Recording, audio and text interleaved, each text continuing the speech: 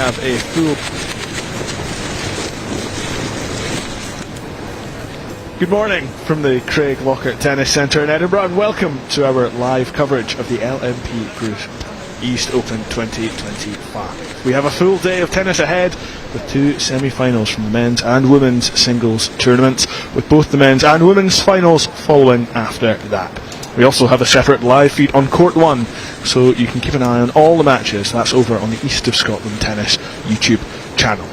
Today's finals are part of the TS Open Tour, which is played throughout the year, with the top 16 men's and women's players qualifying for the annual TS Open Tour finals in December.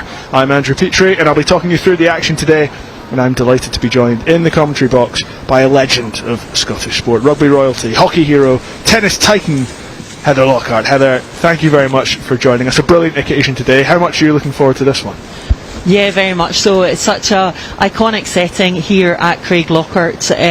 Centre court right in front of us, and the four courts to the left on the artificial clay, and some great matchups both in the men's and women's singles, and indeed in all matches. There we have Adia Ayer Chadalawada against Heather Barlow on centre, to be followed by Ewan Moore and Liam O'Brien. But it's part of 30 events, which is just fantastic for the tournament, Andrew.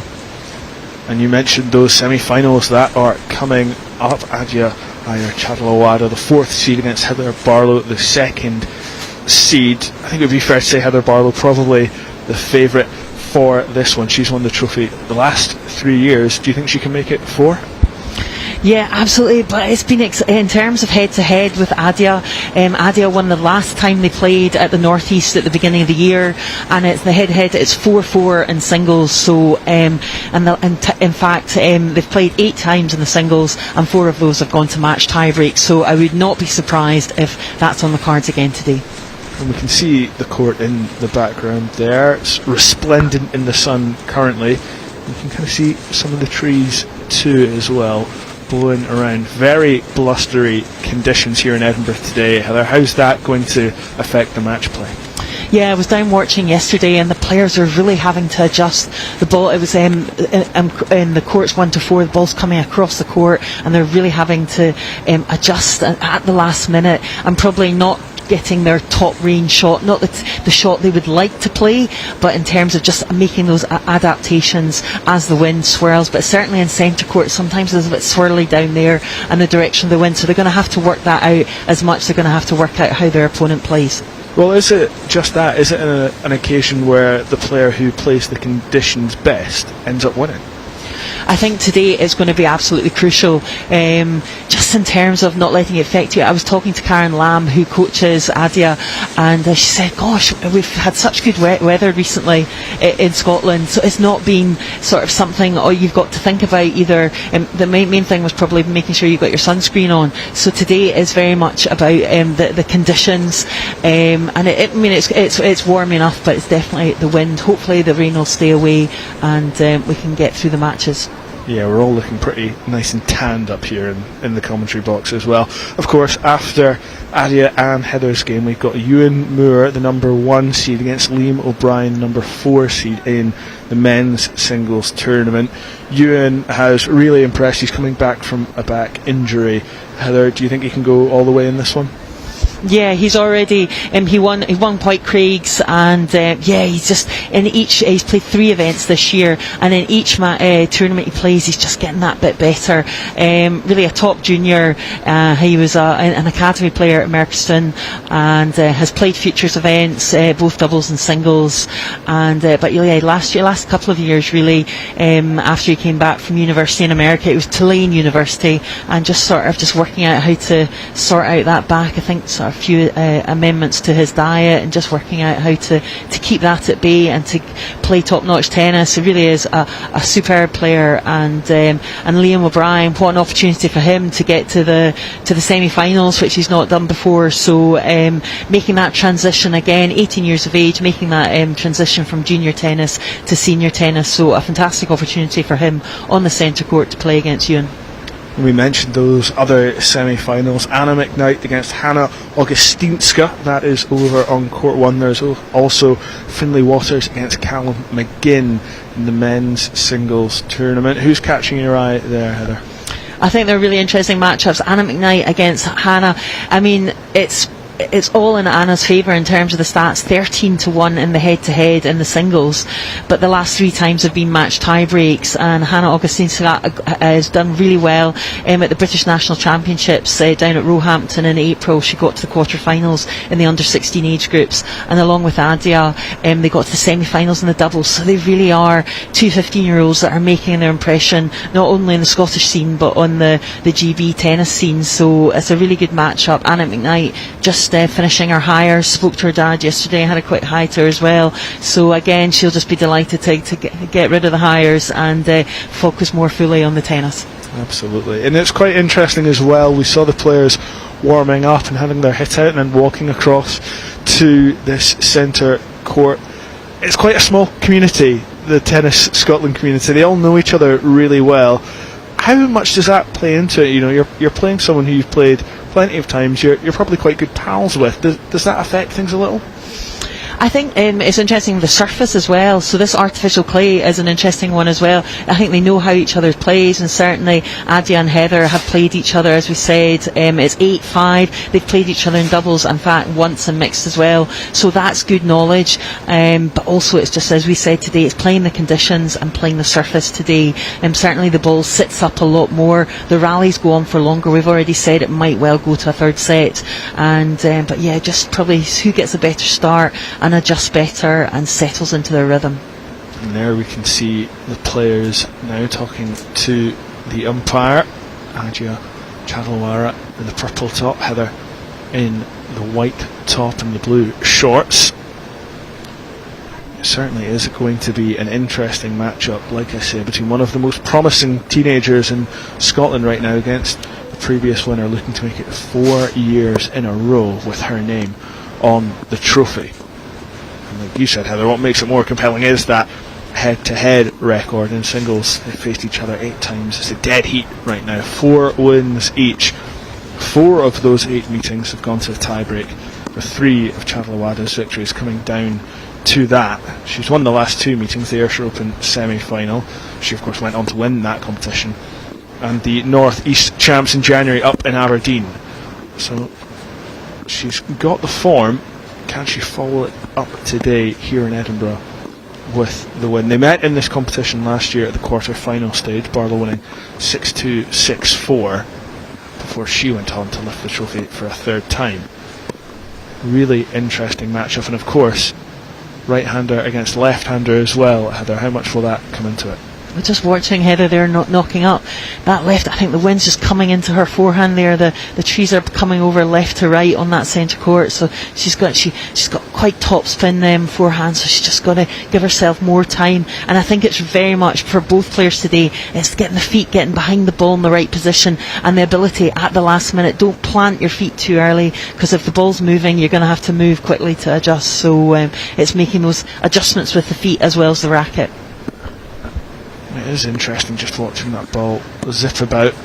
You see, it's how it's moving. It's just Heather, both actually hit with quite heavy topspin, but it's definitely coming back into that body. So Adia there's got a nice backhand on her as well. Nice shots, coached by Karen Lamb, who just up at Thistle, just up the road there. Karen Lamb herself, a winner of the Tennis Scotland Open finals in 2021, and plays as well with her daughter up at Thistle. So very much got some experience up there. Katie Gator, number 1 seed, also from Thistle, playing her first singles tournament in a long time, probably since university, and the birth of her daughter. So coming back, but we'll see Katie and Kirsty Robertson later today in the doubles. So some really good experience around here too. And the surface at Thistle, I think Adia, she beat Kirsty Robertson yesterday, who she'd lost to in the Tennis Tayside Open.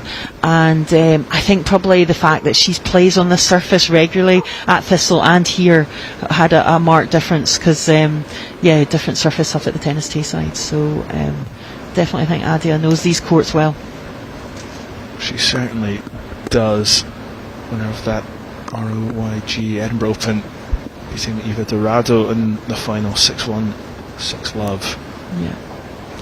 But Heather, yeah, definitely very much a team player. Heather Barlow, we've talked about Adia up at Thistle, but Heather Barlow from Newlands, age 20, will be 21st in September time, but very much a team player, 4 times winner of the Scottish Cup for Newlands, winners last year, and her coach Jennifer Steele, and plays with Caitlin Steele as well. Both of them, Caitlin and Jennifer, coach at Newlands, and a big influence on Heather Barlow's career in Glasgow and her development. So I'm sure they'll be watching. If they're not already on the ground, they'll be watching today.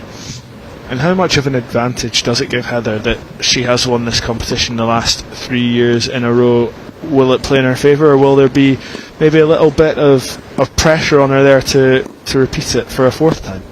I think she seemed quite relaxed yesterday, and she did really well in her other 2 matches come through. She won her round 16 match 6-1, 6-2, and then in the quarterfinals yesterday she beat Anna McBride 6-2, 6-love. So not dropped, just 5 games to get to this stage. So feeling quite relaxed, and she's only got 1 more week to go on her placement at Clydebank High for her teaching placement. So she ends this week, and I think it's gone well. So I think, again, we talked about Anna McKnight finishing her highs that time of year when, just a bit more free to play a bit more tennis and her mind fully on that. So shout out to her. She's started a football team at Clydebank High for the girls, loves her football, and she said she was going to maybe do tennis, and then sort of signed it out, and then decided to do a football team. So well done, Heather. And they've played some matches against other local schools too. So great work on her second year as a placement as a trainee PE teacher. She's at Edinburgh University, transferred from Stirling University because she wanted to do PE teaching. So exciting for her. It certainly is a very exciting time. We're edging ever closer to the start of this match. Both players just preparing their serves, trying to get their eye in. Just look, if you see your shot on the screen there, it's such a big centre court. I mean, the backdrop behind the baseline normally at a usual club, because originally this was 2 courts, and the configuration was a grass court and a hard court, but round the other way, side by side, there was 2 courts. So that explains why it's such a big arena. And again, that's they'll just be adapting to that big extra space and just focusing on the ball and how the ball's moving. Of course, historic arena as well. Some great tennis players have played here over the years. My parents were quick to tell me they'd seen John McEnroe and Connors play here as well. So quite something to live up to for these players. And of course, we talked about the wind, but the fact that we are in this kind of bowl which dips into the Craiglockhart hillside, will they be a little bit protected from the wind there because of that? Yeah, to a degree, but as I say, I just saw the wind when Heather was trying to hit that forehand, and her hair was swirling, so I think it is a bit of a swirl down there, so she'll have to watch that. But she is following some illustrious footsteps. Susie Mayer played, you talked about McEnroe and Connors, but Susie Mayer, Scotland's own Susie Mayer, just from up the road at Collington, played against Gabriella Savatini here. Martina Navratilova, also name on the Scottish Championships trophy here. So a really special time. This is the east of Scotland, but at one time the Scottish Championships was the warm-up when we had grass courts at Craiglockhart. It was a warm-up tournament for Wimbledon, and hence why we're talking about those names. So it really is steeped in history, and in fact the east of Scotland, we've got the men's trophy just sitting along from us, and it was first awarded in 1884 to an A. Fuller. So that's a bit of history that the men are playing for today, and also the women. I'm just getting confirmation, the trophy's just not here yet exactly when that first started, but it won't be long after that.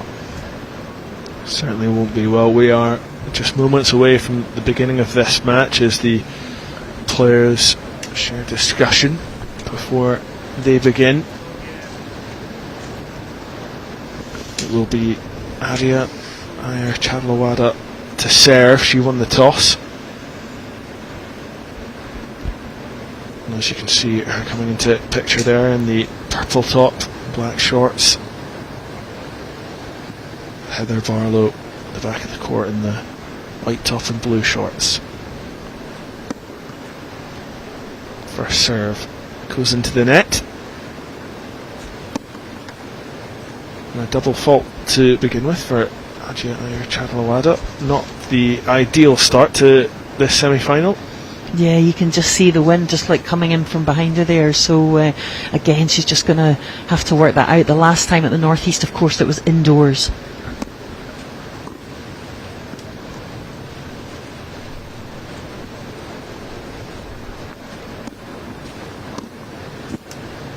Another double fault there from Chadlawada, just unable to get her eye in at the moment. The first two crashing into the net, the second two long. Yeah.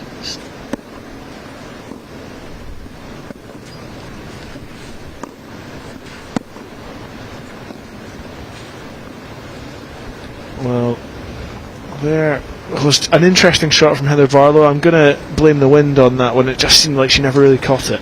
Yeah, I think it might be that Chadlawada is sort of playing with the wind slightly behind her there, hence the sort of too long start of the first two double faults. But she worked it out in that point there.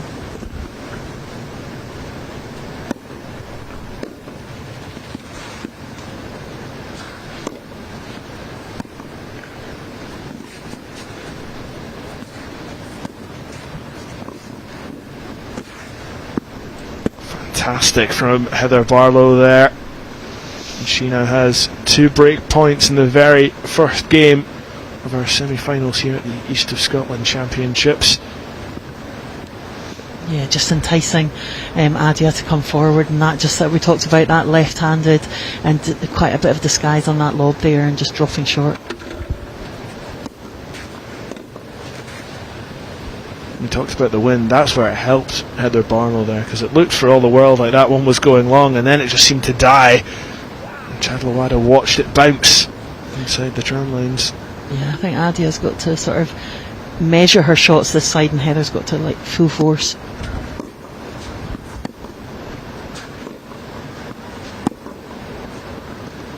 And that's long from Chadlawada. So the first game goes to Heather Barlow. She breaks Chadlawada immediately.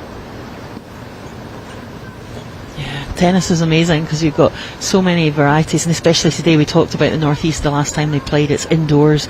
There's none of these considerations to think about apart from maybe the lights and how high the ceiling is. Whereas today it's what end you're serving from, what your opponent's doing, what you're doing, and Adja there just trying to get a range with the serve there and trying to work out Heather's. That's a tricky forehand she's got here. That was a smart lob that she did. So just again, just finding her own range, but just trying to deal with what Heather's doing as well. She's certainly coming in with the confidence of a 3-time winner, Heather Barlow.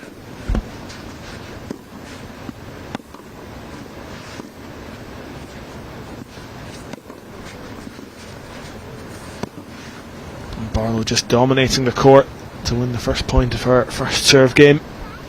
It was great to see Heather coming forward so early on.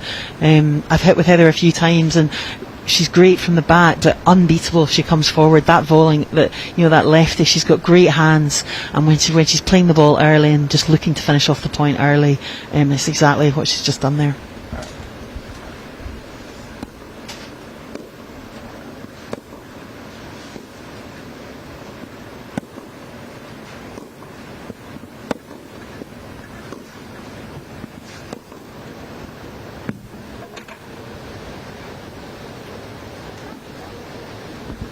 There we go. That was called in.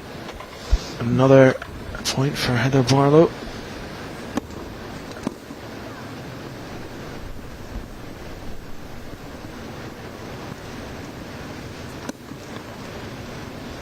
A double fault from Barlow there. I'm just looking at the corner that we can see. There's some leaves and maybe a bit of paper all just flying around in a mini little tornado. It really is tricky conditions for the players out there. Yeah, because 1 minute it'll be dying, and then like Heather's forehand there, that point before, that was a super. She just let it rip again when she's taking that ball early and coming through it. Just a superb finish right on the line.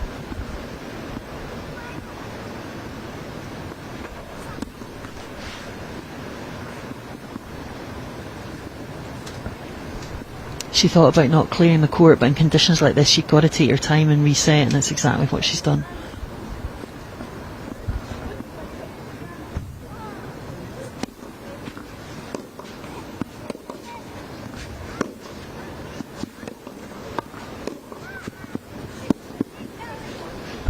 She just got that one wrong. Hit it with the tip there and slicing it straight out. Chadlawada is back at 30 all. Nice play by Adi. I was saying in her knock-up, her backhand was looking good. Very confident in that backhand, just nice, smooth, and takes it early and steps through. Really nice backhand.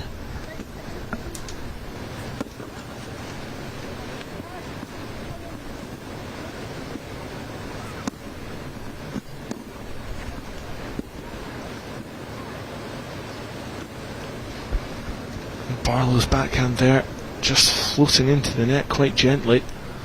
Yeah, I'm not sure she was trying to do a drop shot there, but again, it's just testing out what shots are going to work and when.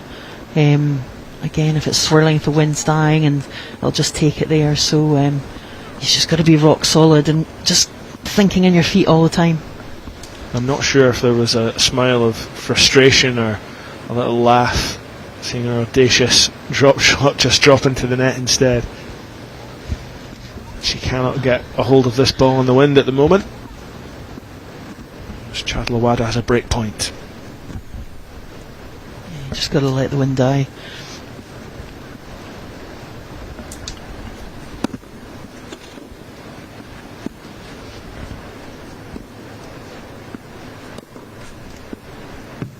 And she brings it back to deuce.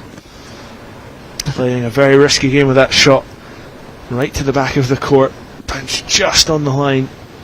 Yeah, I think I was in two minds whether to call that out, and it might well have been. Sometimes there's a ball mark on the court, sometimes there's not.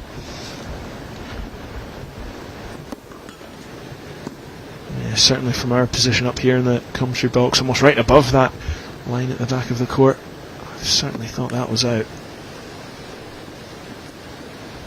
But a let off for Heather Barlow, who broke the first game. She's now looking to make that dominance count in her own serve game.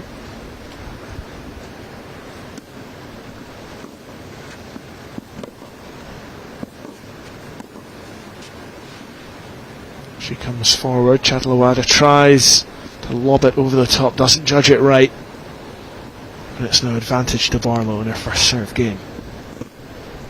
Yeah, great work by Heather, and again winning that point by coming forward, taking the time away and taking the uncertainty of the wind away as well, just taking that ball early.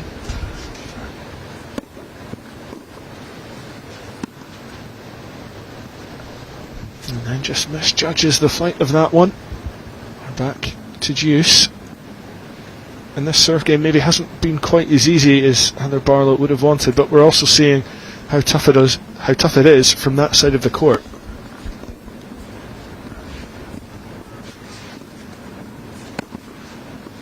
Yeah, absolutely. We've seen Adia in her first service game, and now Heather, and I think today it's going to be who's got the most patience with the wind and who can just keep thinking.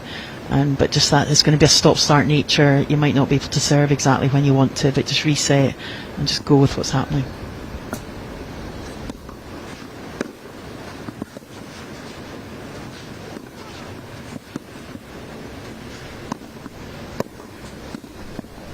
Barlow just blasting the ball straight back at Chadlawada. But Chadlawada doing really well there, Adia, actually, because she came forward and that's the right idea. Probably just the approach shot not right in the corners where she wanted it. Just gave Heather an opportunity. But Heather just trying to clear stuff away with the referee in the corner there. It's just outside of your shot, but Heather's at the back there. Just there's a few bits of paper on the court. Just again, just getting herself organised. That aggressive play from Barlow wins her second match now, 2-love up. I should say as well, the wind is expected to die down a little later on today, so hopefully the two finals, when they come your way, won't be as impeded by the conditions. It will be interesting to see how Chadlawada serves from this side of the court.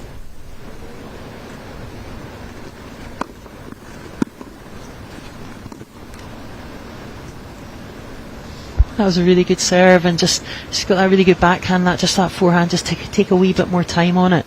I think the wind's not as bad as this side, but she's got more time than she thinks. a real prospect for Scotland and the east of Scotland.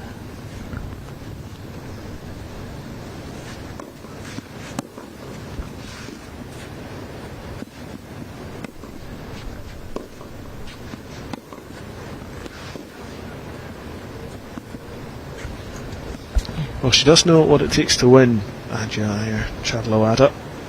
Lifted 3 titles on the tour last season. Only Wainwright, who went on to win the TS Open Tour Finals, managed that same feat.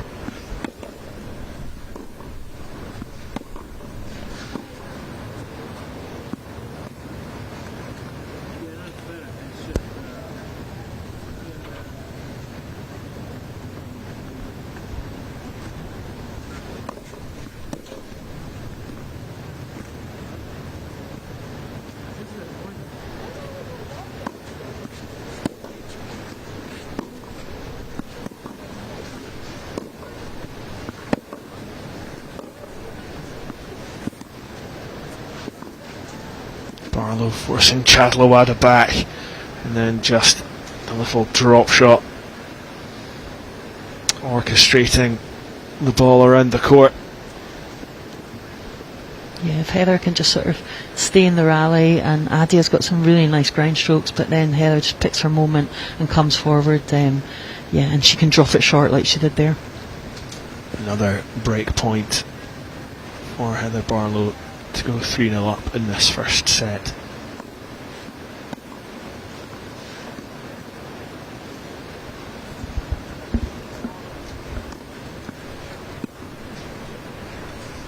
That second serve just about made it over the net, but she cannot deal with Barlow's drop shot. It is now 3-0 to the former champ, who does just seem to have that patience with the wind just a little better. Chadlowada still maybe not quite got her iron here on centre court. She's now been broken twice already. Barlow with a 3-0 lead. Yeah, she's 3-0 up. Yeah, Heather with that left, her hands are so good, I was just talking about, and her ability to just on a couple of points, like when she came forward and just the volley, the ball was right into her body, but she was still able to do something with the ball. So, and her feet, both are moving actually incredibly well, and again it's just those last minute adjustments. But Adia's going to have to pin Heather back, I think, just stop her coming forward. But certainly Heather's playing with some confidence. I think the league matches, both players have been playing in the Eastern Scotland and West Scotland leagues, and again those extra matches, just getting the eye in and able to deal with different styles of play.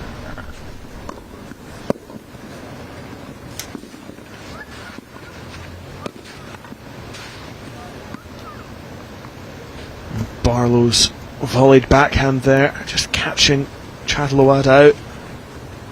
Seemed almost like she mishit it. I'm not sure if it was deliberate or not, but it did work.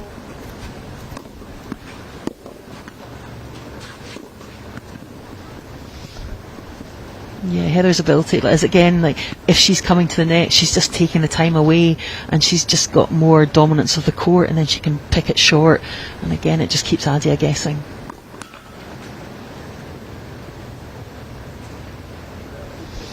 Heather was a scholar at Stirling University her first year, and I think she really enjoyed that, and was, but she'd applied to do the PE teaching the following year, and she transferred, and she's obviously not had the chance to play as much tennis probably as she did at Stirling, but she's certainly keeping a high standard up, combining with her PE duties. She just waits for the wind to die before sending that serve down the court. Lovely drop shot from Chadlowada. She's still very much in this. Just a little reminder there of what she's capable of. That was huge. That was great to see. Just because she was hitting like through the ball before, and there just dropped it just a bit shorter, not like a complete drop shot, but again just vary the angle, vary the depth, and just again keep Heather guessing, keep her moving. Of course, Heather Barlow ranked number 2 in Scotland at the end of 2024.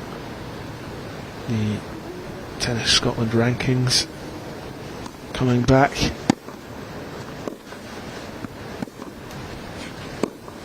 Chadlawada wasn't far behind her, ranked number 4.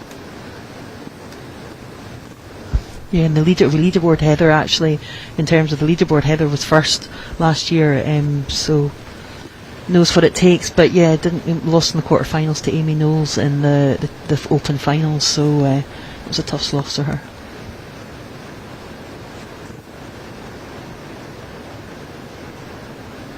Yeah, that was at the finals back in December at Scotstoun, which we were lucky enough to cover as well.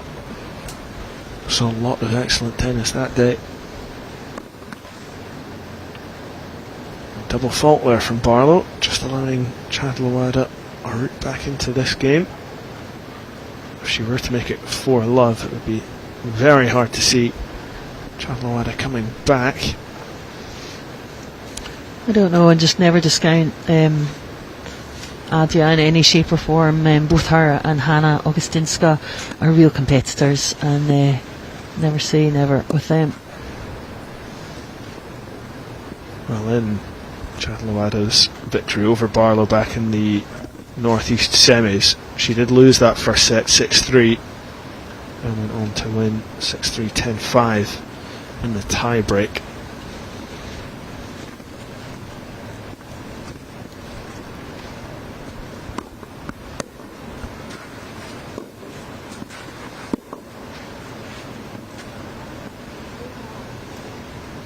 Both of them probably just making a couple more errors than they would really like. Just get the head down and try and make the opponent play more.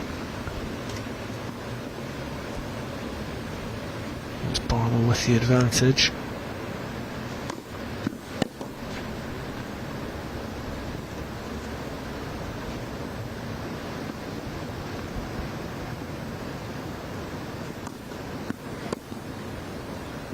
Double fault again from Heather Barlow. First time she's served down this end.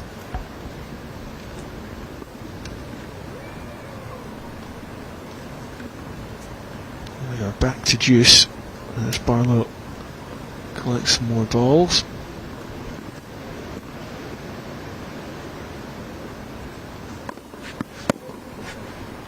It's long again, just needs to get her distances right again.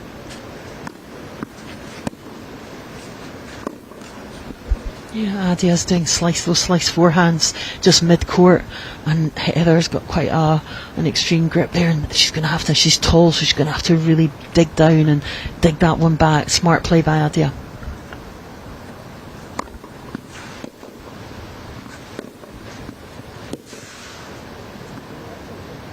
We are back to deuce. That was the chance for Chadlawada to get her first game on the board there. Just forced across by Barlow and couldn't respond.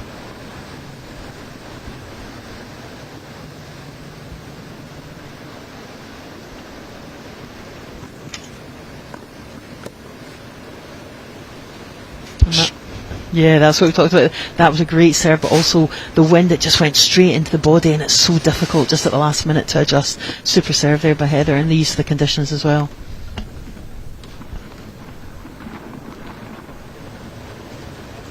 Advantage Barlow once again.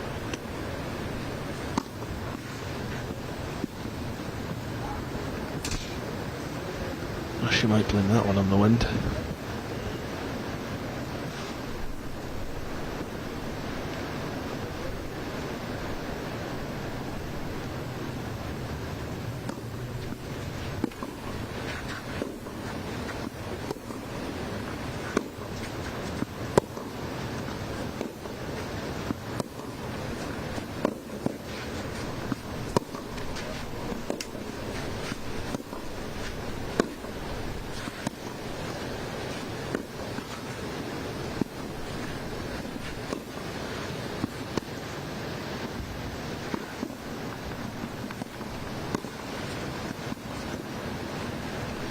Well, there we go. Barlow wins the fourth game. The hardest she's had to work so far in this match. Chadlawada forcing her around the court there. You saw she tried to get forward and used that dominance at the net. It pays off in the end. Good reactions though throughout that rally from Chadlawada. Probably one of the best rallies we've had in this match. Yeah, lots in it, and Heather just coming forward at the end, but both got super backhands and really showing it there.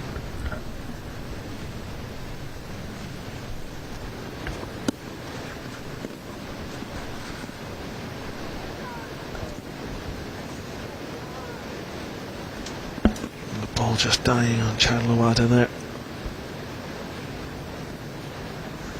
That's the last minute ability to just read that it's just dipping and just not going to come up, and you've got to go chiseling.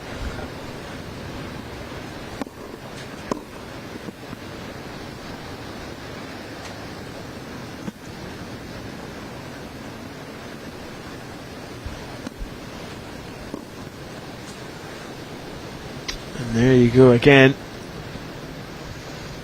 That was smart play by Heather, actually. That ball down the line, as I say, both of them got super backhands, and I think just ask more questions on each other's forehand. But Heather, that ball just like hitting sort of mid-court, and just really the angle was good down the line. Again, Adia would have had to go forward a bit more.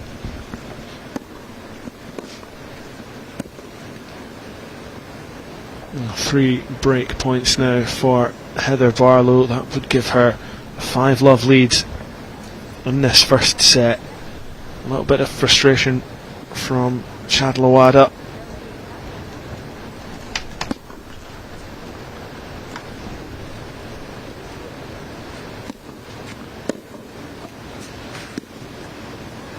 And again, it's that short, that short one to the forehand, just on Adia's forehand from Heather's forehand, just again varying the pace because it's really not coming through. 5-love now for Heather Barlow. How morale sapping do you think that fourth game was? Heather Chadlawada pushing Heather Barlow all the way, but then losing out. It seemed like it was going to go Chadlawada's way for a bit.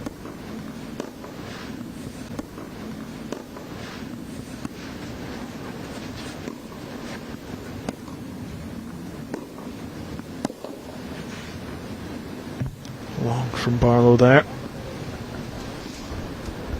She's really not missed much from the back at all. It's just the wind assisted ones there, just going to keep hitting through that ball. Remember that the wind is stronger on that side.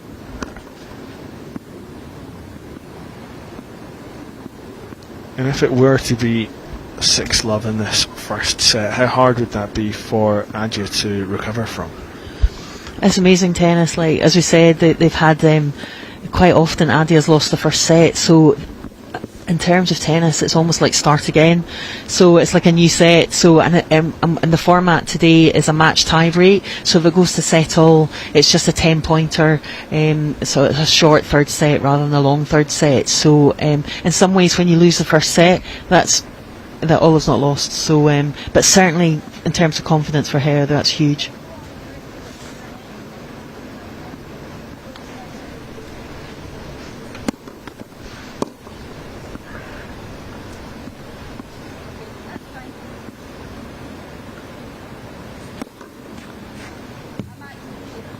And that's the kind of serve Heather would be looking for.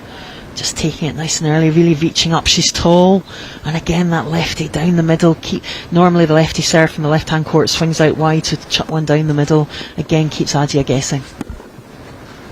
And that's a superb inside out forehand. Exactly what she'd be looking for. And there we go. The first set goes to Heather Barlow. Well, she's had a fantastic tournament so far, beating Leah Cockvar 6-1, 6-2 in the round of 16 before going on to beat Anna McBride, the 8th seed, 6-2, 6-love. She's not dropped many games. Chadlawada beating Romilly Murray 6-1, 6-love in the round of 16 before overcoming Kirsty Robertson, 7-5, 6-3. So it's been a little tougher maybe for Adia to get to this stage.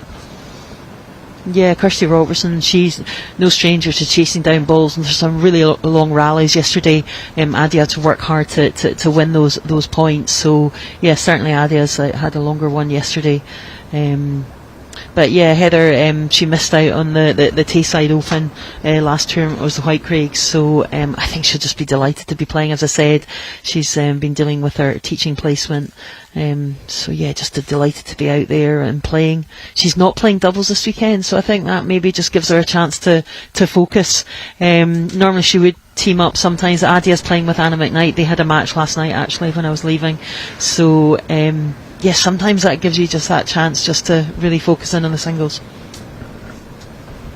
It's been another decent season so far for Heather Barlow. Semi-finalist, North East champs, runner-up at the University of Stirling Open, and then the winner at the White Craigs Easter Championship.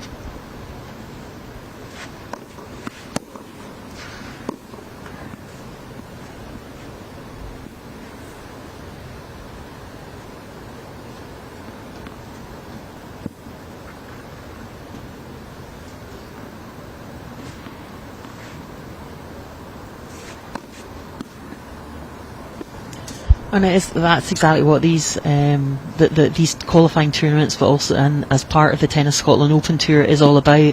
Heather's obviously at university, and Adia's looking for more matches to play against senior players. So not a junior coming through. So it's exactly what this tour is designed to do, and encourage players to play domestically, and also to help fund if they go and play internationally abroad.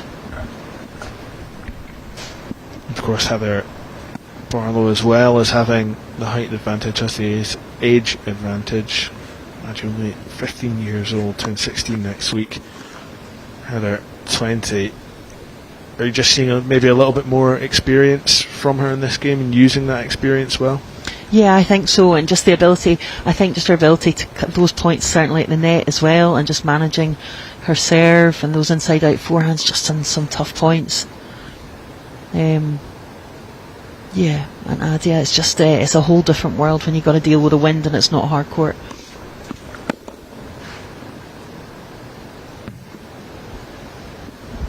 But Heather's just enjoying swinging, and yeah, as I say, she's moving well and playing well.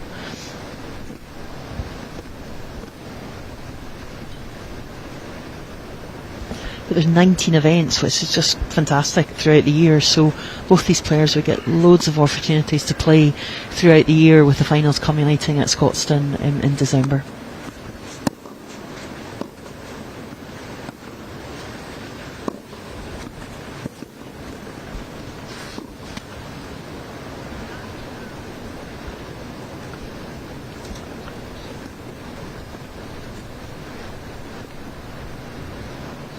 Is the first game, and you can see Chadloada just becoming more and more frustrated as this goes on,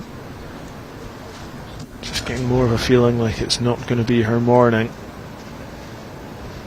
That first game of the second set is always absolutely crucial, and again, just Heather will be looking to build momentum.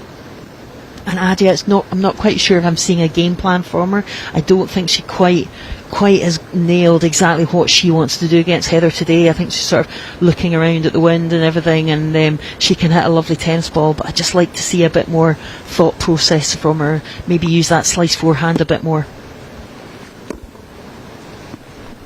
We did say Adia Chadloada's won the last two games between these players. She does know how to beat Heather Barlow. It's not quite been on show today, though.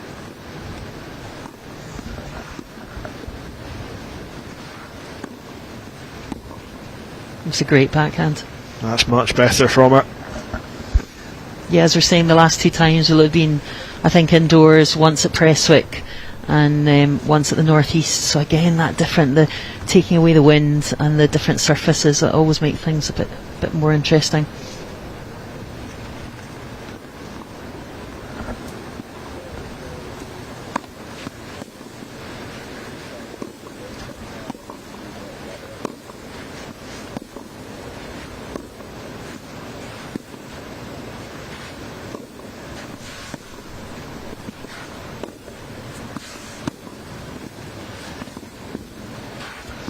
could see the wind catch hold of that one, couldn't you?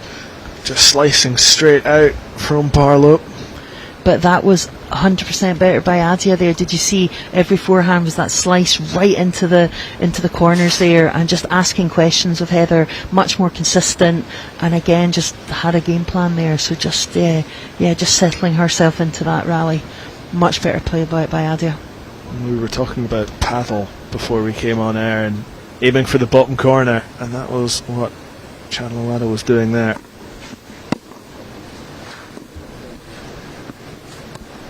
Yeah, because it's all about ball height as well, and both girls probably want to hit it, sort of just below waist height. But if you ask questions high and low, that's where it becomes interesting.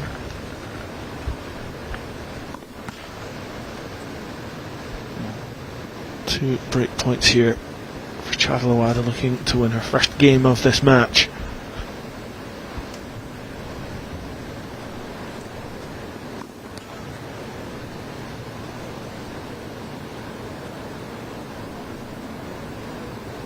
And she's got it there with the double fault, so Nadia Iyer Chadalawada gets herself on the scoreboard for the first time. And suddenly it's 1-0, and it's just a whole new complexion on this set, so this game's important. And she breaks Barlow as well for the first time. Can she follow it up with a serve game of her own? That one's long. Yeah, she's pushed a few, both her serve and her ground strokes from that side. I think she's still just to fully adjust to what that wind's doing on that side.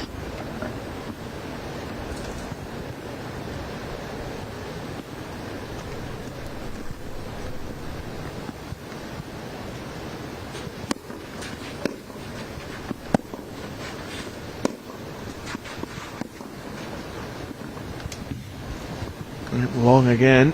Yeah, just exactly. I think just a bit more topspin, or as she's been doing on her forehand. You know how she was coming across it, under it, slicing it, just a bit more from off her backhand side as well.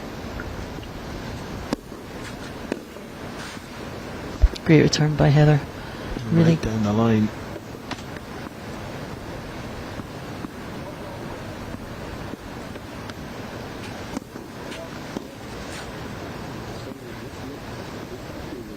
Talked about whether Chadalawada could follow it up with a serve game. Barlow with 3 break points now.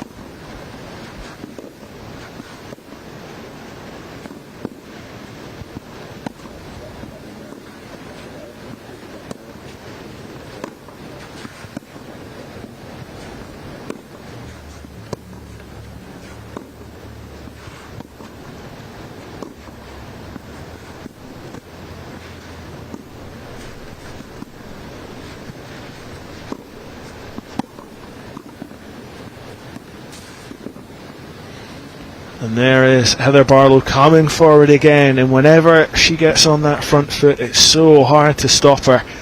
She wins that game comfortably.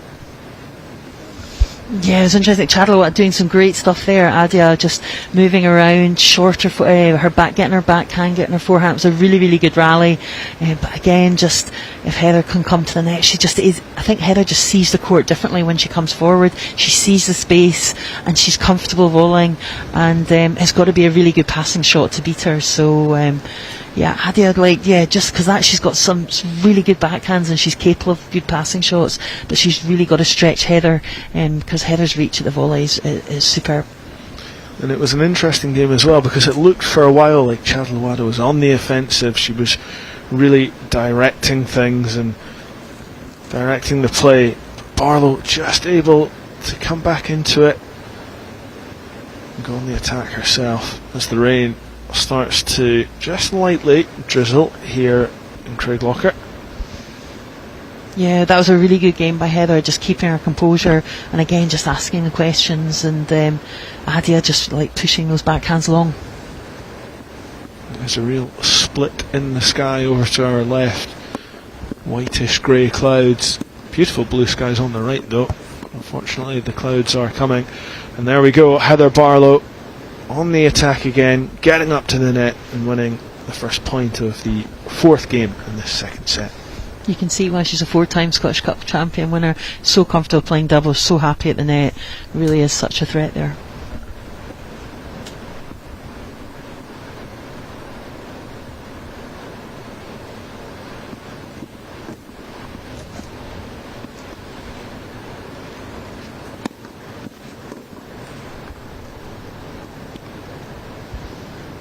Nadia just putting the racket to her head, just like it's almost like just think what am I trying to do here, and because that backhand's good, but just like that, almost in a way you want your non-negotiables to be your returns, and she's just got to just try and really focus on that.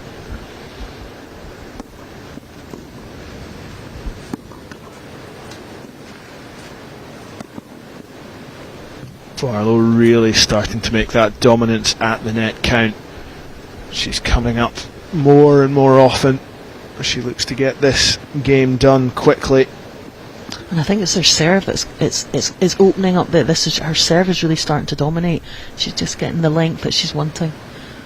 With saying that, just take a moment with the toss up.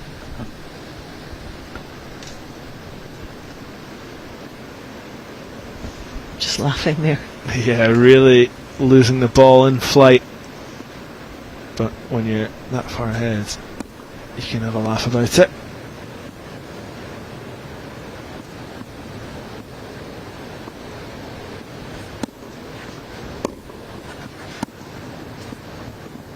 Just misjudged that, a few inches away. A lovely return, Heather Barlow. And that's, I think, for Heather's development, that's the next thing she's got to ask herself. Just like when you're on 40 love up, I want to take it first time and just not let any in, just there, just keep the margin for errors down. I didn't like the height of that first serve.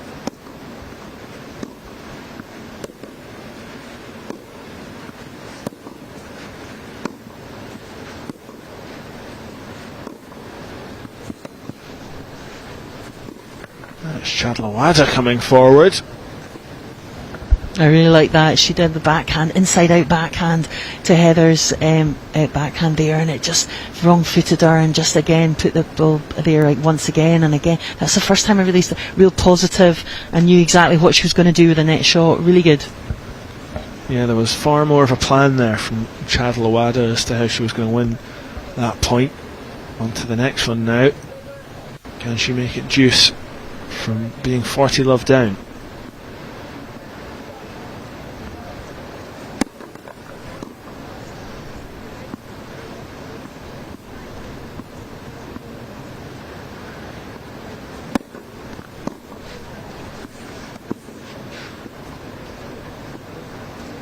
No, she cannot. Barlow with the answers this time. A little drop shot, just squaring herself up to win that game and make it 3-1.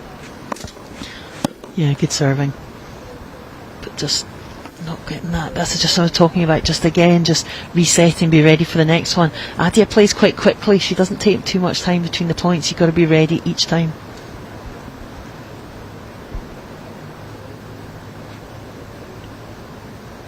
Well, looks like Heather Barlow right now is going to set up her fourth final in a row. Will she make it a fourth trophy list in a row? She played Anna McKnight in the final last year. And the other semi-final it is McKnight against Augustinska currently. Remember, you can watch that concurrently for us, of course, on the East of Scotland Tennis YouTube channel. We've just seen two phenomenal forehands by Heather, really opening up.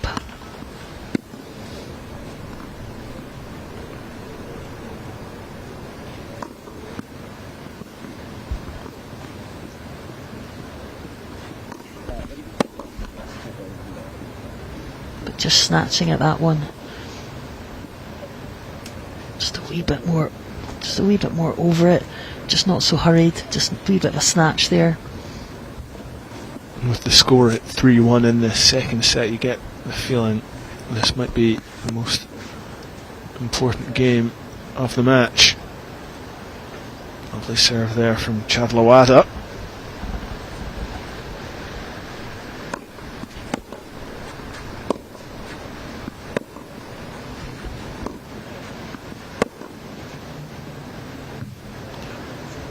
And that's a really important game for Adja Iyer Chadlawada to win. Really impressive from this side of the court. Yeah, absolutely. Just staying with it. She could have easily just shied away, and just Heather just made a couple of just mistakes there, just snatched at her forehand, and gives Adja just that little chance there, just at 3-2. 4-1 would have been a near unassailable lead, and it would have been a much easier game for Heather Barlow than she maybe anticipated. Instead, she now comes up against the Chadlawada she knows who's beaten her in those last two games.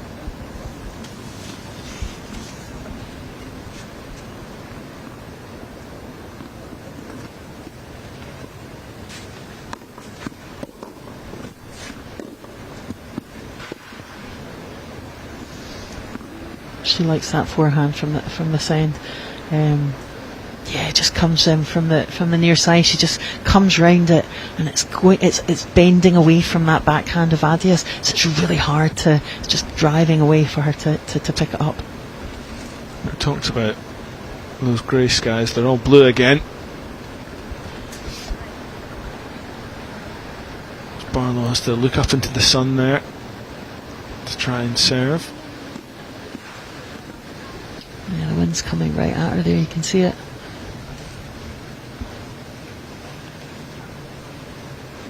She just takes her time, looks away, and resets.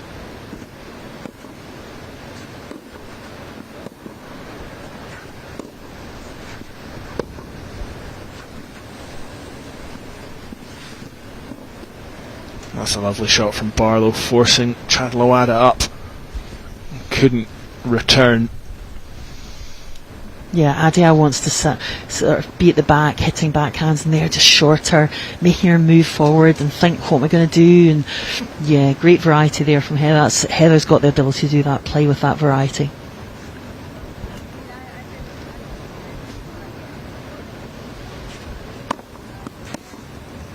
Trying to go wide with that first serve, Barlow. Radar was just off though.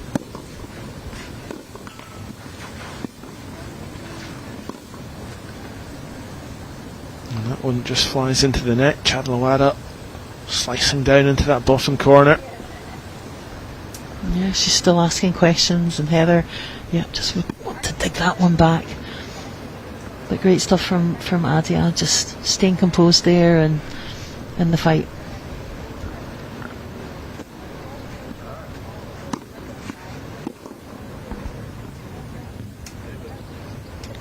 That one's long. Yeah, again, just from that far side, she's finding it difficult just to always get that one in.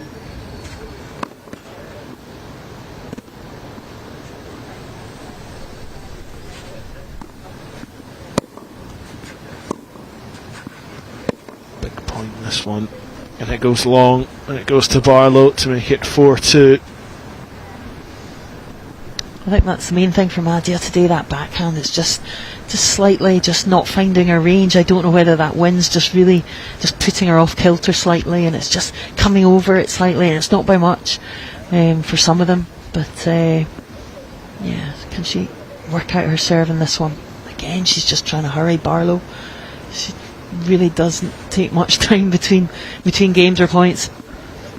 I suppose when she's on top, she wants to just keep that momentum going. Don't allow it a chance to swing the other way. Don't give it that time to breathe.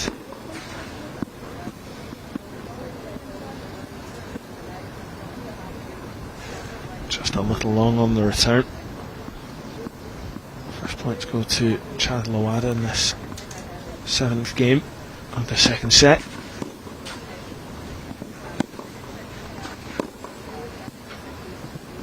Almost a brilliant return. I think that might have been just a little long. Yeah, I'm not sure if she's called that in or out.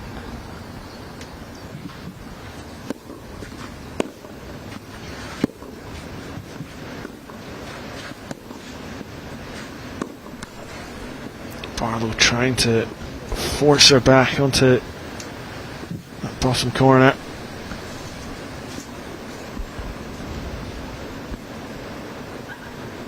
Chadlawada finding success when she goes to Barlow's backhand.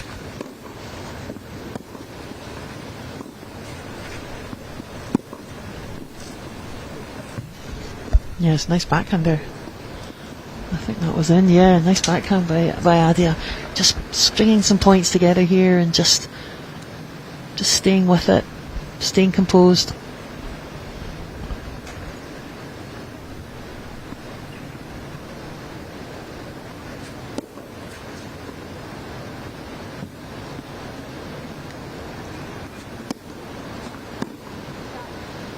And finds a double fault.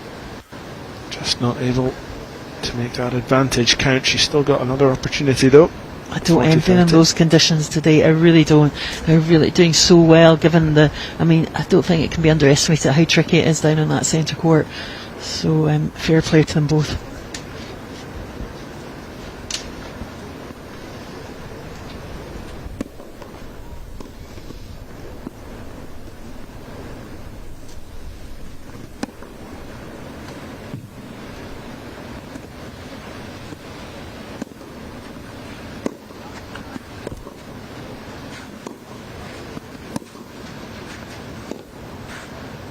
And there's that success again for Chadlawada, and it brings her a third game in the second set.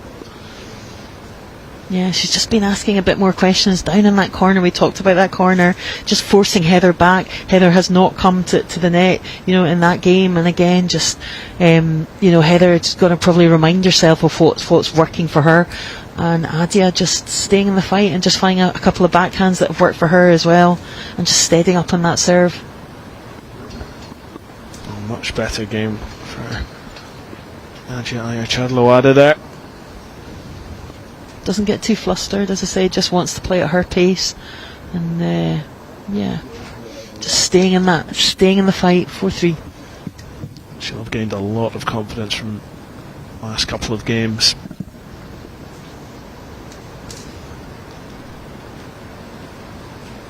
In the first set there was chances for her and she just wasn't able to convert, so she's just getting on the right side now. She does know how to win here. She won the under 16 version of this event back in 2023.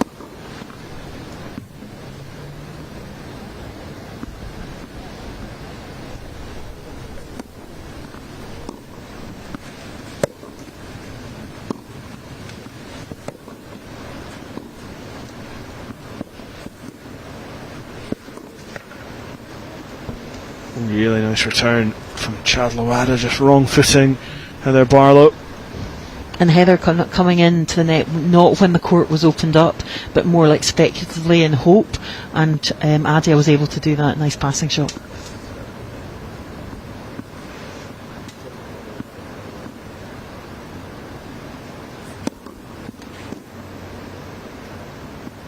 For the first time, just a little bit of frustration creeps into Heather Barlow's game. That's a lovely shot down the line. Yes, half in, half out. So it's just touched the line. So absolutely on the line. That's Heather's point. Well, she's had it mostly her way in this match so far, Heather Barlow, but Chadlawada just offering a little fight back in this second set. And again, this game now has so much significance.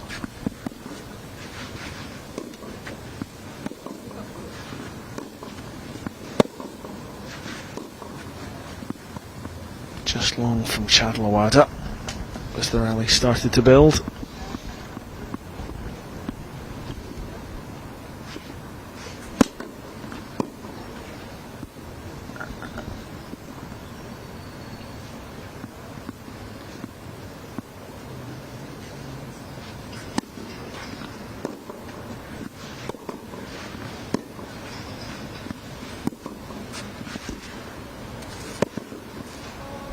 And there's a mistake from Barlow at the net. We don't see those very often.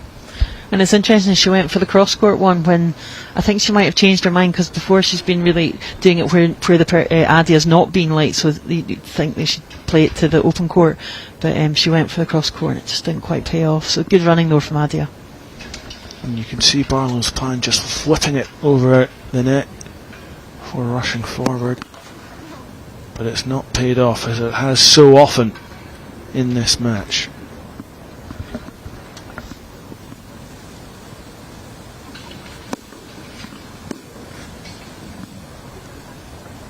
So just 2 errors there, just giving Adia, and we talked about the fight from Adia, and there it is, just staying with it. Things weren't going her way, but she's just been plugging away.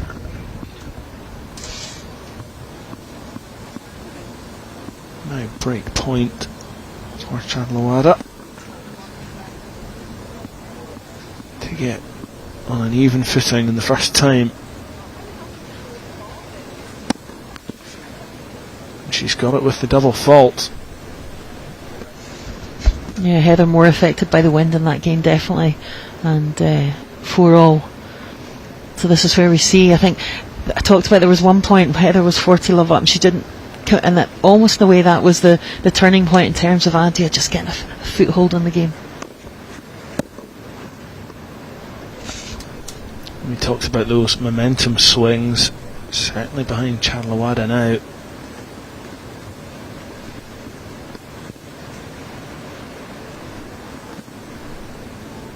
Heather's just got to keep that confidence there and keep hitting those big shots.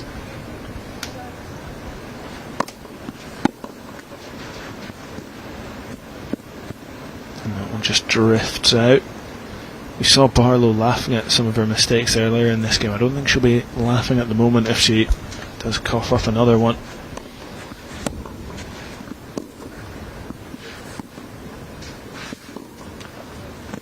You could see her trying to get up to the net again. Chadlawada's backhand not able to get over the net. At the moment, really, it's Barlow having to try and find the answers that Chadlawada is posing questions for. Just a couple of errors from Adia in this game. She just doinks her racket there, just knows that, you know, she needs to stay in it and she needs to just cut out those errors. I think maybe that's how Adia wins matches. I think maybe just by neutralising and just staying with it, and the opponent there just like Heather's doing, just starting to make a few errors that weren't there, and Heather's almost got to sort of, you know, step above that.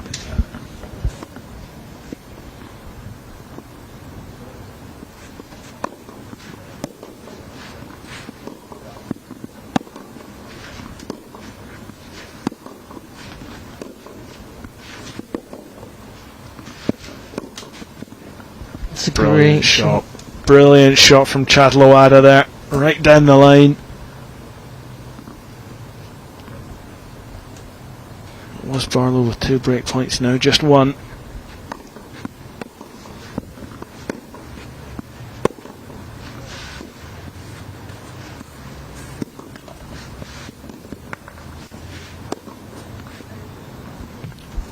Much better from Chadlawada, much better. We are back to deuce. She's fought her way back in this game. Reading the conditions a little better, reading the court better there as well. And reading Heather better, because she did the backhand weather. Heather didn't hit her approach shot to the backhand. And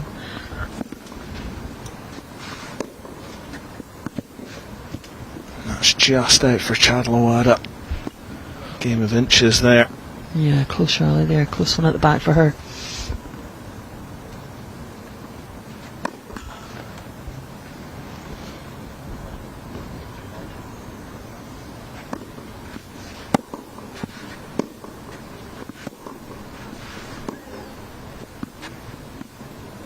Barlow just opened up and didn't get it right. We're back to deuce.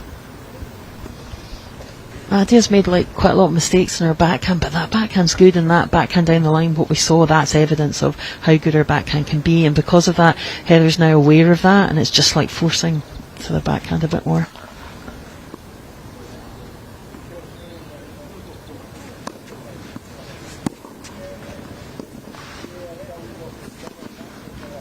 And that's where Heather Barlow wanted her there. Read that one to perfection. The advantage now with her. Yeah, we talked about the one she missed. She tried to go cross court with that one, come across the ball where Adia was, and there just putting it right in the corner where Adia wasn't. Great play by Heather. But Adia just a bit more, she's tennis savvy, and she's quite happy to she misses some, but she doesn't let it bother her, and she just asks fewer more questions of Heather. Hugely important point, this.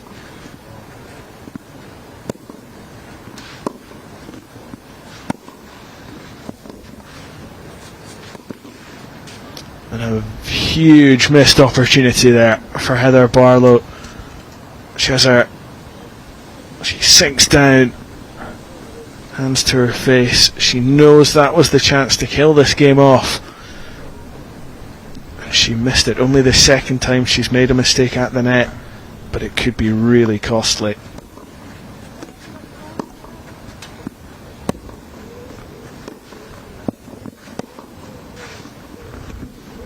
But she replies instantly. Doesn't let her head drop. That open forehand, superb, absolutely superb forehand.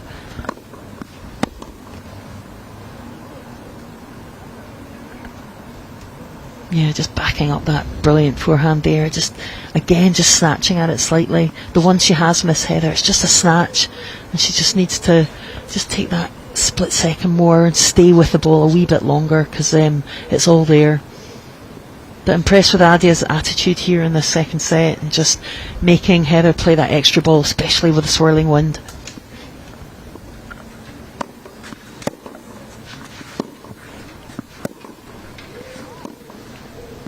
The pace had really picked up there, but Chadlawada just pushing it wide.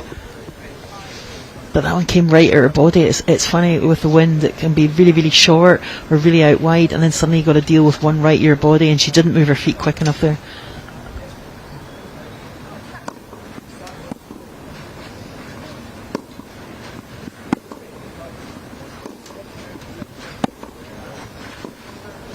There's that forehand we've talked about again. That's really been her weapon today, as well as coming up to the net.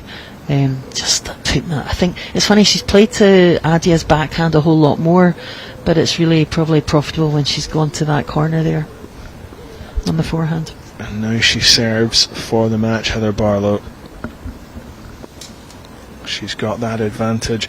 We talked, I think, in the first set about, I think it was the fourth game, and how important that was when Heather Barlow won it. That was reminiscent of that. Now 5-4 in the second set. Had Chadlawada been able to go ahead in a set for the first time, it would have been enormous for her. But Barlow just seeing it out, having to work a lot harder in this second set than she did in the first. Yeah, a lot harder in terms of the conditions and the opponent. Both doing really well on that front in terms of their ability to play.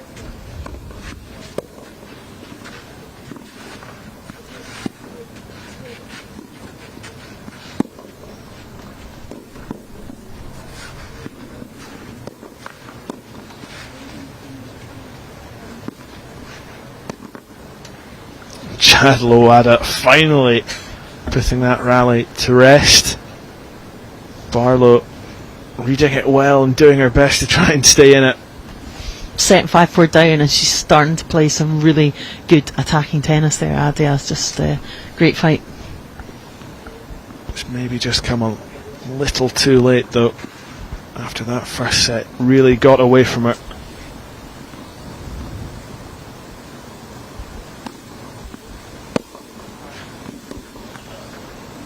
Barlow just zipping one into the net. Taps her racket off the tips of her shoes. Yeah, Adia managed to get that right in the corner to the forehand and ask that question just really right at Heather's body there.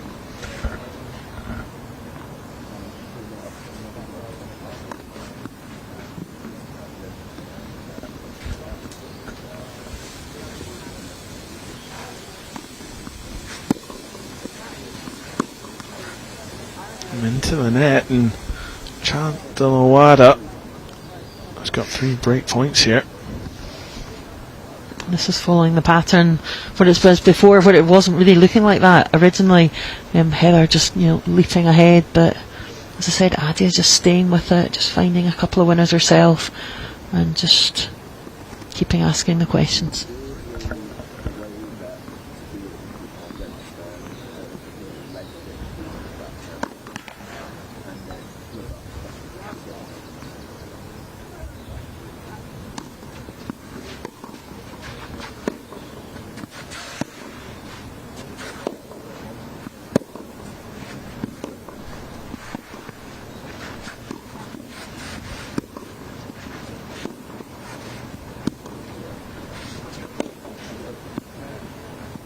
Just pushed wide by Barlow. So Chatelawada makes it 5-5. Wasn't the serve game that Heather Barlow wanted. She'd worked so hard to go 5-4 ahead, and then it all just seemed to, all that strength and all that effort seemed to leave her when she needed it most.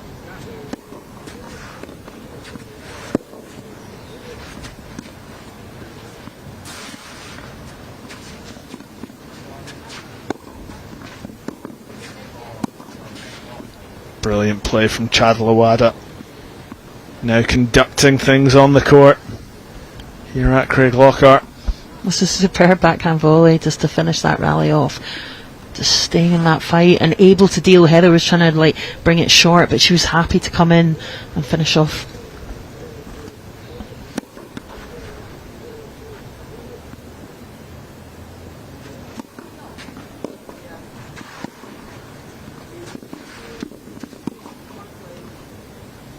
Chatelawada brilliant again there. We talked about that backhand, we saw it a few games earlier. It just stays really low on it and really swings right through. Technically it's an absolutely sound backhand.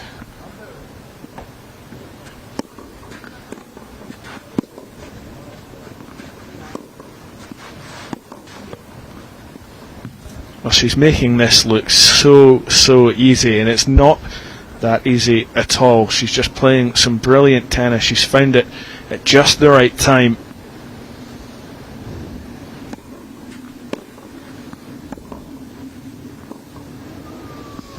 Yeah, and Heather probably needs to adjust her, keep away from that backhand a wee bit more and play more in Adia's forehand. Well, that's better from Barlow. Yeah, just what we talked about that. In the first set she was doing that. It's just that short, either down the line or that inside out one, just like shorter ball to Adia's forehand.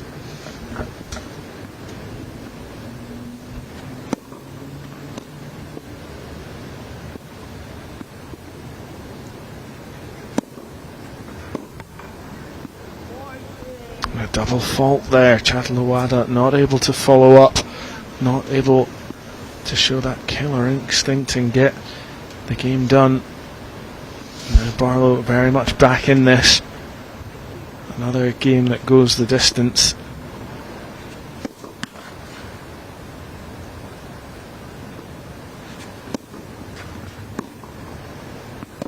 And another double fault. And the frustration just boiling over for Chatelawada.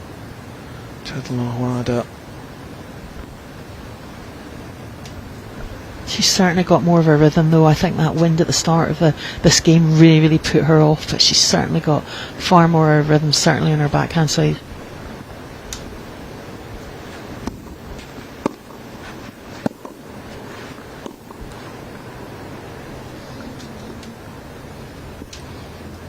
And it's Heather's that's starting to make more of the errors there, but again Heather's just got to remind herself what was working.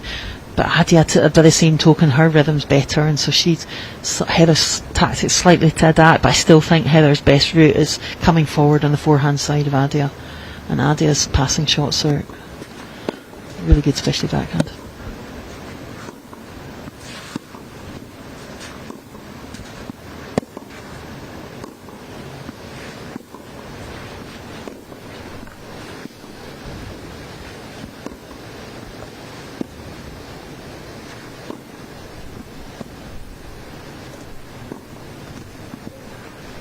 just pushed wide, and you could see Heather Barlow's frustration, the wind going against her. There's some real zip in these shots now. But we talked about maybe Adia like slicing her backhand, and she was doing it in that rally. She's not giving away the cheap points there. She's making Heather work.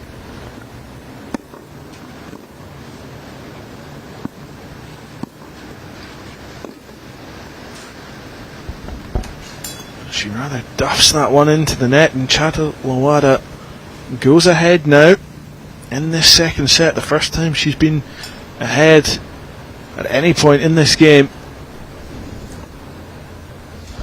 But I think we're starting to see what she is capable of, and the fact that it wasn't going her way in the first set. That's what's amazing about tennis, especially when you play the deuce advantage rather than no ad deuce. There's chances there, and there's chance to settle into the game effectively, and it's coming late, but she's getting there.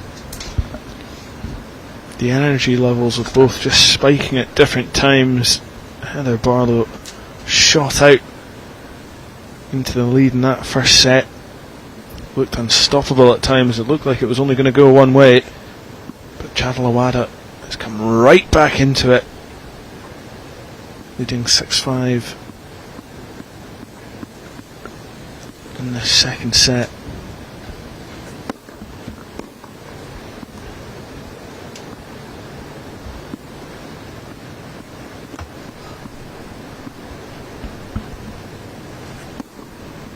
So it's Chadha Lawada with the lead. 6-5 in the second set. How can Heather Barlow respond to ensure that this one doesn't go to that deciding tie break?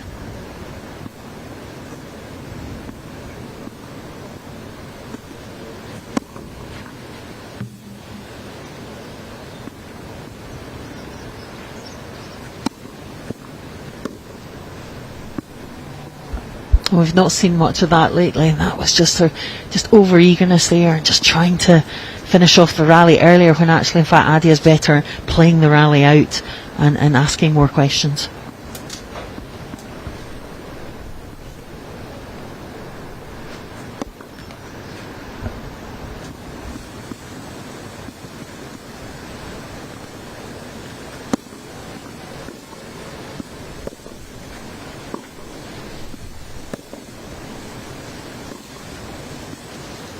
Just pushed wide by Chadha Lawada there, so Barlow, big opportunity to level things. Again, Adia maybe going for the winner too early on. That's twice in this game, and trying to get the winner in that corner a bit early. Again, she's better when just to play the rally out.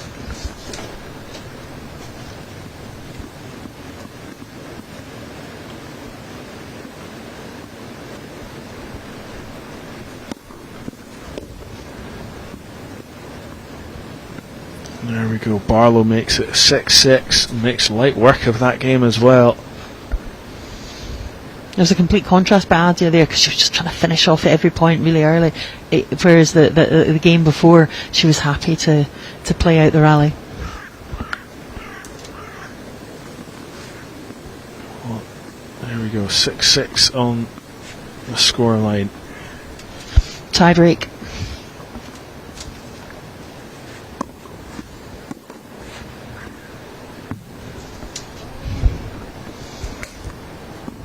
Just out by Heather there.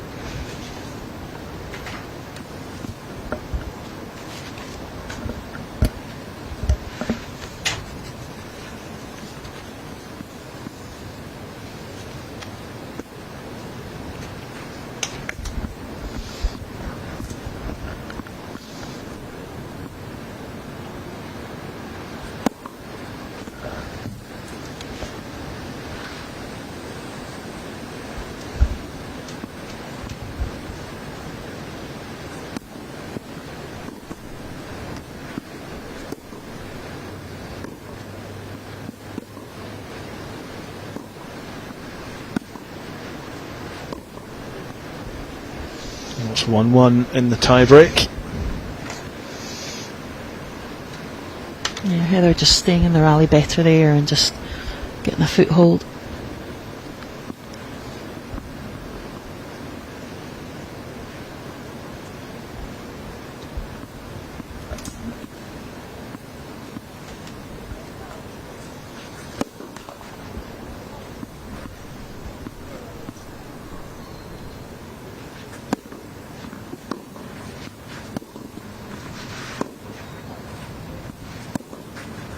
Barlow coming forward.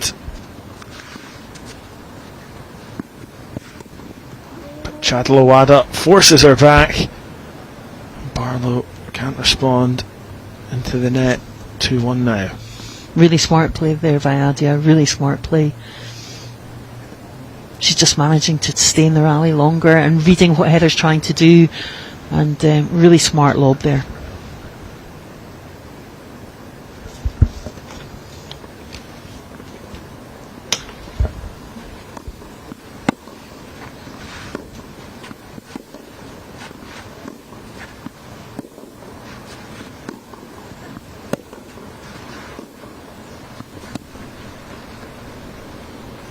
A 3-1 lead, and again Chadalawada going to the tactic that has been working for her, forcing Barlow into that backhand down in the corner.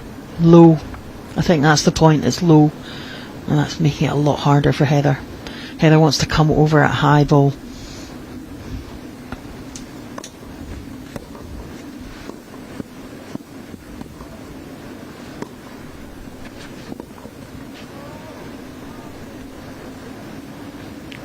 One now to Chadalawada, building a good lead in this tiebreak. Can Heather Barlow dig something out here?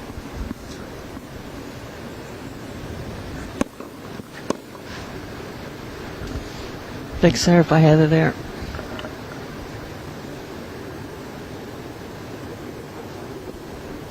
Two now. The players swap sides.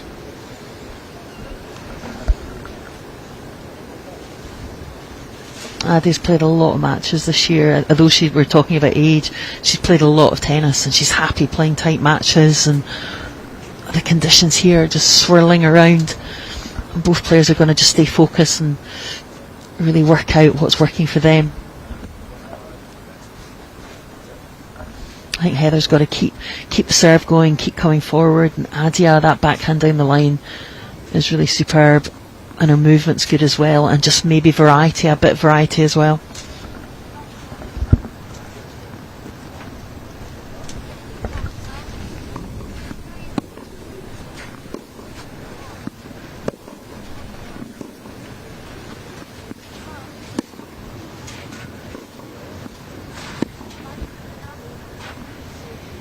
Barlow forcing Chadalawada into that shot.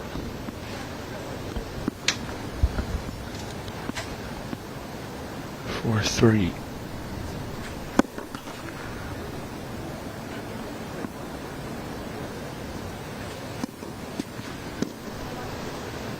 We've not seen a double fault in a little while, and that makes it 4-4, so Barlow responding really well. Yeah, digging her way back.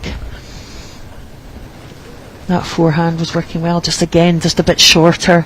Just the shorter balls out at an angle to Adia. She finds those difficult.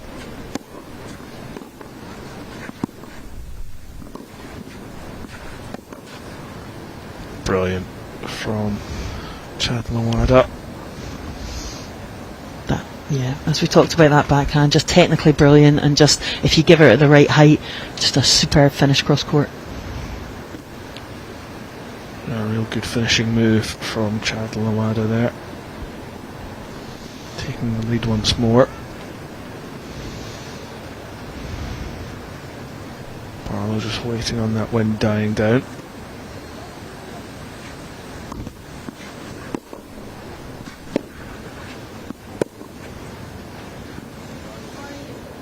Just floated up by Chadalawada too long.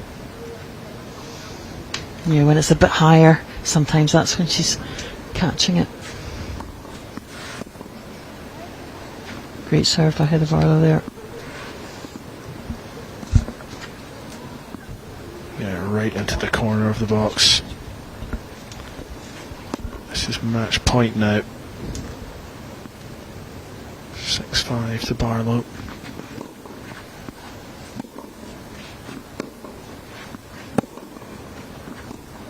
And that was long from Chadalawada, so her fight back falls just short. She did so well in that second set, but it will be Heather Barlow in the final, looking to make it 4 years in a row here at the East of Scotland Open Championships. A superb first set from the reigning champ, 6-love. She was then pushed all the way to a tiebreak in the second. 4-1 down at one point in that tiebreak, but she roared back.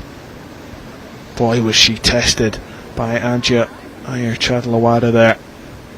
A really compelling game there, Heather, particularly towards the end. Yeah, absolutely. We just saw a full array of Heather's strokes and game, and the ability to adapt to the wind and actually use it probably to her advantage, whereas Adja in the first set really seemed quite bothered by it and sitting with her jacket, change of ends over her head, and it was just like, what am I going to do here?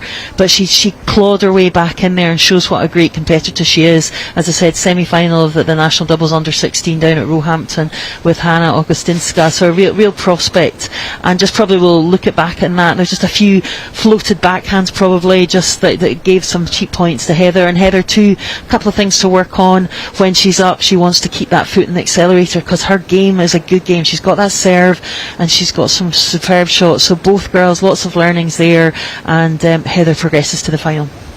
Yeah, a really interesting matchup. I'm just taking a little look. I know that Anna McKnight and Hanna Augustinska finished a little earlier. They were watching on. We'll tell you the winner of that in just a second. Well, next up here on centre court we have the first of the men's semi-finals.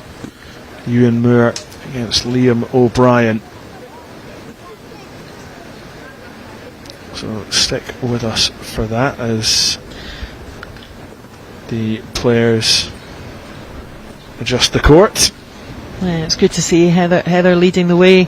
These are artificial clay, but they still need to be kept. So once you've played your match, win or lose, you need to sweep the courts just to keep the courts ready and ready for the next person. So artificial clay here since 2018, and certainly in a day like today, great that we have it just for in terms of the weather and any splodges of rain. Well, like I say, stick with us. We'll have Ewan Moore against Liam O'Brien coming up shortly after Heather Barlow books her place in the women's singles final.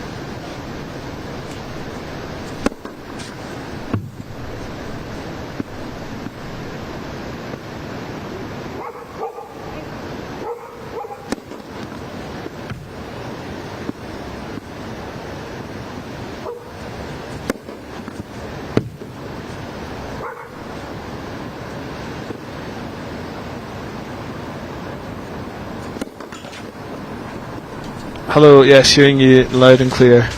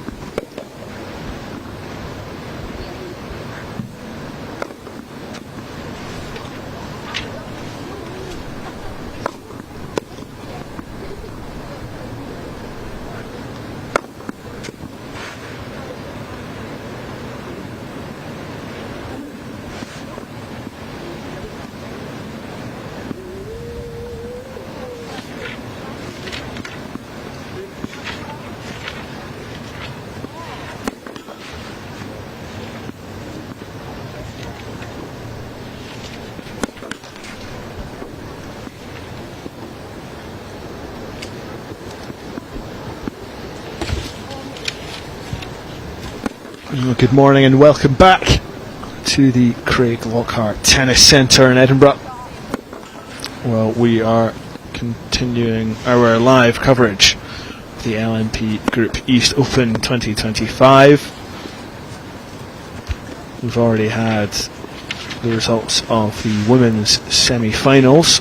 We watched Heather Barlow play Adja Iyer Chatlawara. We saw Heather Barlow come through, 6-love victory in the first set. She was then forced to a tiebreak in the second. She just about came through. So a 7-6 win in the second. Really good win for Heather Barlow, who goes into the final, and she will play Hanna Augustinska, who overcame Anna McKnight on court number 1, winning 6-4, 6-1. Bit of a turn up for the books there.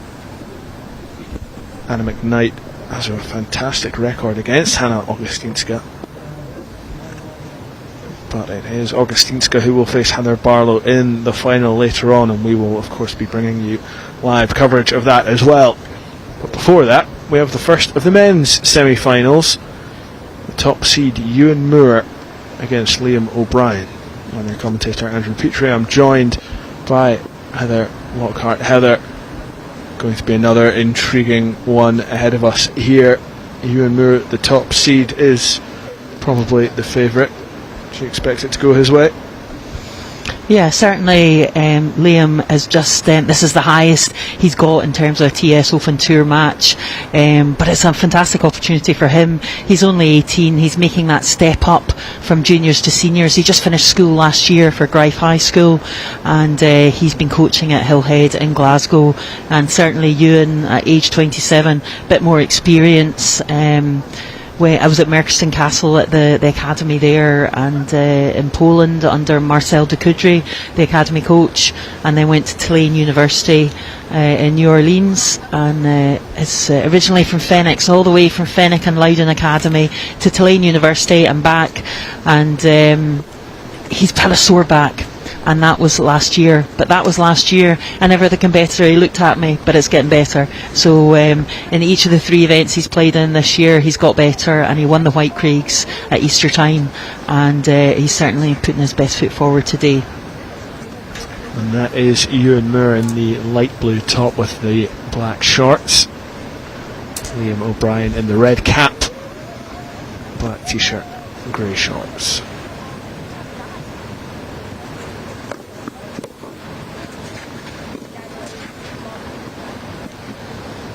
gets us underway. Liam O'Brien with the serve.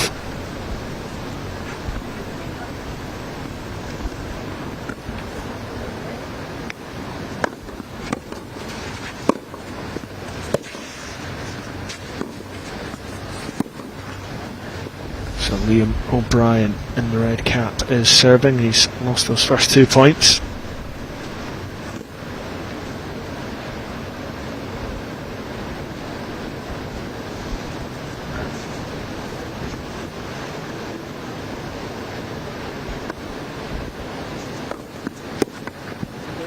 That's a much better serve from O'Brien. Real power into that. Got another left-hander as well. And O'Brien.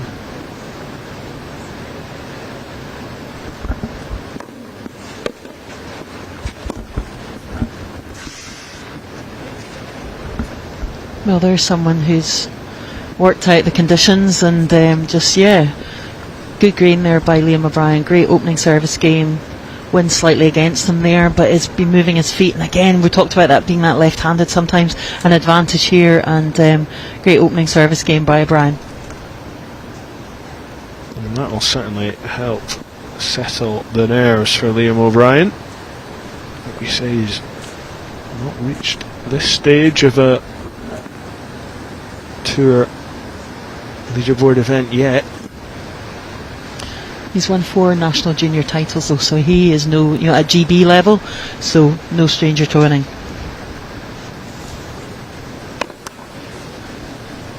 And that wind has really picked up. You can see Ewan there just billowing on his t-shirt. Just again, the ability to be able to deal with that at an early stage is crucial. Well, I had a little look at the weather forecast in between games. It's a good thing I'm not a weatherman. I think this wind is here to stay, unfortunately, for the players.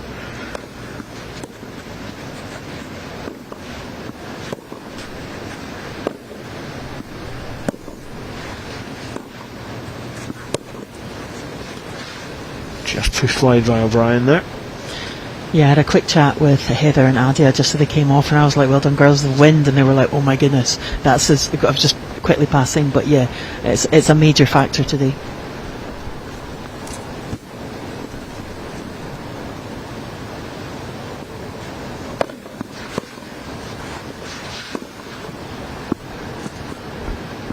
Didn't get that one quite right, Ewan Murray. A little shake of the head.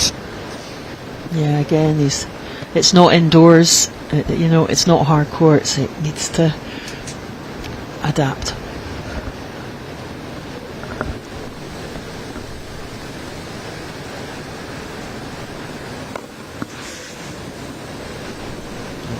Flies wide as well.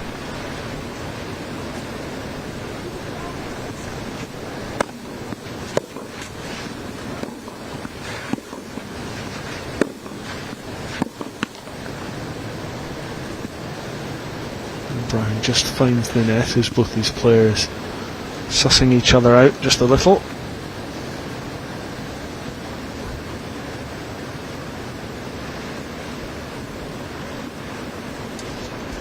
They've only met once before, I believe, in singles at this very championship 2 years ago.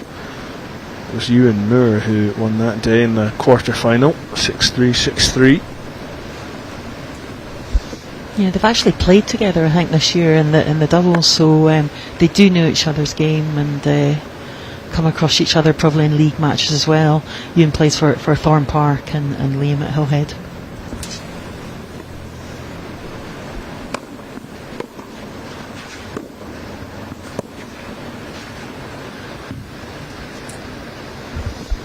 Ewan, of course, played at Junior Wimbledon and has played in the ITF circuit and has had a world ranking. So again, a seasoned competitor and very much a hitting partner with Hamish Stewart as well, who's currently playing pro.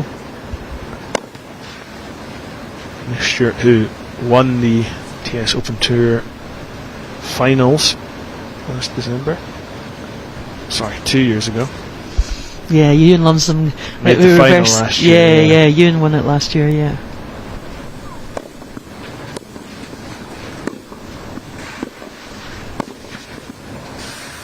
Lovely shot from you, Murray. He holds up a hand of apology. I don't think he quite meant it like that. Yeah, just a slight, the racket just again in the wind as well, just shorter than he probably anticipated, but probably the right shot to do.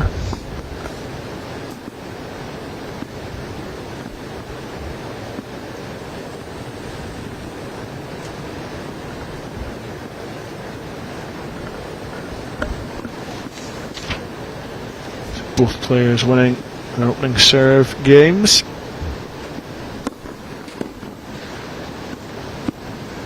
Some serve that Liam O'Brien has on him. Absolutely rockets the ball down the court.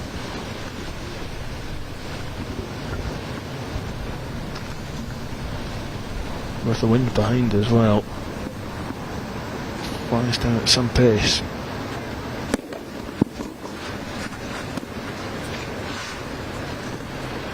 Again, just trying to do a wee bit too much. That was a really good serve, and both are used to playing in this surface. Both Hillhead and Thorn Park both have the artificial clay, but again, just want to get in these rallies and make each other play.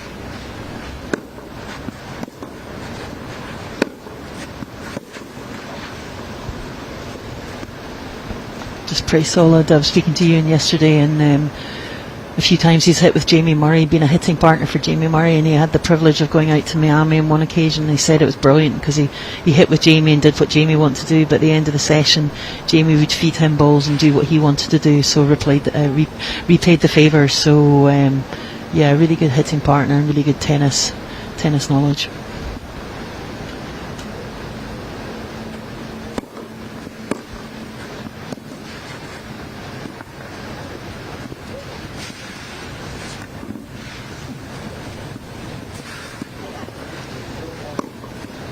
This is an incredible rally. Both players rescuing shots before O'Brien plays it long. That's absolutely outstanding there from Liam O'Brien. His gets is, yeah, be able to get he missed the easy one, and that's why he was frustrated with himself. Really good court coverage. A couple of brilliant little dropped slice shots. Both players rescuing the points as the wind picks up again out there.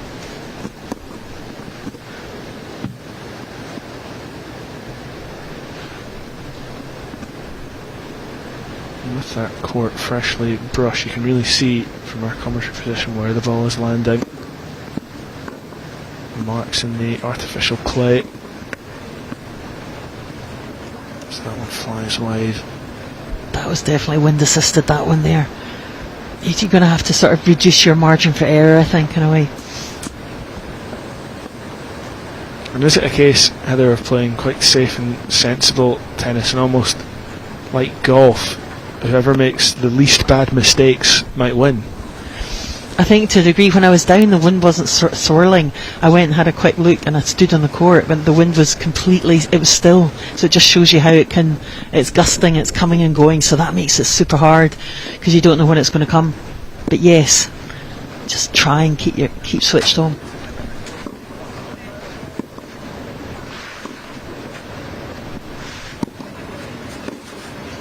Brilliant return from Ewan Moore there, showing all the class that he's got in his locker.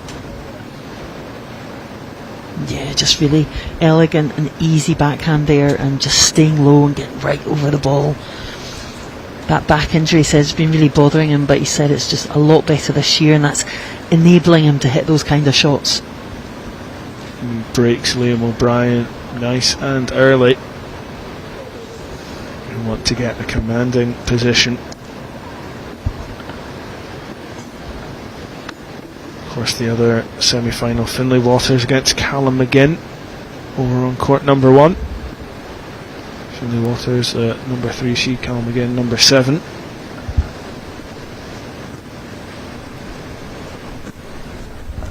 Yeah, both players are sitting relatively high up the table. Liam ninth on the leaderboard, the TS Open Tour leaderboard, and Ewan is sitting at 12th, and they finished in the 20s, 23rd for Liam last year and 28th for Ewan. So already, they're getting much more consistent this year. Liam's played all the tournaments, bar Tennis Tayside, so he's really been part of this tour.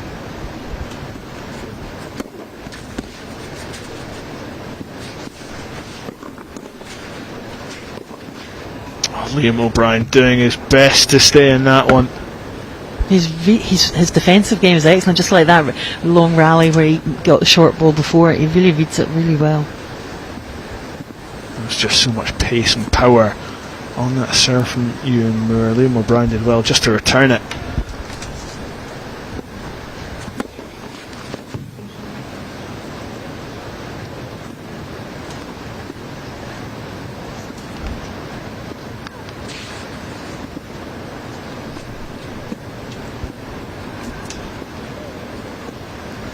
Really unassuming, Liam O'Brien, but I like his shots. I like how he goes about the things.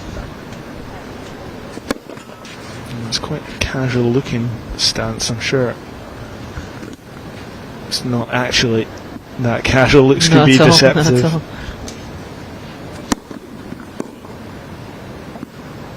Just a double fault from Ewan Moore there.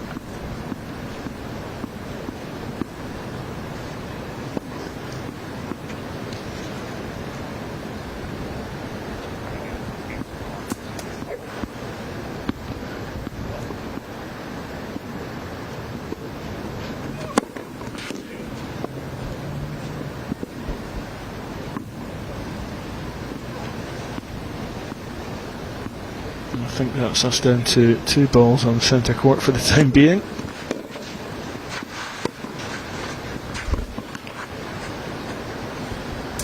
I think looking at the mark on the court there, Ewan Moore might have gotten a little lucky.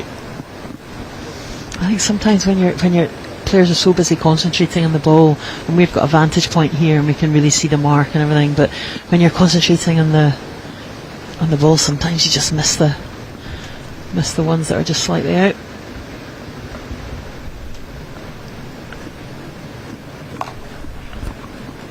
Well, it has been relatively comfortable for Ewan Moore getting to this stage. Beat Chen Ming Dong 7-6, 6-love before beating 8th seed Finlay Pratt 6-3, 6-1.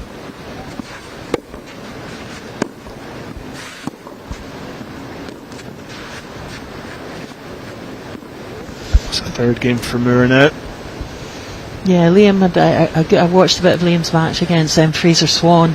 Fraser, who used to play here a lot and is now back playing again, and at the age of 33s, and again just giving Liam a different aspect. And it was 6-2, 7-5, and Fraser plays well. Fraser, an East of Scotland champion here as a junior, so it's great that these matchups are happening and giving them different types of matches.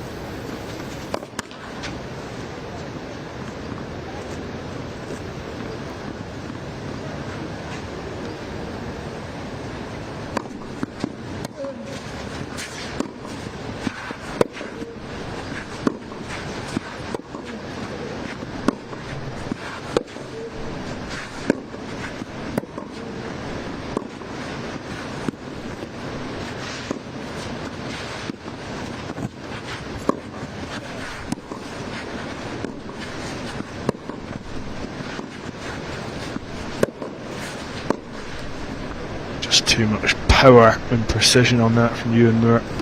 Yeah, I like the way, really good rally there by both players, but we talked about picking your moments and playing the conditions, and he just waited. He was consistent, he moved the ball around, and when it opened up he stepped it up just to hit that winner. Really smart play.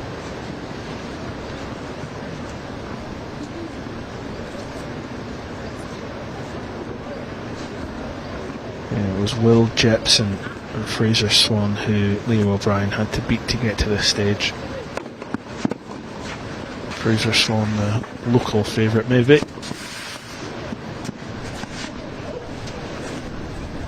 I think Ewan Moore, is he conceding there that bounced twice? I don't think that was up. I think that point will go to O'Brien. Yeah.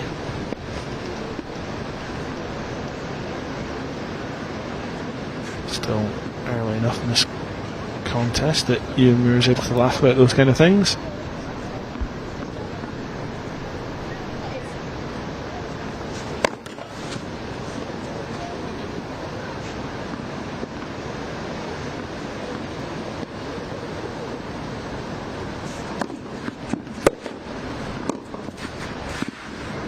Ewan Moore he's just solid off both sides. That forehand just steps in, we saw it in that point before, but he doesn't miss many backhands, and that just shows that playing a level up from before, and he playing at university level, and playing on the ITF tour.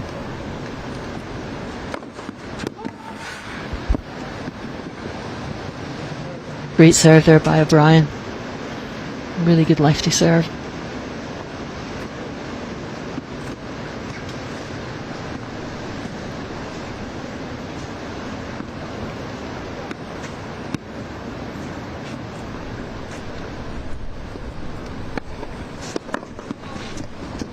And again, another superb serve. He really uses his legs when he's serving. Watch that launch, he dips and then he just pushes up through his legs. Really good.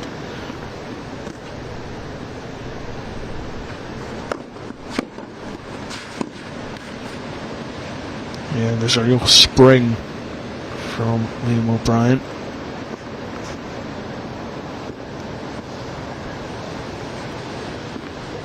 Lives out Houston way, but Ash Webster has been his coach at Hillhead in recent years.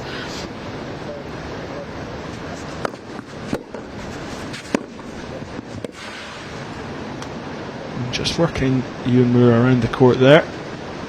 Another play from O'Brien, who looking to make it 3-2 on the scoreboard. He's got the advantage now.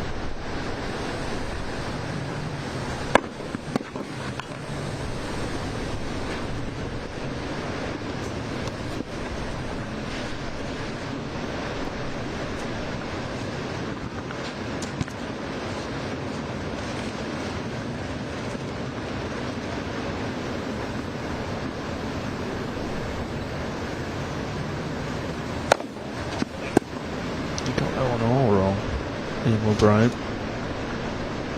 cannoned the first one a little long, tried the loopy second serve and it just didn't get it right. Yeah, just wrong angle, wrong timing. As I said, really nice serve when he gets it right.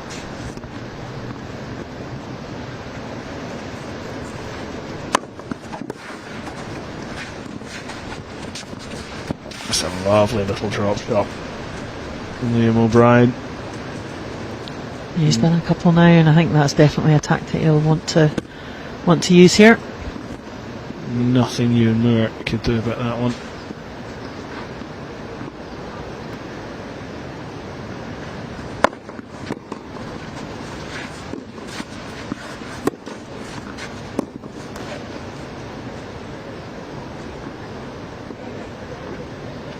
And Ewan Moore down the other end shakes his head. He's coaching himself through this one.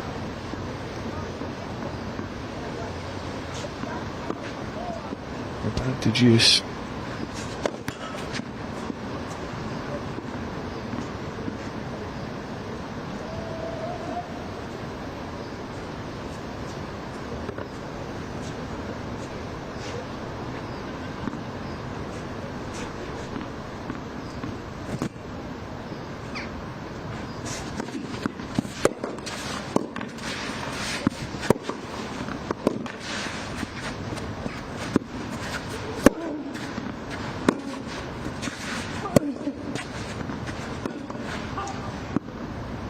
was a ferocious return from Ewan Moore, and O'Brien has a little smile. Was always on the back foot after that. Advantage now with Ewan Moore. Great defending though by O'Brien. Really good defending.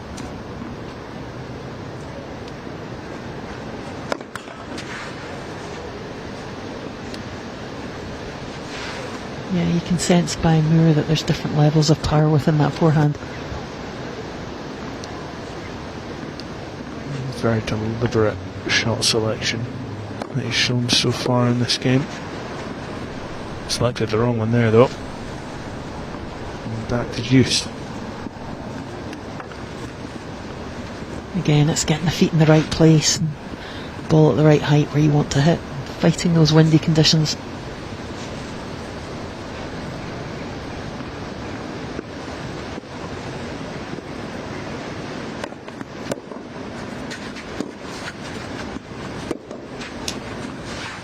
Just a little too long.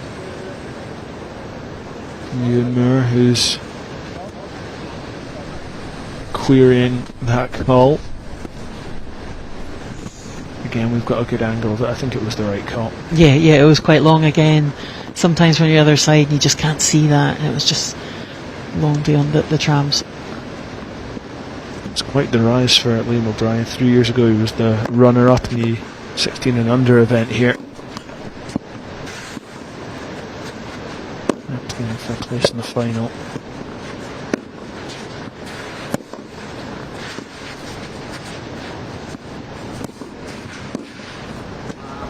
Just too much power on that. He resisted coming any further forward, Ewan Moore. Precise again. And we're back to deuce.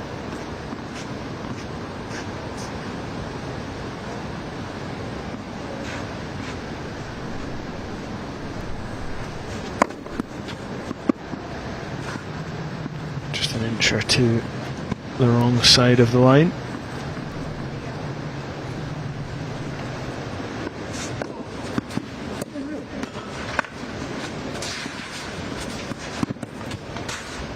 And O'Brien saved it and forced Moore back. It's he who couldn't recover. The advantage with O'Brien again.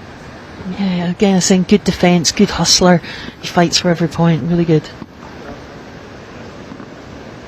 Looked like when Moore hit that first return that just clipped the top of the net, he was a little off balance.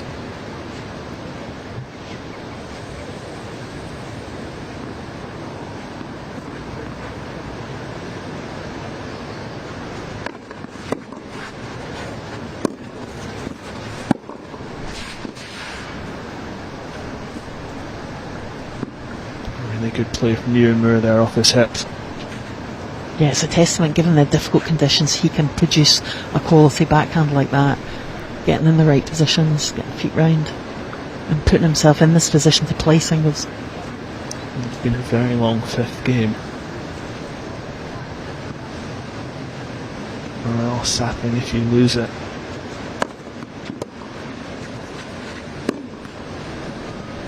So O'Brien into the net, Moore with the break point. That's the thing about tennis though. It's only the opening of the first set you've always got. There's always another ball until the last ball struck.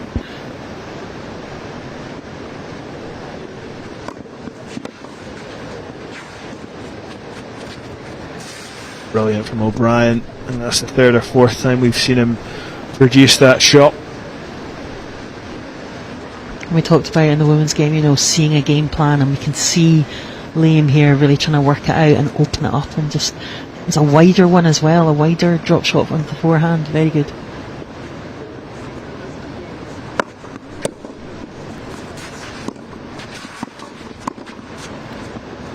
And O'Brien up to the net. Looks fantastic from the youngster. Such a snappy volley as well. His movement's good, the approach is good. Just a snappy volley, excellent play. And set a little trap for Ewan Moore. What a return that is though. The juice again. quality tennis here, absolutely. Both players know that this is a crucial game. Well, they both put so much into this.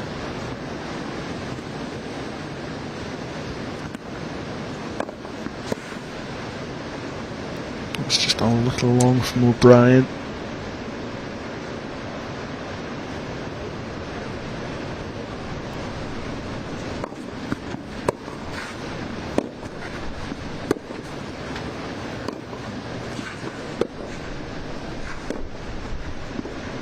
Long from O'Brien, who's maybe just tiring. The advantage with Moore.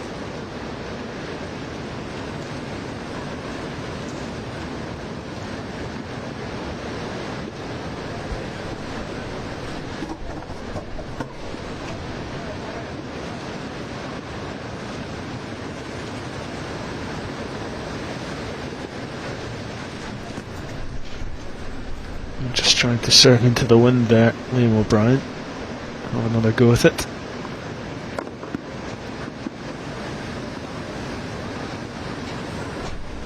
Just wide.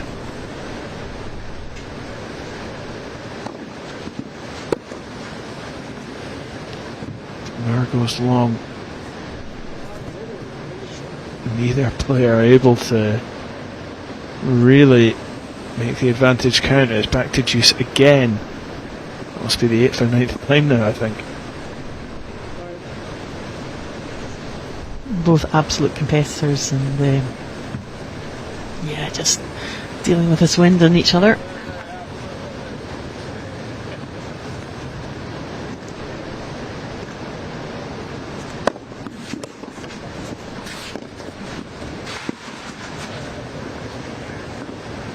Just clipped over at the top of the net by O'Brien. Moore checking out his strings. It's O'Brien with the advantage now.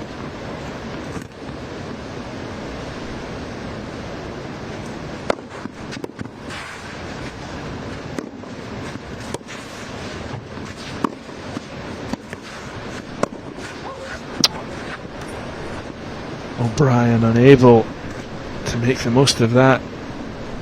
He smacks his racket into the net. He knows that was a chance.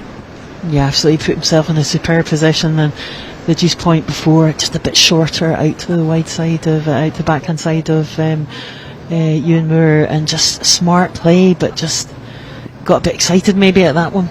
And the play is going to be delayed here by a frog, which has hopped over to Ewan Moore's side of the court. Come to say hello from the pond. Craiglockhart Pond's just behind us, and a lovely spot, but yeah, he's off in centre court.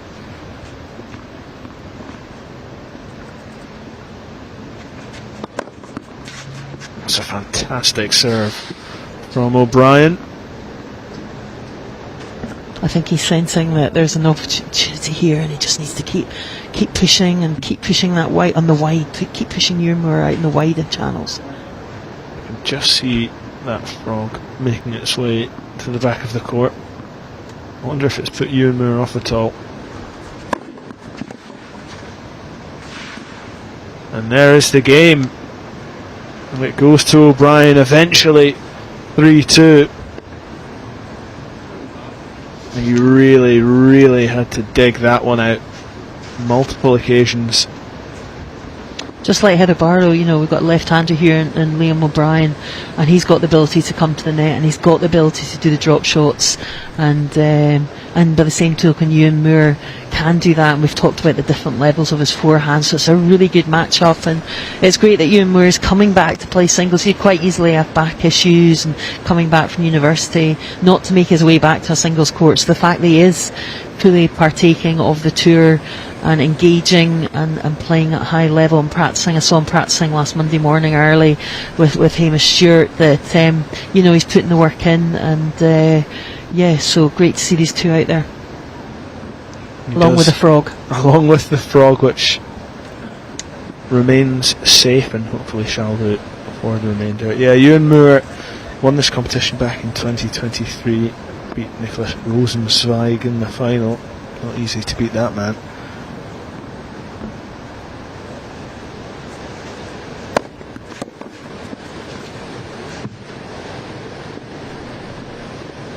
And we're just letting that one go, something rather balletic in the way that he let that one past. You can see the effect of the wind as he tries to serve there, fluttering his t-shirt in the breeze.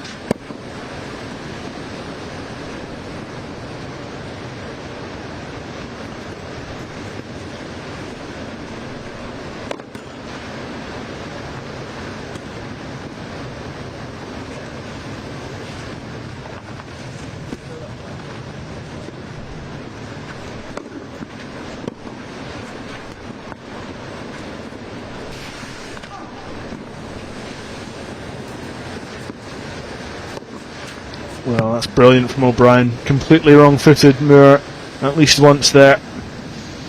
Yeah, it's great pick up by Ewan there, but Liam O'Brien just, and a great variety there from Ewan, but actually Liam O'Brien is a good mover, both forward and back, side to side, and also once he get there he can do something with the ball, so Ewan's got to be wary of that.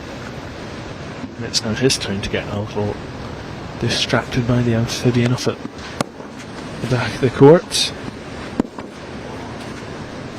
Yeah, and hits that next one long. It's been an unlucky frog, that. Players are being quite put off by it. Oh, hope he makes his way back to the pond. But yeah, Liam, actually he's looking over at the frog, he is. Yeah, there you go, it's a challenge. Can you stay focused? Yeah, it's something you'd like to be an I'm a celeb rather than in the East of Scotland Open Championships, but how do you deal with an unwelcome visitor on the court? Yeah, he's making its way, but yeah, again, the quality tennis is good, and I think Liam O'Brien's just got to not give away those cheap points. He's got to keep Ewan Moore moving and keep him thinking.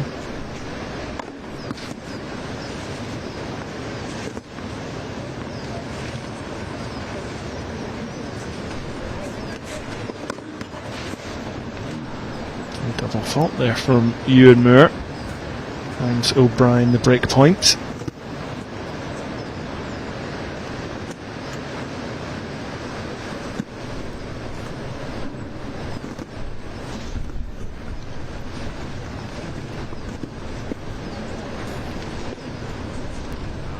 O'Brien trying to level the score here.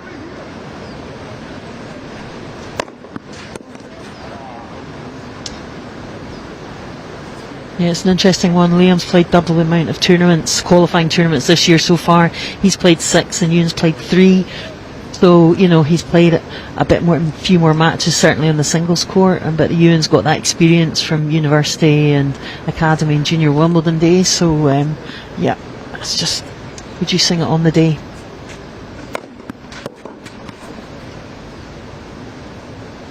He did have plenty of success over in America. Tulane University in New Orleans, Louisiana.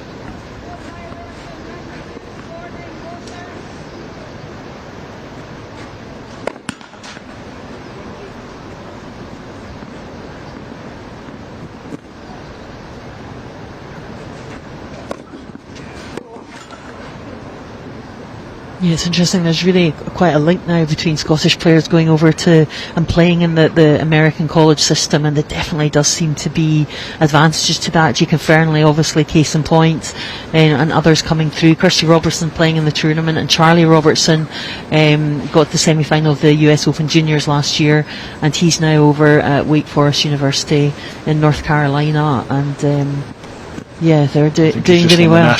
Yeah, absolutely, well, doing really well there. University team. Yeah, against Texas Christian University, so amazing. And after that, it was the 5th game was such a marathon. That last one was a bit of a sprint. Ewan racing back into a 4-2 lead.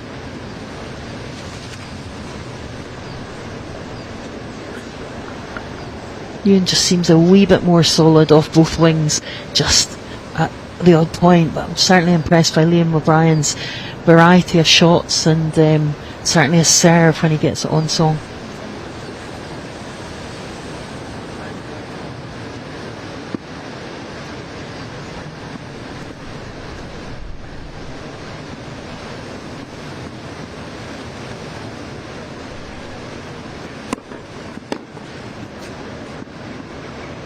You can just see Ewan Moore, his placement in relation to the court, where he's standing when Liam O'Brien is hitting those absolute rockets with his serve. Just taking a few steps back, and of course we talked about it before, he's got the room here to do that. Especially when it's windy, it's exactly the right thing to do. Just give yourself that bit more time.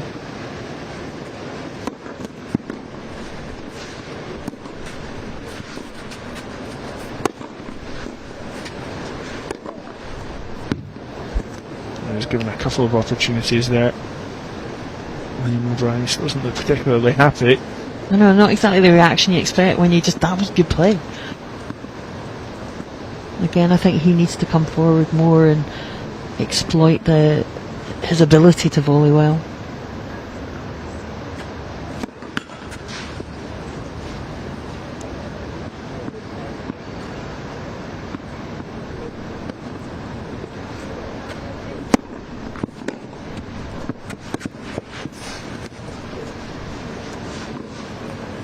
Brilliant return there from Ewan Moore, slapping it back over the net. Yeah, that's what I was just saying about just like soloed off both wings and just giving that, even when it's really windy, able to hit real depth with consistency.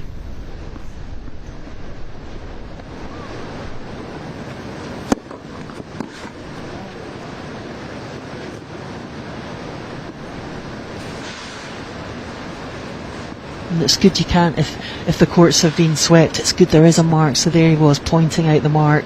You know, O'Brien was just having a little look and just checking, and that's fine.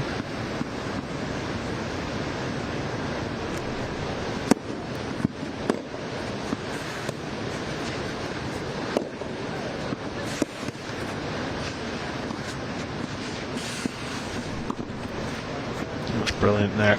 Ewan Moore trying to guide Liam O'Brien to where he wanted him. Decent return, or had too much.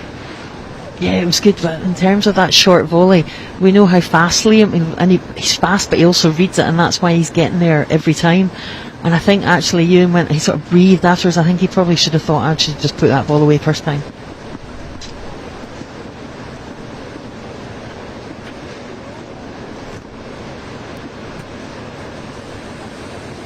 Break point for Ewan Moore now. Really important moment in this first set.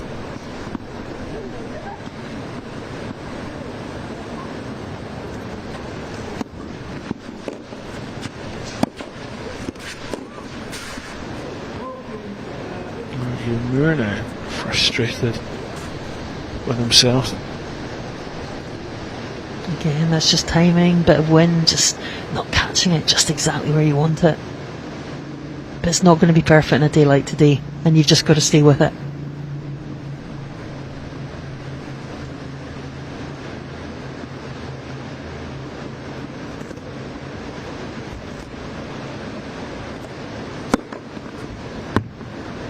Well, that is an absolute rocket from Liam O'Brien, just when he needed it most.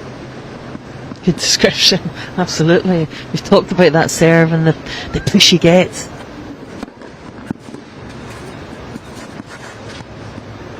There you go, he wins off the back of it. 4-3 now. Ewan Moore just not able to escape the clutches. Liam O'Brien just able to catch up to him every time. Still, of course, has that lead because of very early break at the very first game. But certainly Liam O'Brien's serve is going to keep him in many, many matches, and certainly against a class operator like Ewan Moore, and keep asking him questions. And certainly we've said that Liam has played more tournaments than Ewan, and is willing to grind it out. But yeah, he just needs to get the consistency from the back of the court as well, and stay positive with himself. We saw a couple of times there, maybe just like when he did the winner and he was like down on himself, and you've got to on a day like today, it's not going to be perfect. Be realistic and take the wins when you can.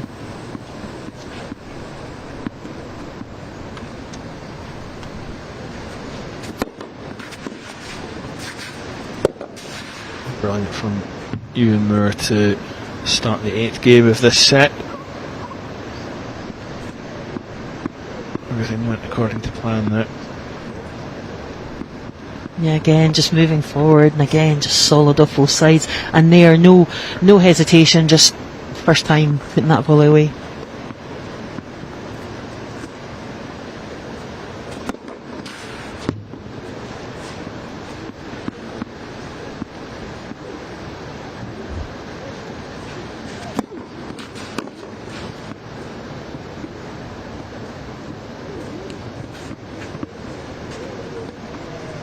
Ewan's serve itself, it's a bit of kick on it as well. Probably Ewan wants to just not just the force, but just a bit of spin in it, just add to the difficulty with the wind.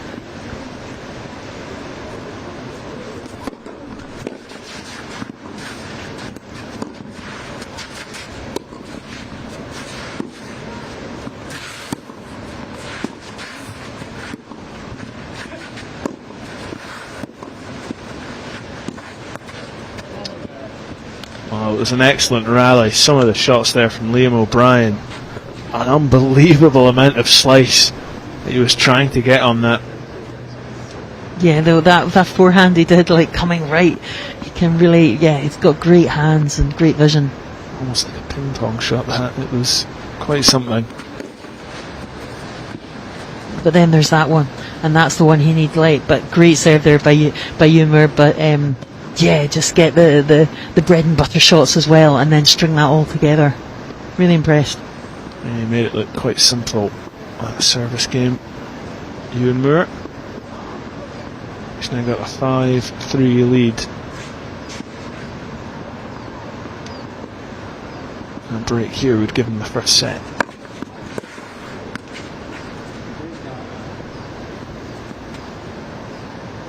The skies just start to darken a little again. Yeah, it's got its own microclimate here, but certainly O'Brien knows, I think, just to stretch, make Ewan just stretch off both wings and really work him hard. 6'3", so yeah, the low balls, the high balls, the wide balls.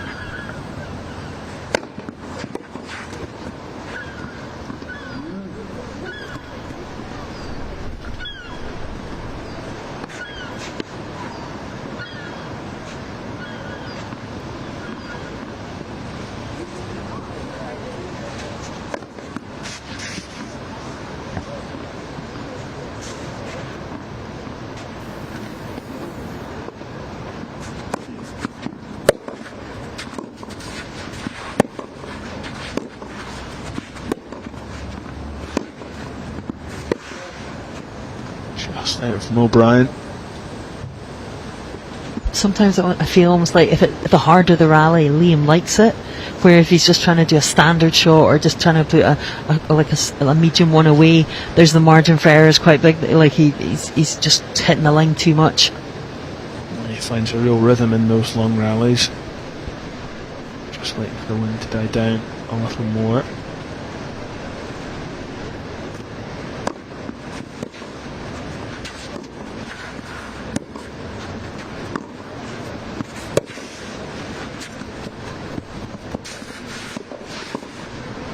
Well, that's a brilliant read from Liam O'Brien. Got that absolutely spot on. Yeah, there we talk just about how well he reads it, and if it gets a bit harder, and again, you've got to put the ball away from him because he can chase it. But sometimes tennis players they can be fast, but not the fastest. But it's their ability to anticipate there, and his anticipation was outstanding.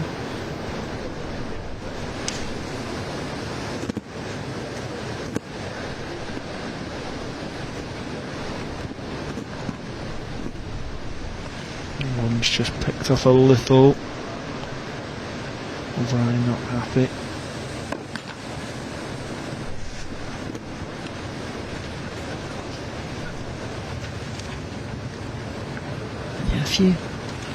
Maybe a few spots of rain, I'm not sure. No, we're okay It still. certainly is, yeah.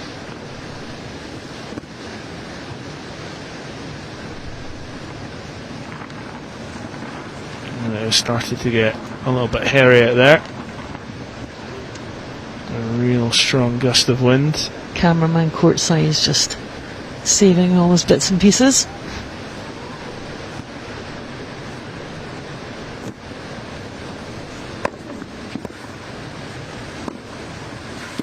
These are all the players getting on with the tennis.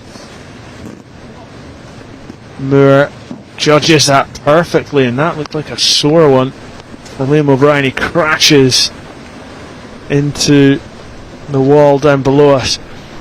Moore almost statuesque there, but just judged it perfectly. He can look so calm in those situations. Yeah, he doesn't give anything away, but absolutely steely-eyed, taking it all in.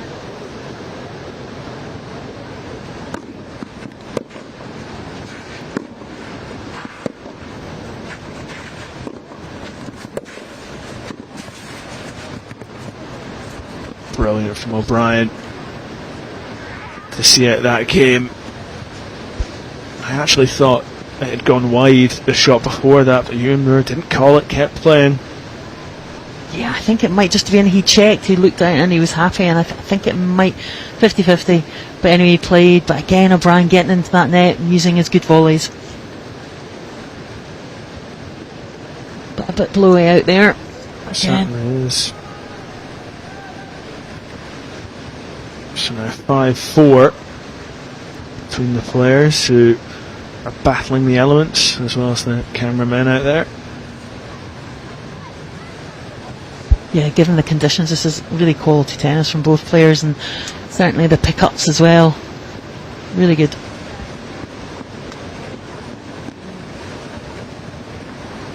So Ewan Moore now serving for this first set.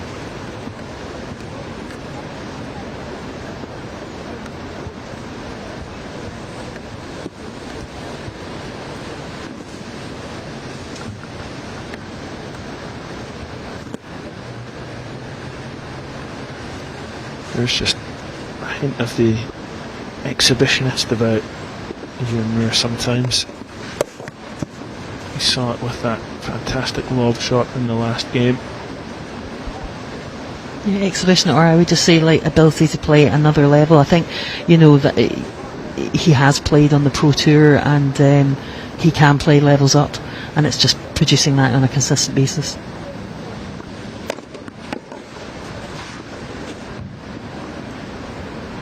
You know, the fact he's been invited to hit with Jamie Murray, like, they, good player.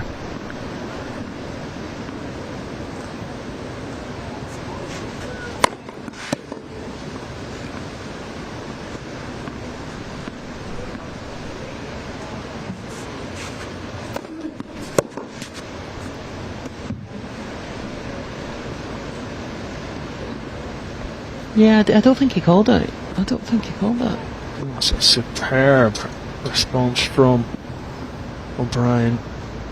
Looking down for a mark. I think it might have just hit the line though. Yeah, there's no not mark. seen a mark Yeah. there.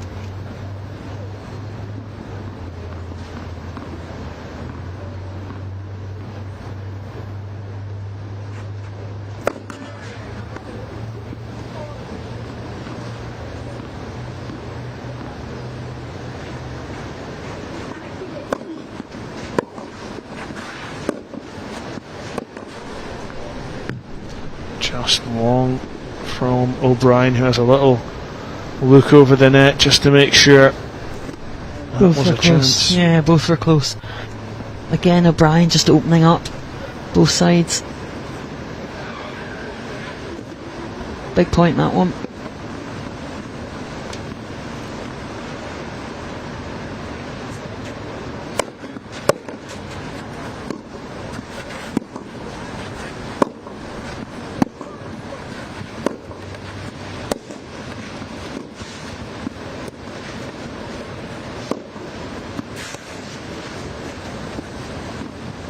Just long from O'Brien there.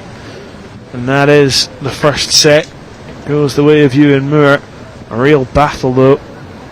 We've seen some fantastic tennis in the opening exchanges between these two players, and if the second set is anything like the first, it will be another really intriguing encounter.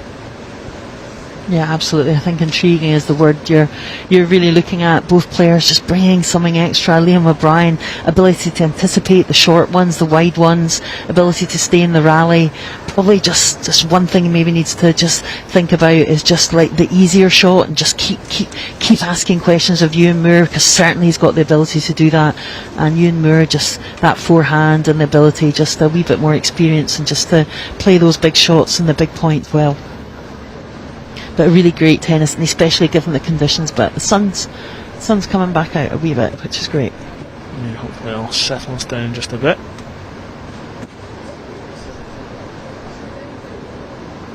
Ewan Moore had that ATP singles ranking of 959 back in October 2017. January 2024 his ITF singles ranking was 76. Yeah, and he did junior. He was 44 in the world junior, so he's played at a high level. And in fact, he was at Merkerson Castle Academy, didn't finish the 6th year, and he went out and he stayed with the Ducoudres in Poland and trained from there, homeschooled from there. So that just showed you his ambition as a junior to play at a high level and to get better. And played near Gdansk and based himself there for a year and a half, which when you're 17 years of age, that just shows you something about what he wanted to do and what he was willing to do to progress his career.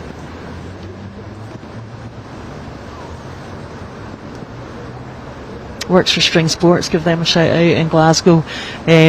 Jordan Gray, who stepped out of Finlay Waters, is also playing in the semi-finals and co-owns with Stuart Lisk, and he works in the shop there, and yeah, that's good.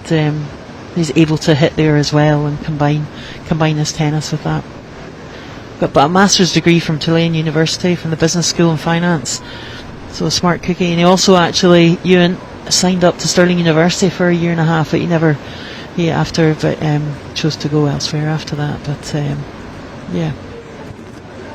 many strings to his bow, and I'm sure we'll see lots more of Liam O'Brien as well. Yeah, he's put in a really, really impressive performance. You mentioned it earlier, Heather. He's won 4 UK national titles, reached 6 finals in total. Previously an ITF under-18 doubles runner-up as well. Yeah, it's great. Tennis Scotland run some ITF junior events. There used to be one, and there's more now, and there's one actually starting tomorrow. So to have the ability to get junior world ranking points in Scotland is a huge opportunity for homegrown players on the clay and indoors as well. And there'll be another one in the summer, and Tennis Europe events for the younger ones as well. So again, providing opportunities without having to travel far further afield to get those valuable ranking points.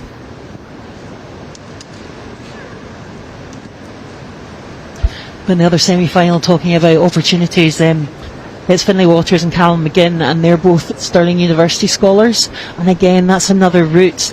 There's obviously the American college route, but there's the Bucks Championships, and providing opportunities for them to develop their tennis. Scott McCauley's there, the lead, and it was Ewan McGinn who now organises as the lead on the TS Open Tour, and again just leading the way and providing opportunities for both men and women. There's 8 men and 8 women that are scholars at the University of Stirling, and again a quality programme to combine with their academic studies, and they give them flexibility and the opportunity to complete a degree. Well, Heather Barlow was there. She's enjoyed plenty of appearances in the Bucks leagues. As the second set gets underway, the fiery serve from O'Brien. He puts that one to bed despite the best efforts of Ewan Moore. Yeah, and we're talking coming in, but I think that really works for him, just coming up to that net.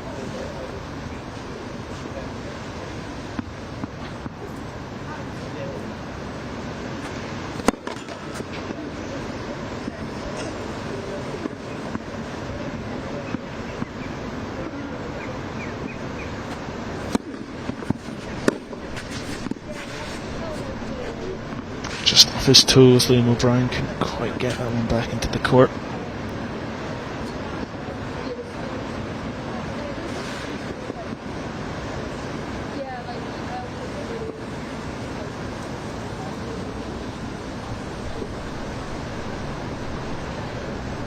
Said he's got titles. He's also played for Scotland in the Four Nations, so again he's got that experience at a international level.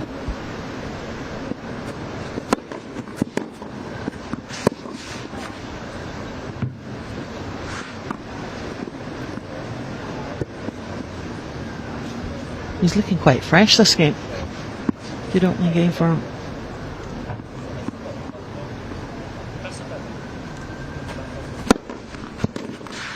It's another fine serve from Liam O'Brien. Inch perfect. No response from Ewan Moore.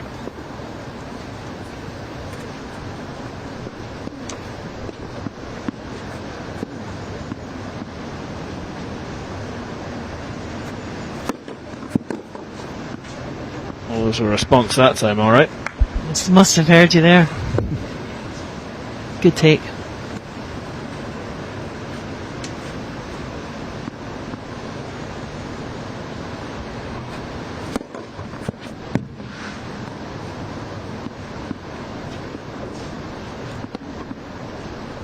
In the first set, Liam O'Brien was broken immediately.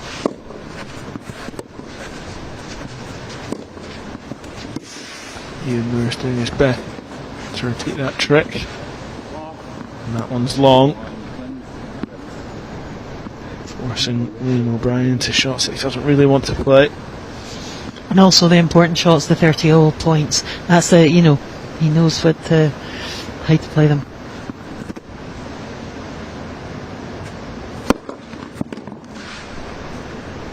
That's another brilliant serve from O'Brien. It really does seem to be the ace up his sleeve.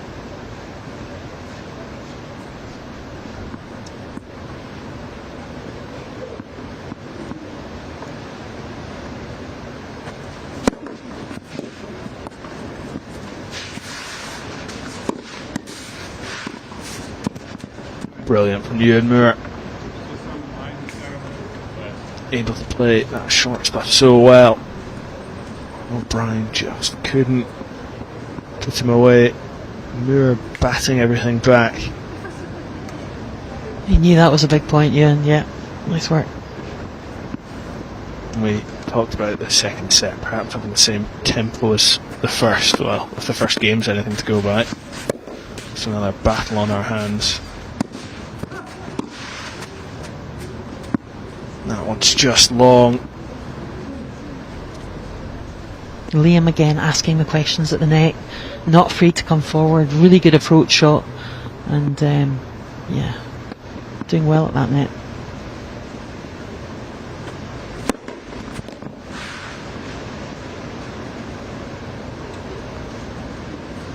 Just out.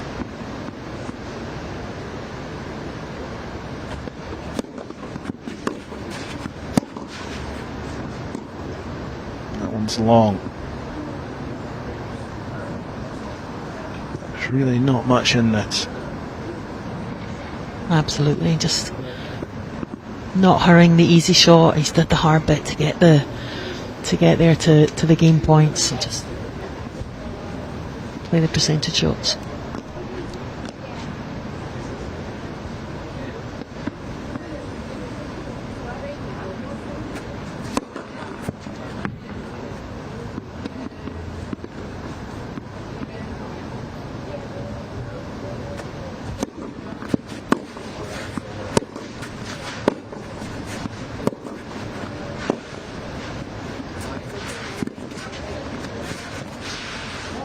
Brilliant from O'Brien.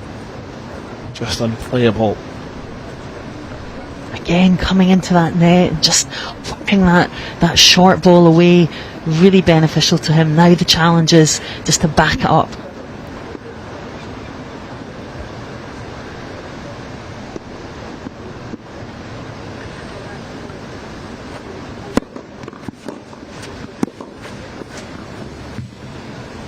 back to deuce. I think if he watches this game back, he's just practicing his foot. Don't get overexcited. You just back up that point. It doesn't have to be an outstanding shot. It just has to be good enough.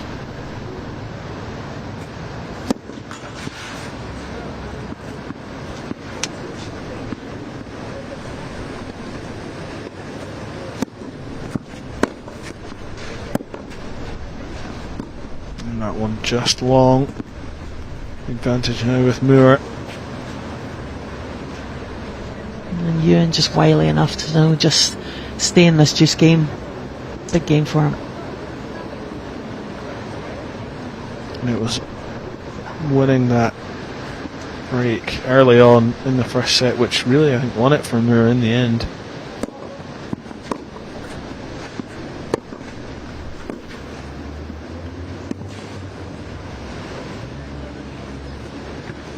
Now Moore holding up a hand of apology there. I think it bounced away, just not exactly how they both expected it to, and both recognise that. It's amazing tennis. You're playing against each other and there's an understanding of what's happening, and the ball bounced, but then it just shot, it didn't come up, and just shot away from Liam there, and he had opportunities, he played so well. Yeah, just imbalance there, and Ewan just staying in that game, no, that was crucial. Get that break early on.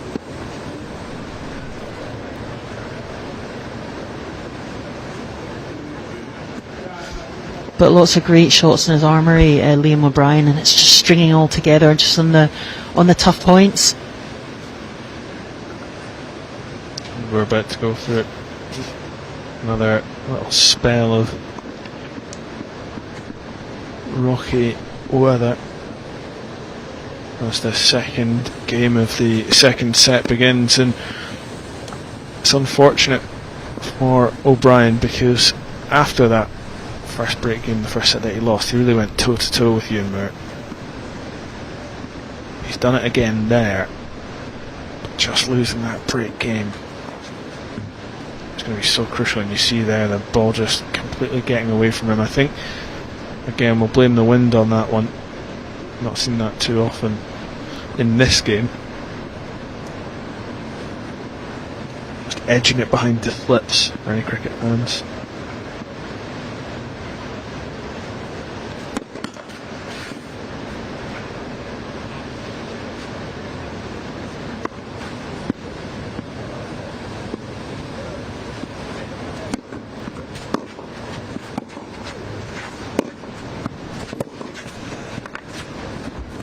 Really good from Ewan Moore again. Coming up with the answers now, just starting to show that experience and that class. Yeah, that shot selection, everyone would have probably thought, and including Liam, that was going cross court, and he was off balance there, Ewan, but he managed to hit that a really good shot down the line and just wrong footed Liam O'Brien there.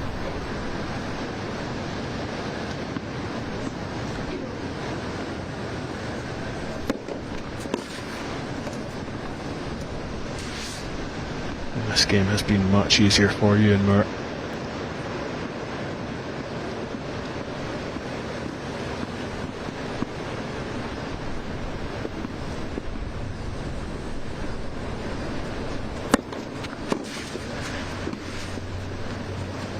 Yep, no answers there from Liam O'Brien. Simple from Ewan Moore.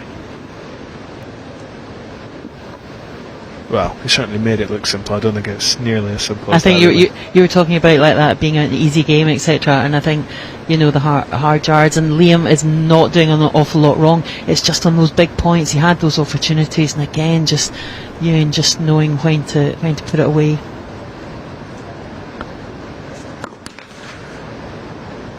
We're now with a 2-0 lead.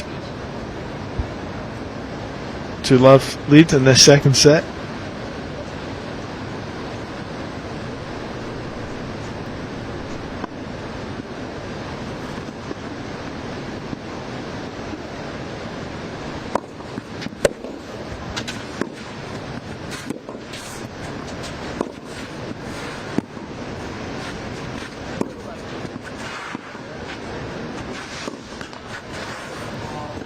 I was just about to say, these are the longer rallies that O'Brien tends to prefer. He was going right down the line, but Moore, again, that considered shot selection.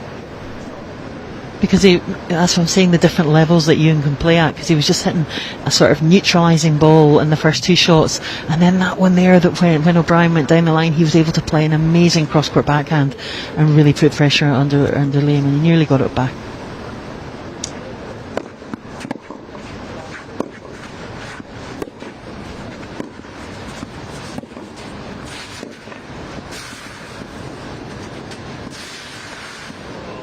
I think that's just out. Yep, Ewan Moore's called it as just out. Really good attempt though from O'Brien. You can see the slide on the clay there, and I don't think he's not got one short ball. He always gets there, and it just pushed that one slightly wide.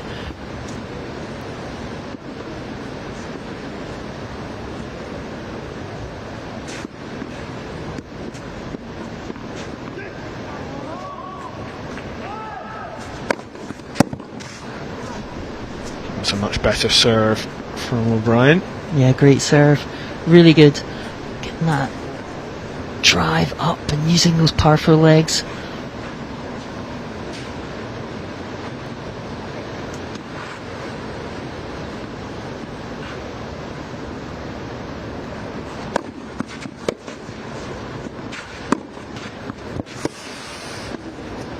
We're going to the skies.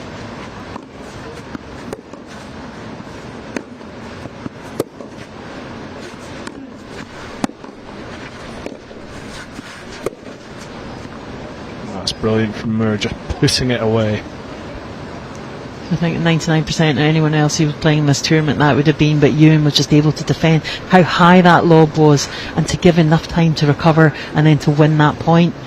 Again, Liam, great play, and the quality of that lob though just proving just the decisive difference there. Yeah, that one came down with ice on it.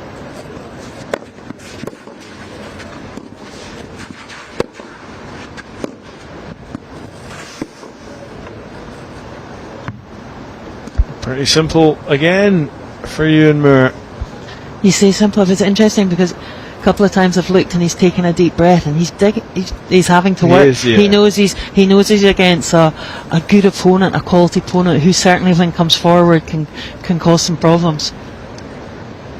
It's now 3-love, and O'Brien maybe just tiring ever so slightly. He put so much into that first set. Ultimately, for a little reward. Now 3 games behind in the second set, and it's threatening just to get away from him slightly. This next game huge. But I hope Liam, I can see a lot in development, a lot learning, and I'd like to see what he does over this summer because I think there's a lot of potential there, definitely.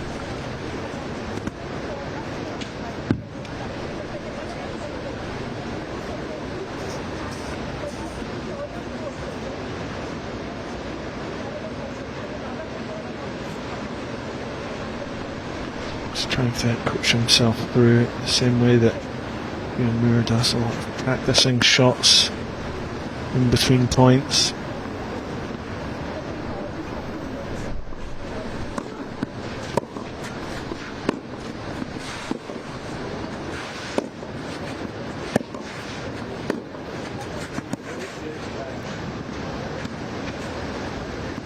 Well, I don't think Liam O'Brien was too sure about his own call there. He might have well called it back in, I think. I'm not sure. Yeah, it certainly looks like that. He's a little frustrated. That will be Moore's point.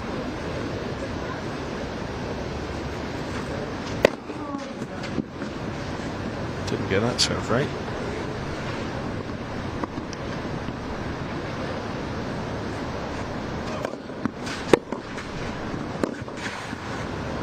Brilliant from Moore. He's just taking the time away. He took that ball so early. He's just finding his rhythm and just stepping up a notch. Just able to play a bit more freely.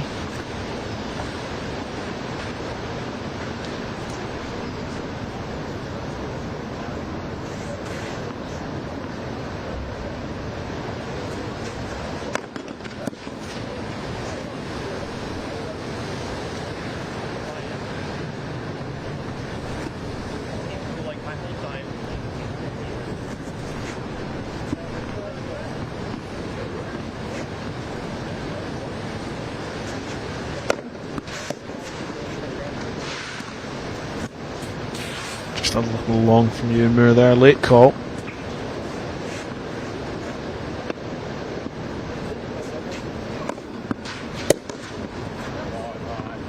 Just misjudged by O'Brien. That's now 40-love.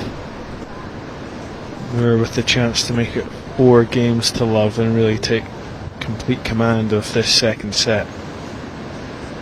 That was a heavy topspin there, and just that's caused real problems for O'Brien, as well as the wind. To play at a higher angle is really hard for him.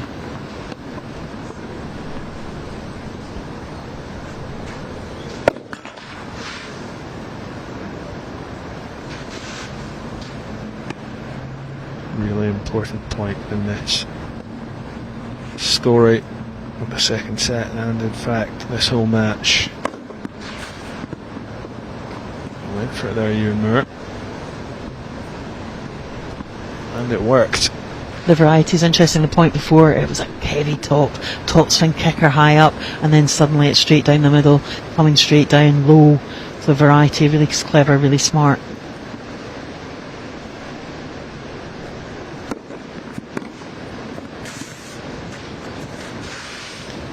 4 games to love now, Heather, and I think Ewan Moore getting the first points there. This 5th game. Do you see Liam O'Brien coming back from here? I think it's a tough one for him, but I think certainly he can keep going for a serve like he's doing now and keep coming in. Well, he's right up to the net and he forces that mistake.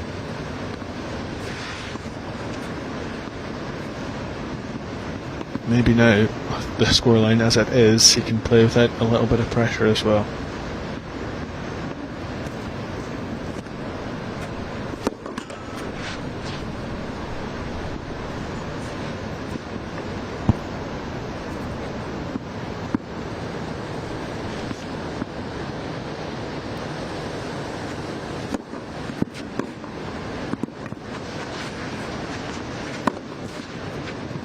Moore putting that one away after O'Brien manages to fetch the one before.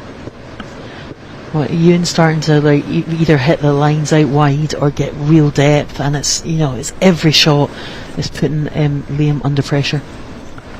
He's really ramping it up a gear as we get to the most crucial stage of the match.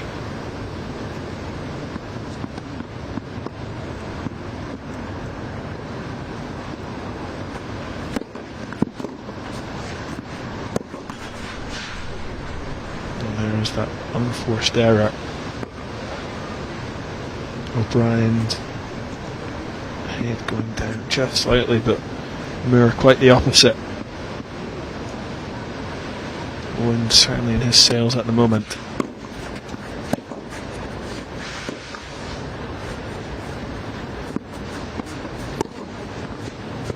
That was better though. Yeah, really good. You had to read that all the way.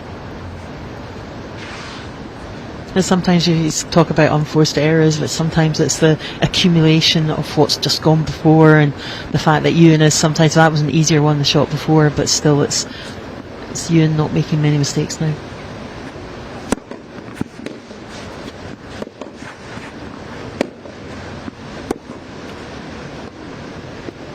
And there we go. Accumulation of those points against him just starting to add up, and that's now 5 games to love. Huge opportunity for Ewan Moore. Just needs one more game to book his place in the final against either Finlay Waters or Callum McGinn.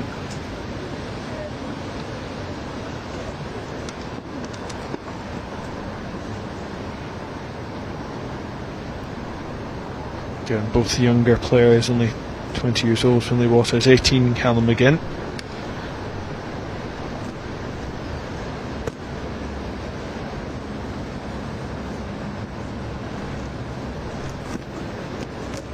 Probably the most important game was probably the first game of this set as well, and just, yeah, there's been a couple like that, but just Ewan just stepping it up, different levels. Huge experience though for Liam O'Brien, last played 2 years ago, so great experience for him today, and really showing some great skills.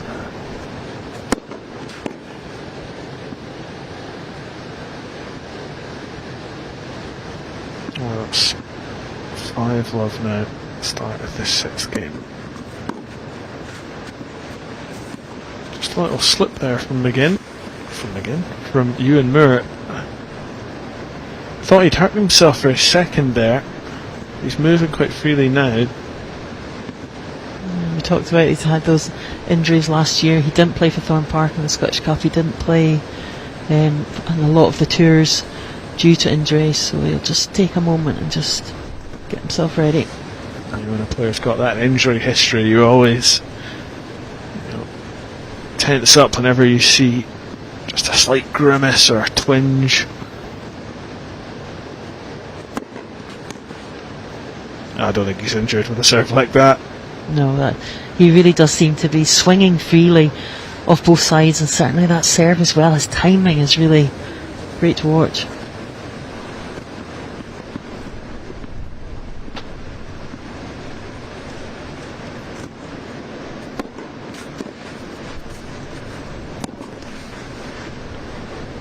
Oh, that's not like Ewan Moore. Just picked that one out of the sky and put it straight into the net. I think that the wind just took it and it came a bit lower than he expected. He probably just needed to step in, but easy to say when the wind really is swirling. Good response though, bouncing back.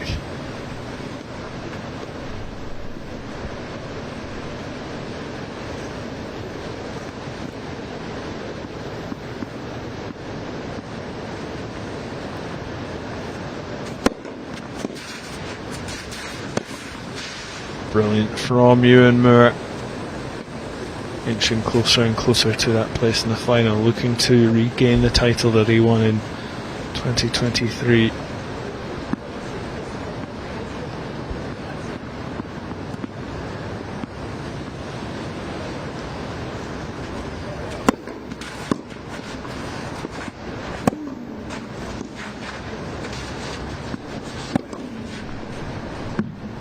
And that is that.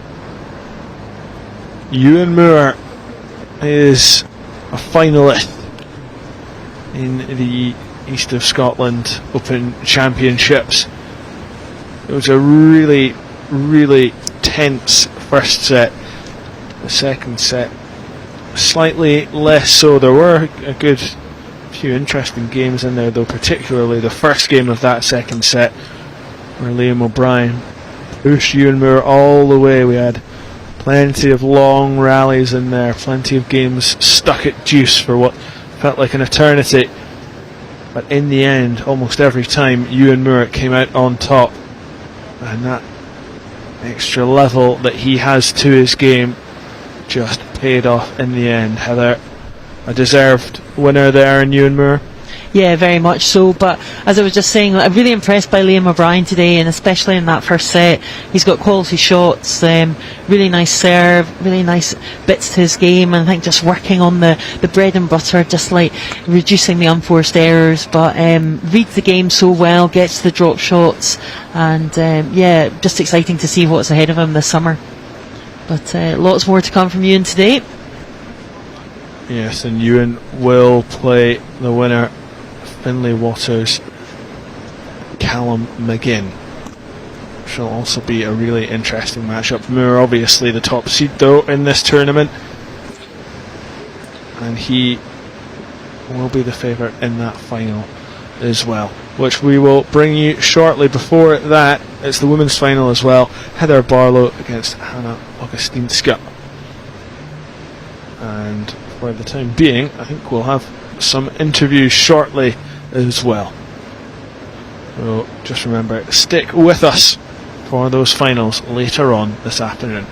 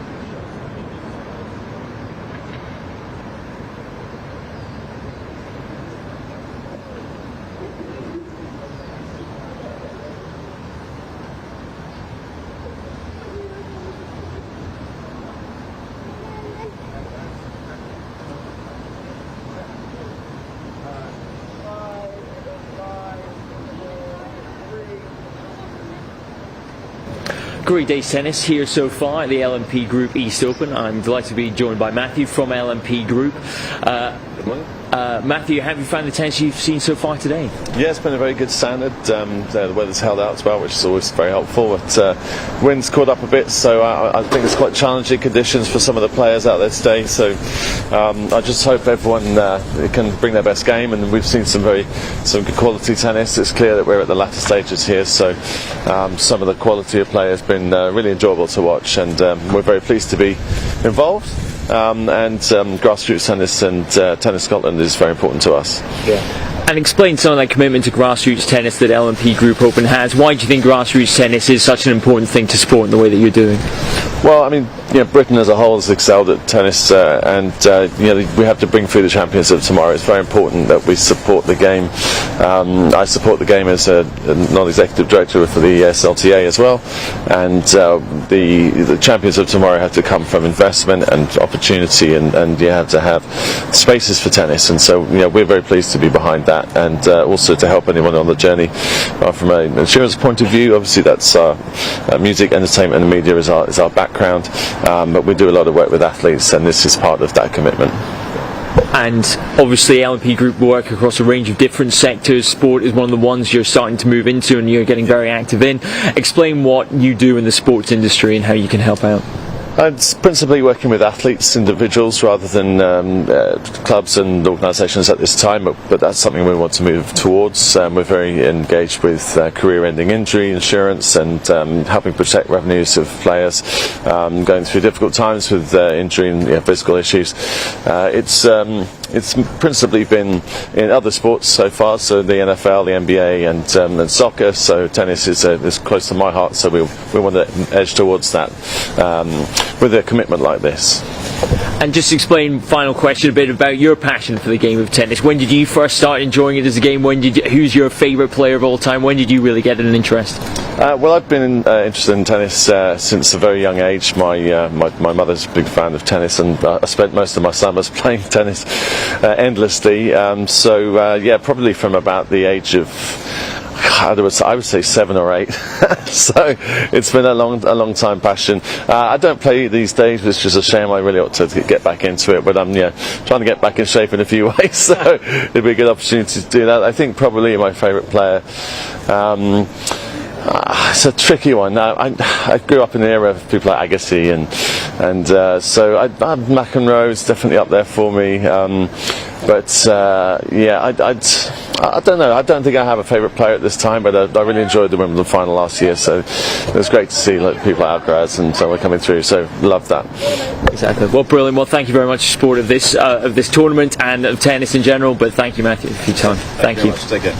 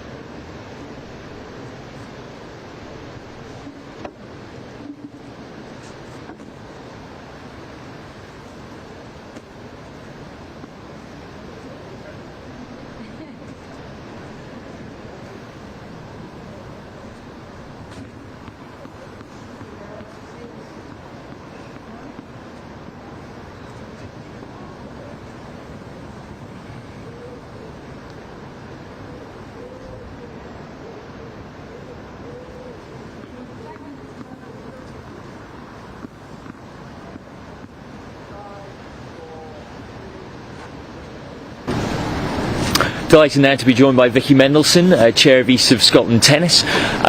Vicky, lovely to have you here. How have you found the tournament so far today? Have you enjoyed the tennis? Oh, the tennis has been amazing. There's a really, really high quality this year, and we've got a great field. So, and the amount of people that have entered this year, again, we're over 300 players. So yeah, really delighted. And we're now just at the crucial crunch matches of the semis and the final, which is always exciting. And obviously, this is the jewel in the crown of East of Scotland's tournament schedule. Explain to me where East Open sits in the year for East of Scotland tennis, and how important it is to tennis in the region. Yeah, I mean, this is our flagship event, so it is the most important event in terms of for the county, but it sits within the Tennis Scotland Tour calendar, which is brilliant. So that's I think there's 12 events throughout Scotland, but this one for us is obviously the one that we focus on, and we build up towards it throughout the year, promoting it and trying to get people to come along. So there's players from across the UK that have been playing here. The juniors have been playing last weekend, and then we've got juniors and adults now, kind of more at the end stages of the tournament now. So it's great, yeah, really good. And explain to me just how important it is having a partner like LMP Group here to support us in this event. Well, if we didn't have partners like LMP Group, then quite frankly this event wouldn't be given the chance to grow, and that's what sponsorship gives us. It means that we can invest more into the tournament. It means that we can support the players better, we can have the facilities for longer, etc, etc. So it's really, sponsorship's vital, and it creates a sense of professionality, I think, for the event and for the people, that they're now, we're broadcasting this obviously on YouTube, that we've got photographers here. It elevates the whole event from being maybe a sort of community tennis event to really to something that is verging on a professional tennis event. Absolutely, which I'm really proud of. And obviously this is just one of the many things East of Scotland Tennis does in the region to support tennis. Can you talk us through some of the other work that East of Scotland does to help grow the game in the area? So predominantly our role is about creating a pathway for junior players and adults who want to further their career and play at county level, which is the one, as it were, just below you can go pro sort of type thing. So when you play for your county as a junior, that'll take you up to 18. So our role is to bring on everybody who's age 4 or 5 year olds on red ball right up to 18, and we provide the coaching, the infrastructure, the academy set up for them to thrive within that. So we've got about 100 players that we work with regularly on a weekly basis with our performance coaches, and they have squad sessions, they play in county events throughout the year, and that's predominantly what East are there to achieve. But we're also there to run competitions. We have weekly league competitions that we run, summer leagues that we run, and we've got thousands of people playing in them every week. So we've, as a county, it's not just about one event. We're running events every week, which is great, and we're looking to grow those all the time. And then we have the Masters events, which are the people that are a little bit older, who are kind of 35, 45, right up to 70, 80 year olds that are playing in county tournaments as well. So we support them as best we can. And final question, I know you like playing yourself. Would you ever consider entering the East Open? Well, actually, I played on Friday, and I think it might be historic that it was the shortest game that was ever played at the East Open. So we lost 6-1, 6-love, but the fact that we got a game, I think we worked out our aggregate age was nearly 100 and theirs was 30. So do you know what, we didn't do too badly. We got a game, so I was delighted. That's pretty impressive too. Well, Vicky, thank you very much for your time. Much appreciated. Thank you. Cheers.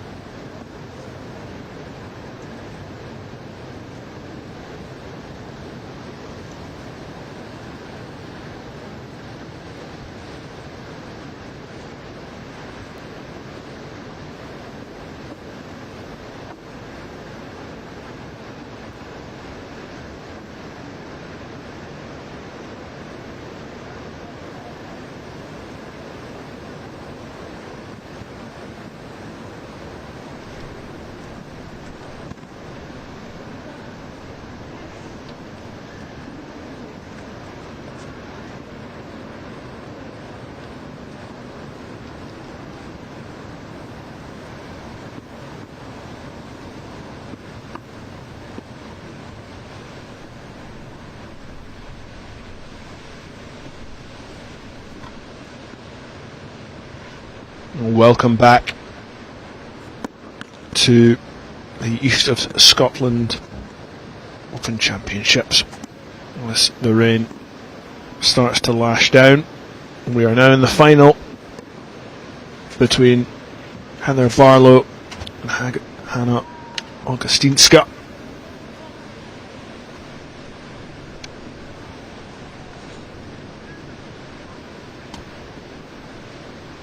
And they've started as quickly as they can here, but I don't think they're going to beat the weather, because the rain is starting to pour. The wind is swirling around anyway. We've had problems with it all day. As Heather Barlow makes a good start here in the final. She is looking to claim her 4th title in a row. And it is Heather Barlow serving in the white top with the blue shorts. Hannah Augustinska, all in black, cowering against the rain and the wind currently. She doesn't look comfortable down there at all. Heather Barlow is just looking for some direction from the ref. Owen Roy is the referee this afternoon, so she'll be keeping an eye on proceedings. And I think that's Heather Barlow coming off. And play is suspended as we go through this little downpour. And this is, I mean, it's a little bit late in the year, but this is what we'd call an April shower. It's now a May shower.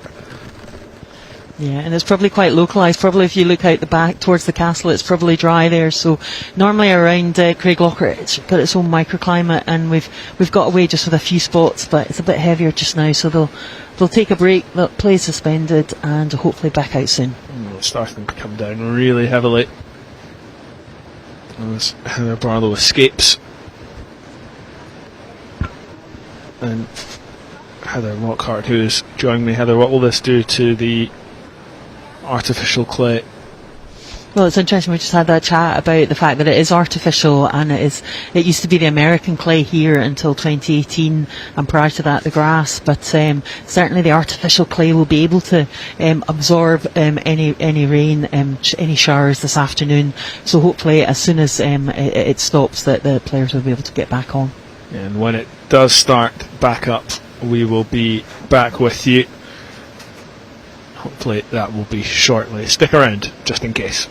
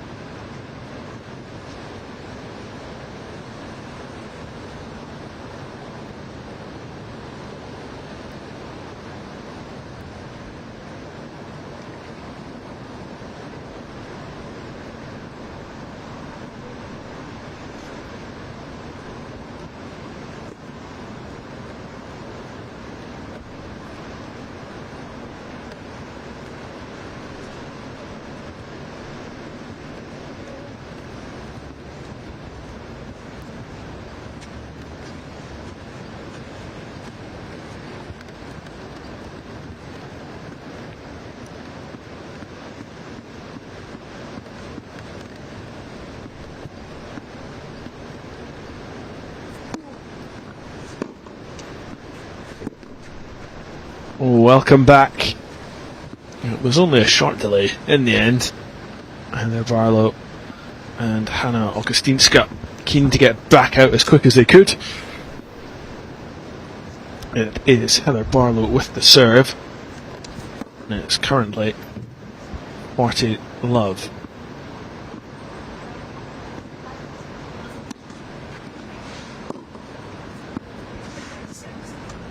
And that should be the first game, I think, for Heather Barlow in this women's final.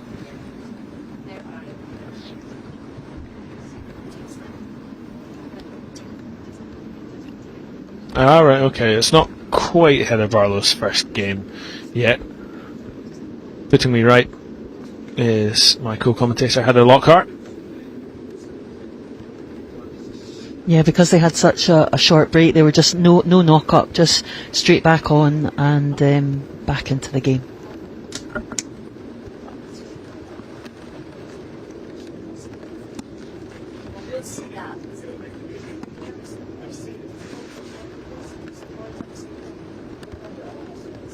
And that is now the first game for Heather Barlow, who had to work very hard to overcome Adja Chadalawada in that first game. On the first set, 6-love, and then went to a tiebreak in the second, winning it 7-6, 7-5 in the tiebreak. And the other semi-final on court 1 was Anna McKnight against Hannah Augustinska. Hannah Augustinska winning 6-4, 6-1. Bit of an upset there to make this final.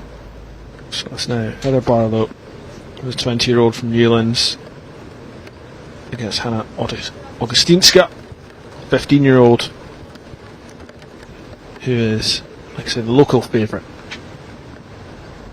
This is where she plays a lot of her tennis, here at Craiglockhart.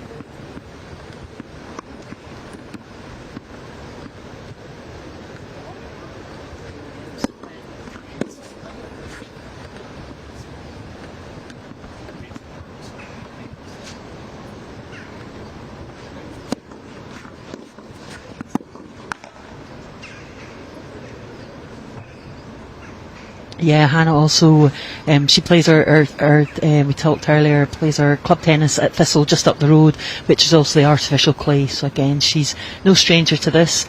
Opted to keep her long trousers on and her top on, just keep her warmed up while she gets into this game.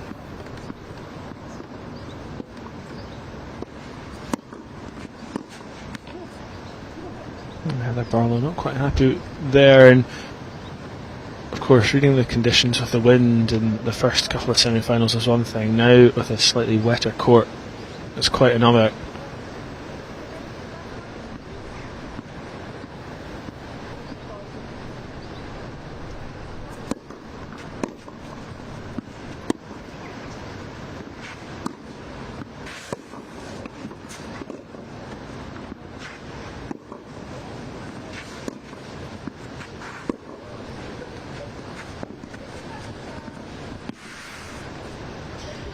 But in terms of the head-to-head, Heather Barlow definitely very much in the driving seat. 4-4-0 is the head-to-head in singles, and the two times they've met this year at White Craigs and at Stirling in the Lexus British Tour, Heather's won 6-1, 6-1 and 6-3, 6-love. But certainly Hannah has been doing well at the British level, so will be wanting to. She got to the quarterfinals, the under-16s nationals down at Roehampton, doubles with Adir to the semi-finals, so certainly she'll be wanting to bring that form to this final today.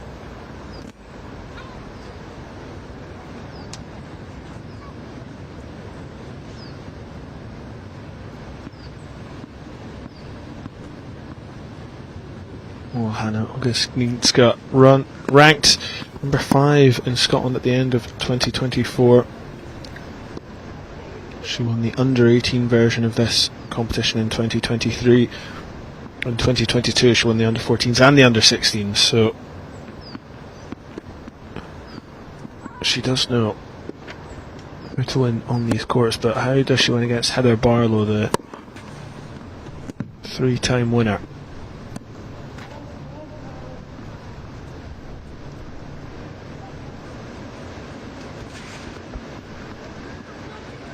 Heather's a tricky player to play against, as Adia found in the first set, but she found a way in that second set in the semi-final and came nearly to making it a tie-break.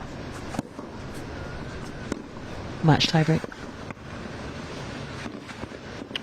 And just dying on Heather Barlow before she could get there. Breaking that first game of Augustinska as well.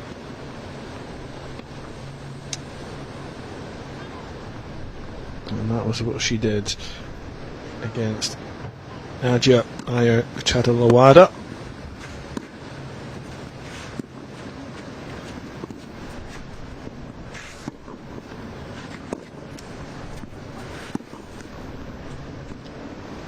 Just a little nick on the net on the way through for Augustinska, who's doing well in this third game.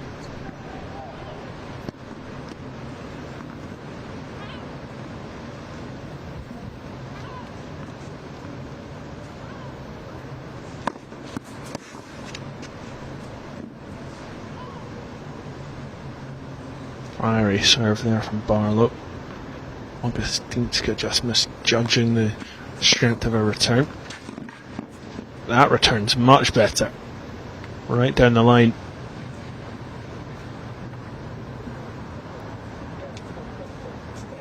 Yeah, good accuracy there from Hannah.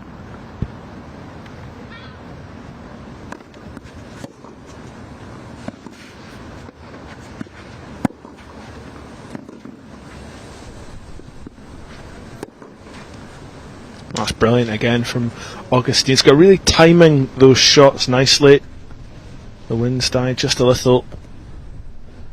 Yeah, she's got good power shot and then just going right to the edges there, right in the corner on Heather's backhand and then right out wide there to the forehand. So great play there by Hannah. And important to break straight back as well for Augustinska. That's now 2-1 in the first set. Yeah, and getting the scoreboard early. Like the scores this year have been 1-1 and 3-love, but I just don't think that's reflective. And I think it might be a bit closer than today. It just depends who can, if they can both just control the wind. But certainly died down a bit after that quite heavy shower.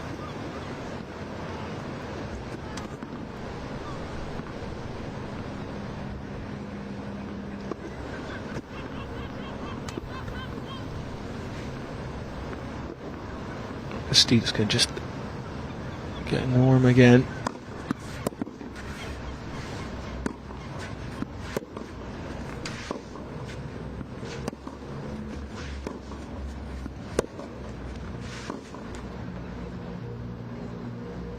Early frustration from her there as she whacks one right into the net. She participated as the youngest club member in the Wimbledon centenary as well. Full day at Wimbledon with Craig Miller Park Tennis Club. Sure, yeah. That was quite the experience for her as well. Absolutely, yeah. The All England Club put on if your club's 100 and you get to play at Wimbledon for the day, so that's excellent.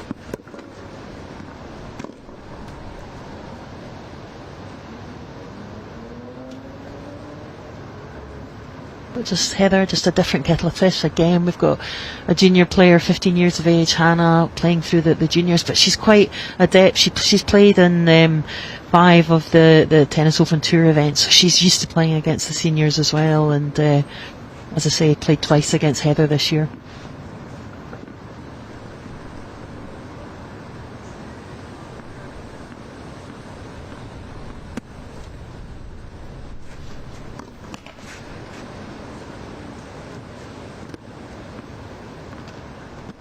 Yeah, it was a slow start to the season for Hannah Augustinska.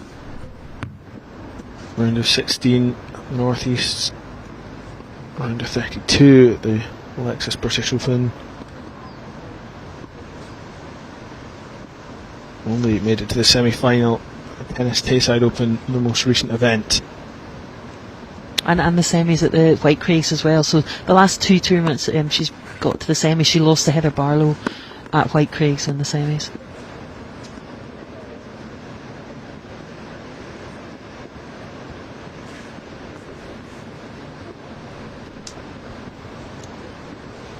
takes her time more than Adia does.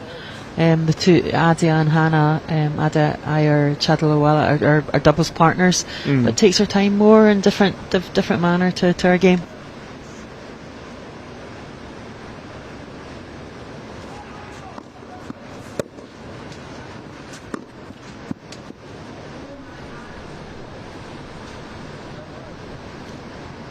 Well, she is cutting a frustrated figure out there early on.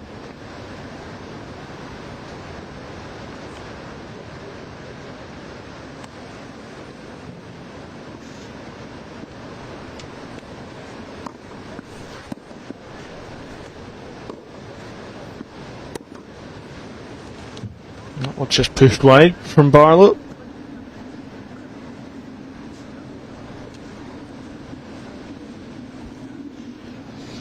I suppose for Hannah, just she played her semi on court 1, so she's got the disadvantage of not already playing on centre, so just settling herself down.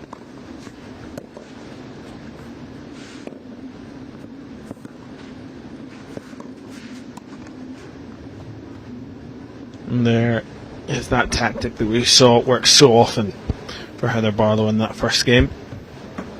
Coming up to the net, just taking control of the court. Yeah, and just not forcing it there and just letting the racket come through.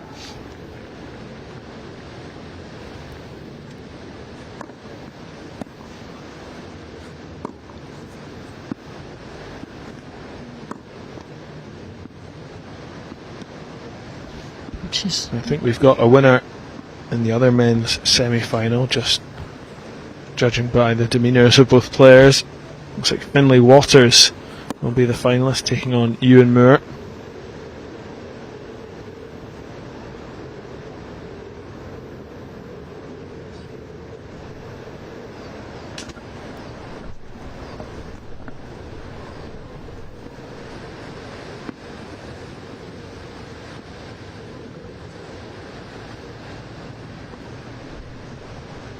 Yeah, but Hannah, that was a great win for Hannah in the semi-finals against Anna McKnight, 6-4, 6-1. She'd only won once in 14 matches in the singles against Hannah prior to that, so a great win for Hannah to get to the final. Again, Barlow up to the net, just controlling things. Augustinska talked about how she broke Barlow. She was then broken straight back, so Barlow now with a chance to move a little further ahead in this first set.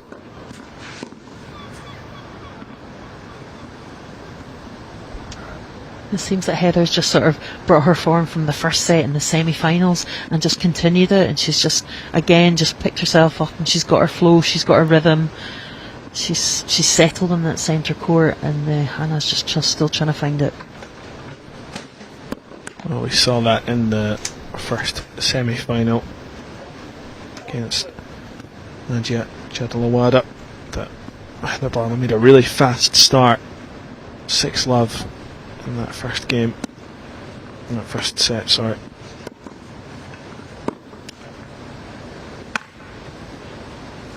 Augustinska trying a racket off the ground, clearly frustrated, 40-love that game. Barlow with a 4-1 lead in this first set.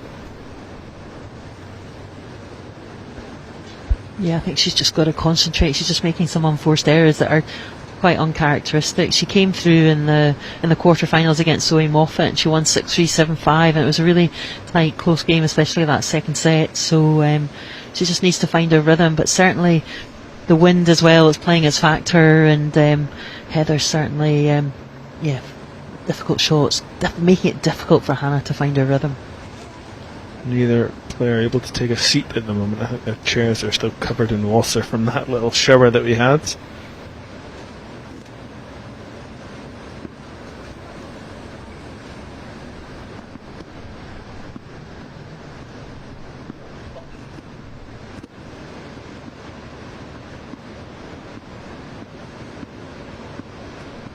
Heather, you were down there in between some of the games. For anyone who's not played on artificial clay, what's it like underfoot? Is it slippy? How long does it take to adjust for players?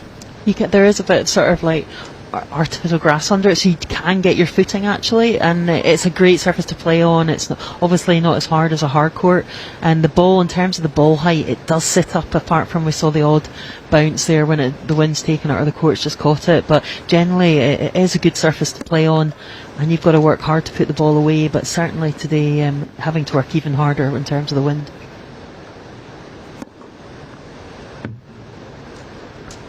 Augustinska really frustrated with herself at the moment, just not able to find a rhythm at all.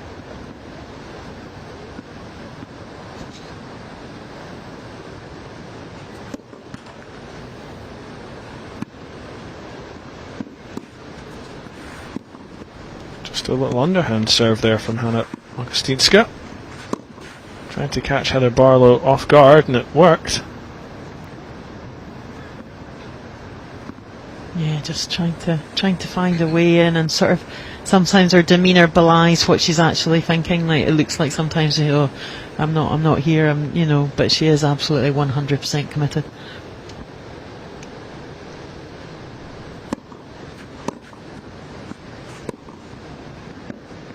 Just out. You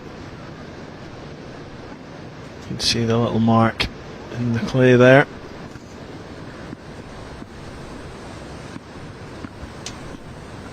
Two break points for Heather Barlow.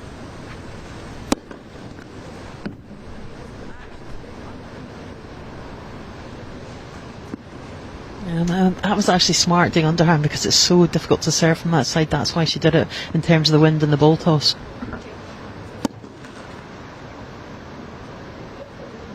She's really struggling to get to grips with the conditions out here on centre court. Heather Barlow now with a 5-1 lead in the first set. Such a talent though, such a talent.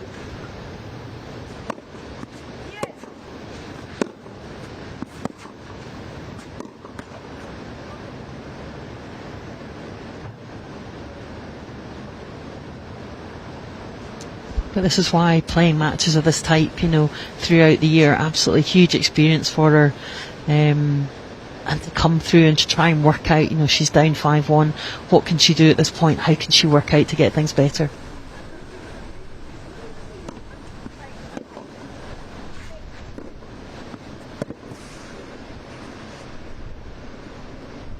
Barlow just working it round the court, manipulating Augustinska's position.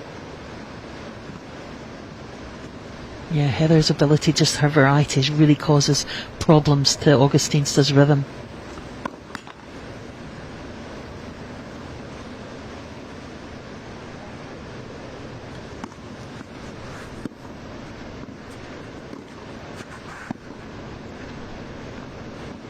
Slice just drifting out from Augustinska there. She was quite keen to slow the pace of the game down. Desperate search, I suppose, for some momentum.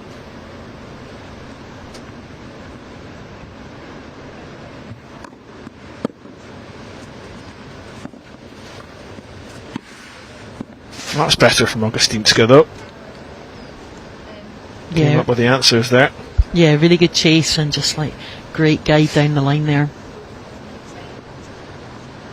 I think she's just got to set herself mini targets just now.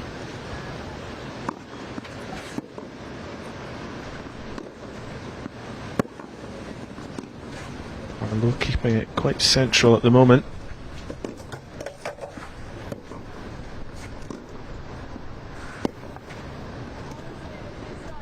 Augustinska just reaching for that one. It was always going away from her. And that is the first set. Well, it feels like we've barely started, but it's already Heather Barlow in the driving seat.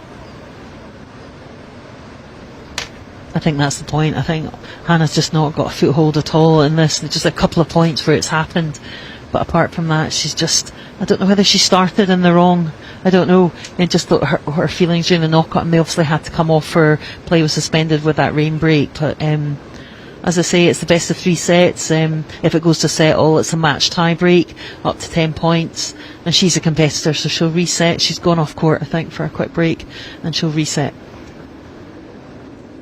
Heather Barlow trying to wipe her chair down at the minute as Hannah Augustinska takes a quick break. Yeah, you're allowed to go to the toilet in between sets, so she'll have done that.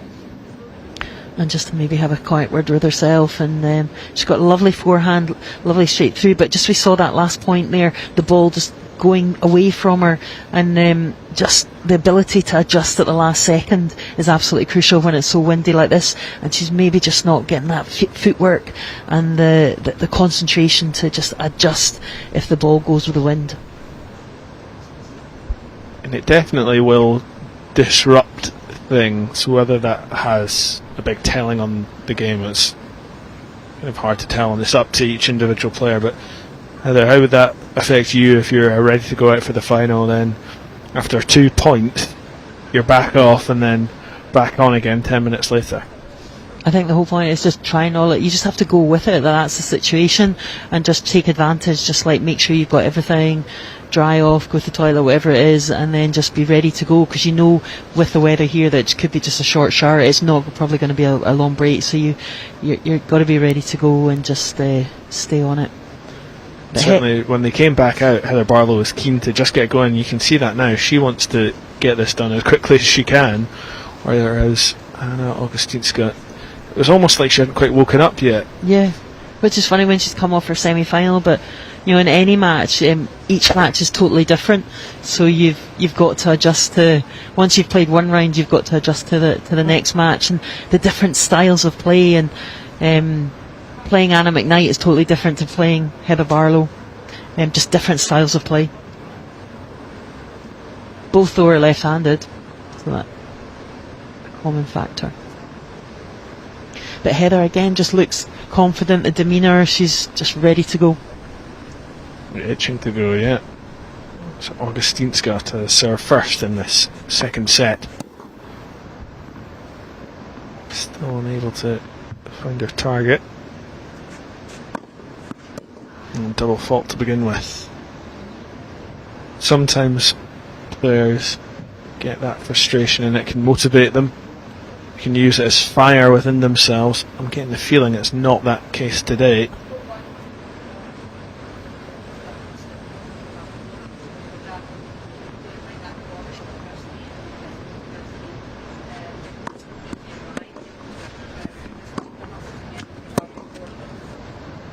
Oh, just into the net.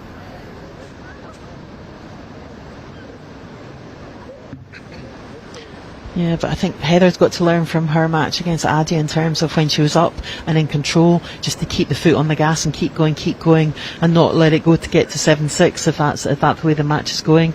And certainly here against Hannah, given half a chance, she'll be right back in this.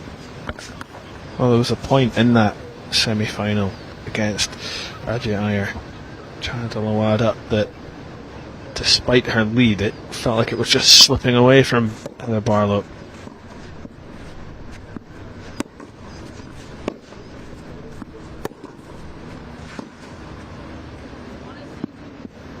Just out from Augustinska there.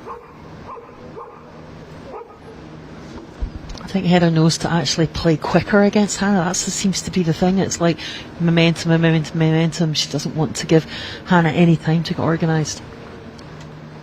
Yeah, Augustinska really trying to slow things down and disrupt. Barlow not having it at the moment.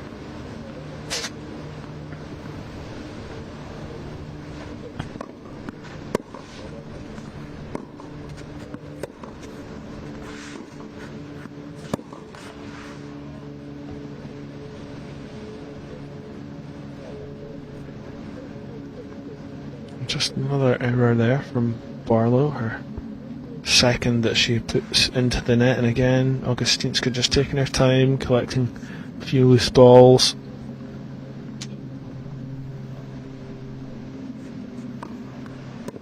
That's a better serve. She can't follow it up. That was a hugely better serve. Really, really good. Down the line, making Heather work. And just, I've got to take her time. And maybe just, I see her looking around. And obviously there's the cameraman and the photographer in court. She's just got to just block all that out and just focus on the ball.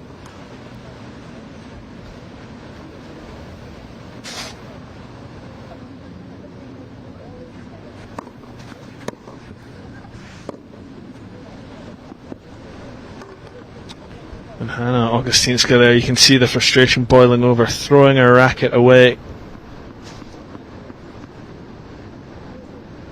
It wasn't a big chuck, it was just like, still just trying to get that foothold in the game. There was a couple of points there, good serves, couple of glimpses, good shots, and it's just backing each shot up. She's not actually won a serve game yet in this final. Seems to be going against her at the moment. I'm looking at the difference in body language there. Heather Barlow just walking quickly and purposely.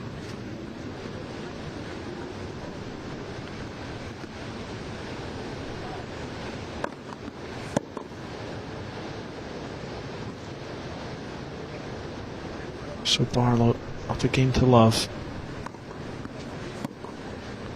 Won the first set. She'll want a much easier second set than she had in the semi.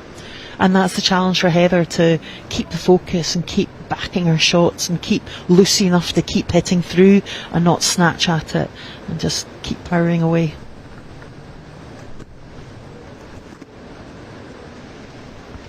And that wind, that's really stay at the moment.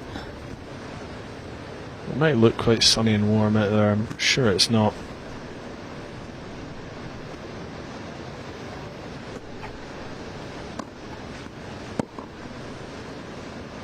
Make the most of it, of course, because I think it's going to rain every day next week.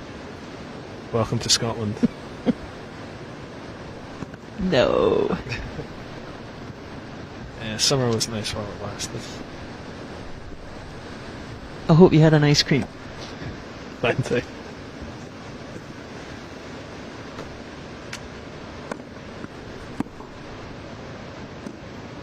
Just long there from Augustinska. Bats one back in frustration. Yeah, it was out.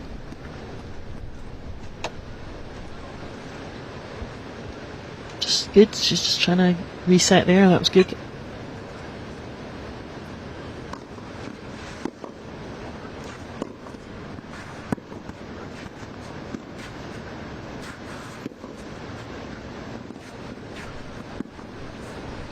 Slice there from Heather Barlow, working perfectly. Far too close to Hannah Augustinska's body. Yeah, I think Heather's ability to slice and just vary the height of the ball and the pace of the ball really causes Hannah problems, and it's just making it so difficult for her, especially in the surface.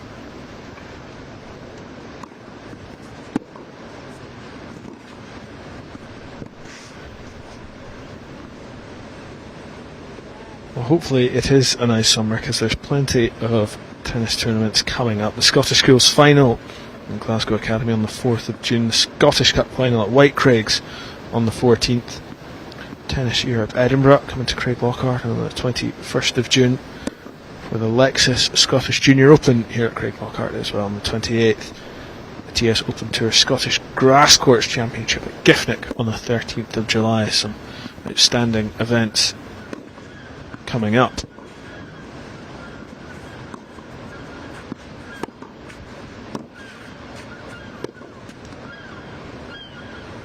A little volleyed rally there. Augustinska's aim just off with the left. That was a much better point in terms of building the point by Hannah, and then really good backhand and just coming in and just like pulling that volley wide, but in terms of the aim and the purpose, a lot better.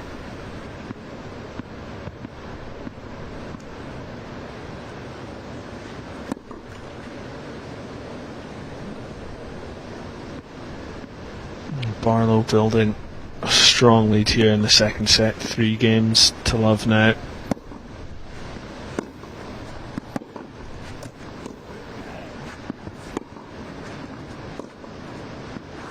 This is better from Augustinska. Rally just wearing down Heather Barlow. Of course, we should mention that the winner of this competition at a Tier 2 level and £700. Other Tier 2 events include the North East of Scotland Indoors, the University of Stirling Open, the White Craigs Easter Open. It's 250 for the runner-up.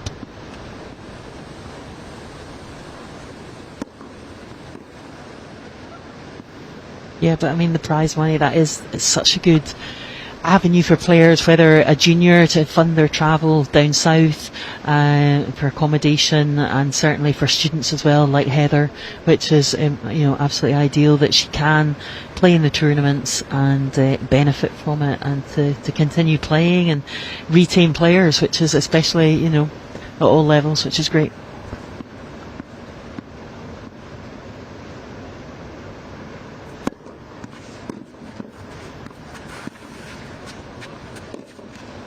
Better serve there again from Augustinska.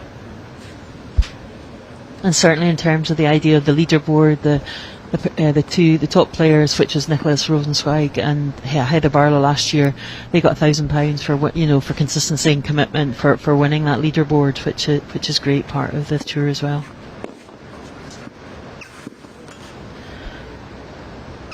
Augustinska unable to follow up that good serve. She's just starting to get a little more to grips with this.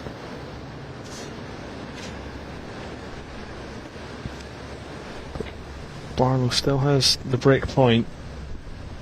She could make it 4 games to love here. Augustinska just impatient with the weather there. Big gust of wind blowing in.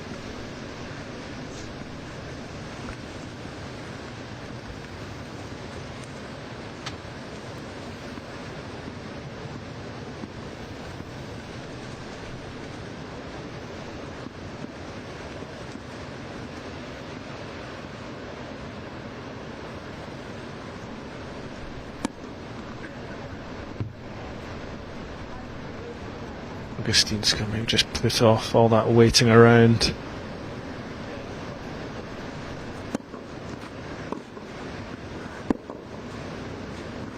She was just reaching for that one, bouncing the racket off the floor.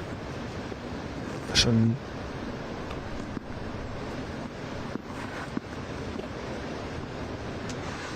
what is beneficial is there's going to be a Junior Open tour as well this year, which Hannah will benefit from. It's 12 and unders and 16 and unders, so that's great news. Sorry, that's the score now at deuce.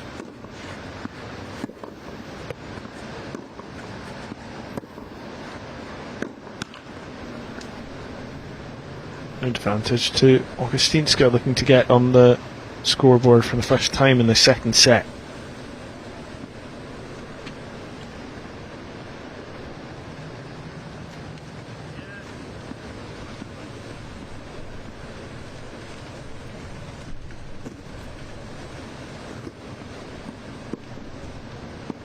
Some debris or detritus just blowing onto the court. Heather Barlow, it was from the scoreboard, Heather Barlow having to go across and remind everyone that she is 1 set up.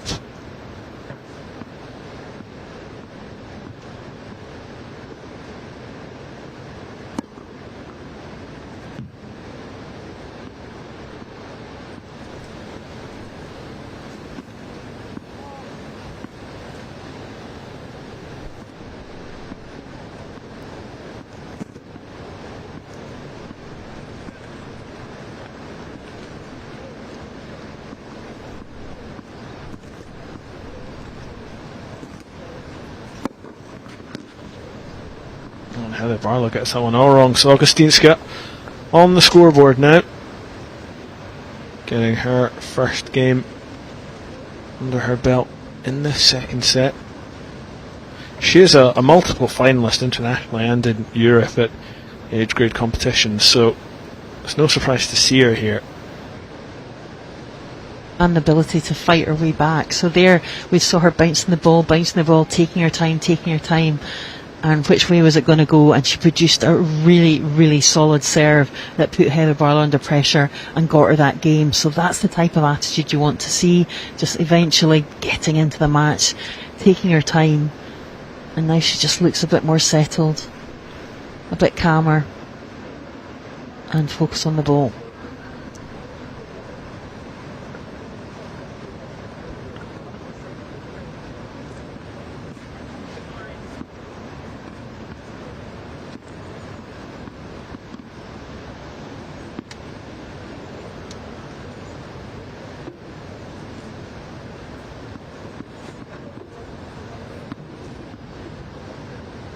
I think I can just see Ajia Iyer Chaglawara and Anna McKnight watching on, and it looks like there's some pretty heavy strapping on Anna McKnight's left calf. I wonder if that had a part to play in that semi-final defeat to Hannah Augustinska. Yeah, good point.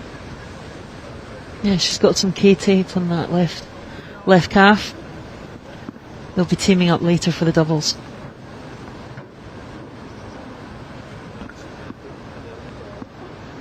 It is interesting, so many of these players do play doubles together. You wonder how much that impacts on how well they know the other's game.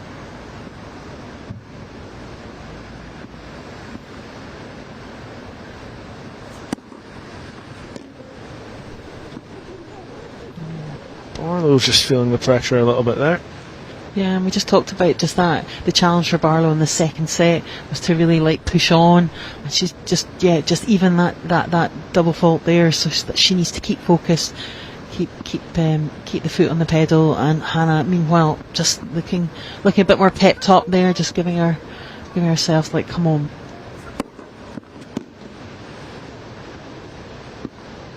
It would be quite the turnaround if Hannah Augustinska was to draw this second set level and go on and push Heather Barlow, because that first set was just too easy for the reigning champion.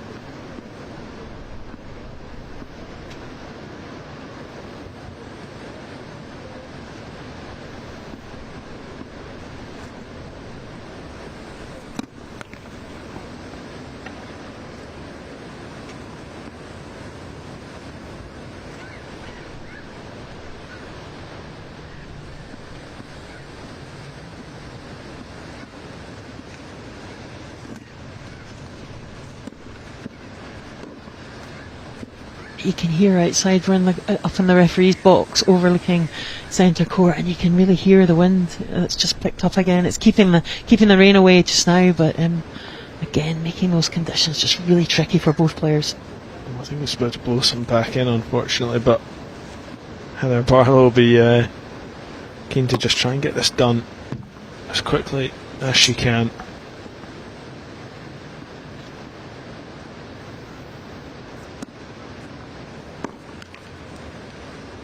That will help. 3-1 now. Augustinska not standing up to that challenge particularly strongly. She goes to retrieve a couple more balls. She just doesn't look too happy out there.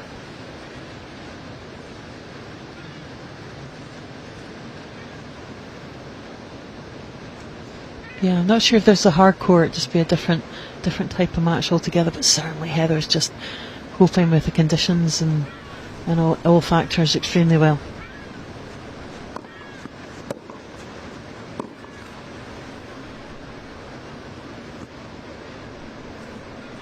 We were talking about the different types of tours. So we've got the Tennis Scotland Open Tour, which this is part of, but there's also going to be a Tier 2 one this year, which is a part of the Challenge Tour, so for Grade 4 events, which is really great to see. So again, just encouraging more people to partake in the tournaments.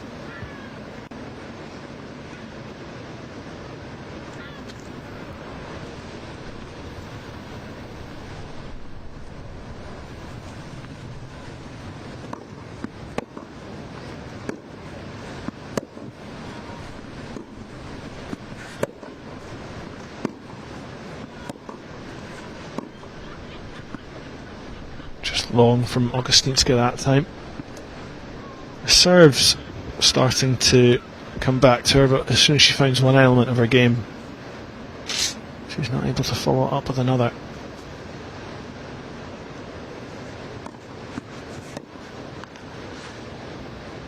Yeah, good serve again there. Yeah, just when it goes a longer rally, Heather seems quite comfortable, like rallying with her, knowing that the shot just might be pushed wide. But as I say, I'd like to see Hannah play more in the hardcourt, because I'm sure she can't have played, with these level of unforced errors. So just finding a few more shots in.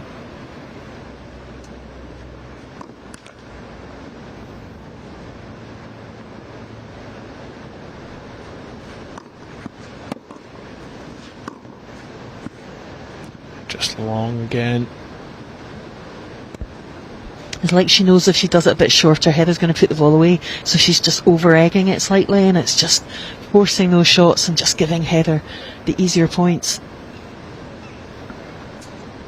And 2 break points here for Heather Barlow to make it 4-1 in the second set.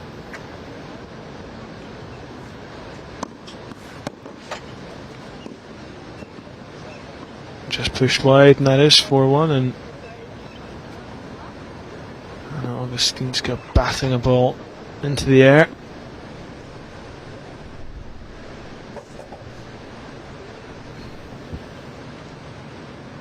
Four games to one set up. It's hard to see Heather Barlow losing it from here. Yeah, Heather, to her credit, it's just, apart from a couple of exceptions, just really not let Hannah into the game. And Hannah, meanwhile, has just been forcing shots, either long or wide, and just not getting into her rhythm at all. But quality serves, she's got quality ground strokes, just needs to just margin for error slightly and just try and get into the rallies and stay in the rallies, and then when she puts the ball away, it's good.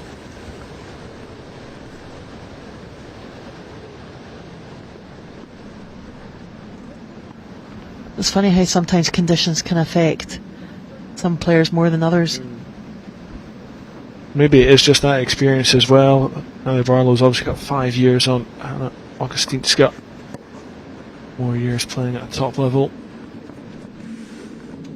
So Augustinska comes running for that one. Just misjudged the weight of her sliced backhand.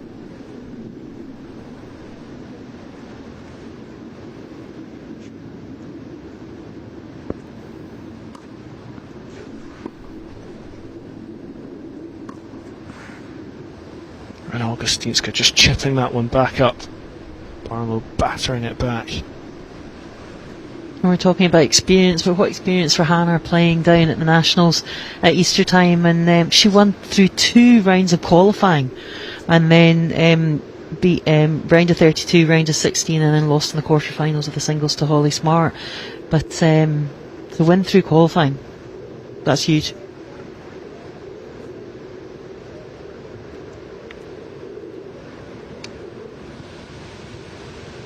There's that wind. Almost blowing Heather Barlow off her feet there.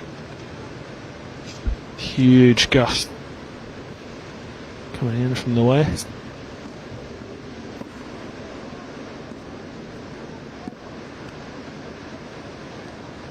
I think that rain is starting to pick up slightly. Yeah.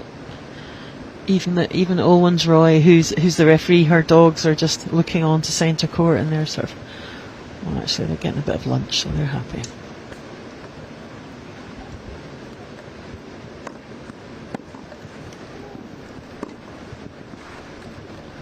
Low back across court, judged perfectly. That is the game for Heather Barlow. 5-1 up in the second set. She is, by the looks of it, steamrolling her way to a 4th title here.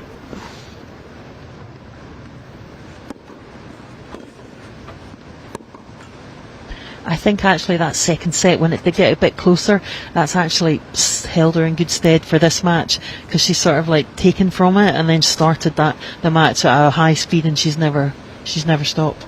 Well, that was it. There was just a little bit of let up against Ajayi or Chavalawada.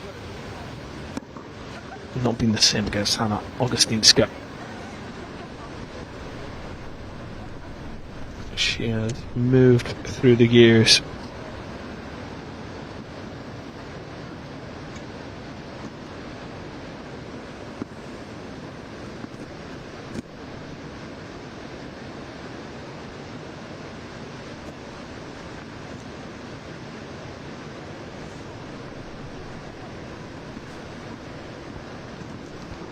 So Hannah Augustinska serving to stay in this match.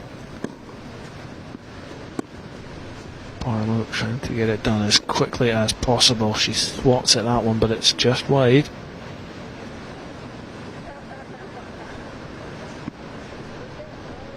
Just a little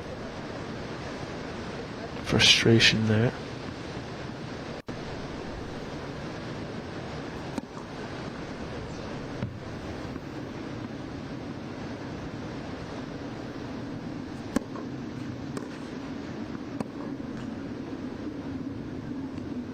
Augustinska turning away dramatically there. Yeah, it's just the feet sometimes just getting in that right position for every shot. Just real determination for every shot.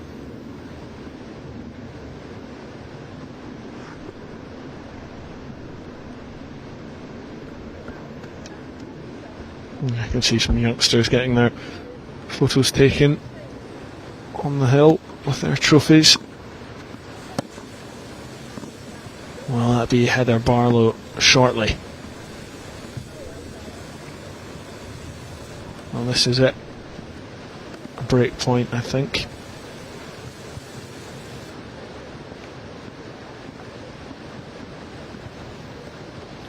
And this is championship point.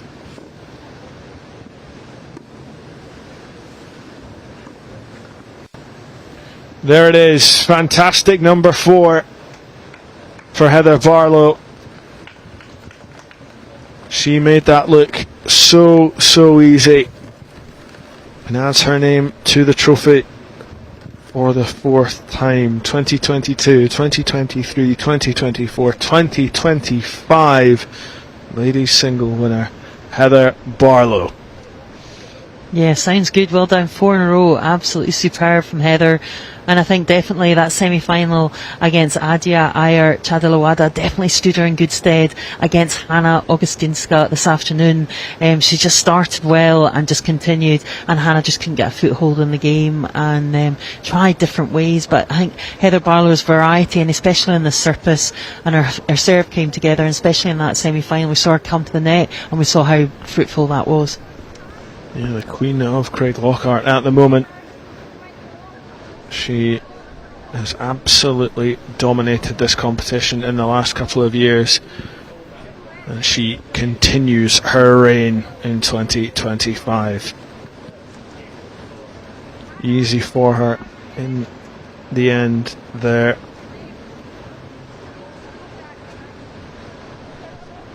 Against Hannah Augustinska, just 15 years old. I'm sure we'll see her plenty in the years to come.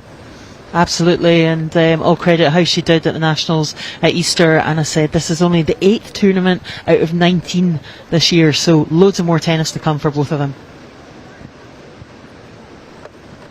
Well, we have our ladies singles winner. It is once again Heather Barlow. We'll be bringing you the final of the men's competition between Ewan Moore and Finlay Waters. That will be coming up shortly, not before 3 o'clock though, but stay with us until then.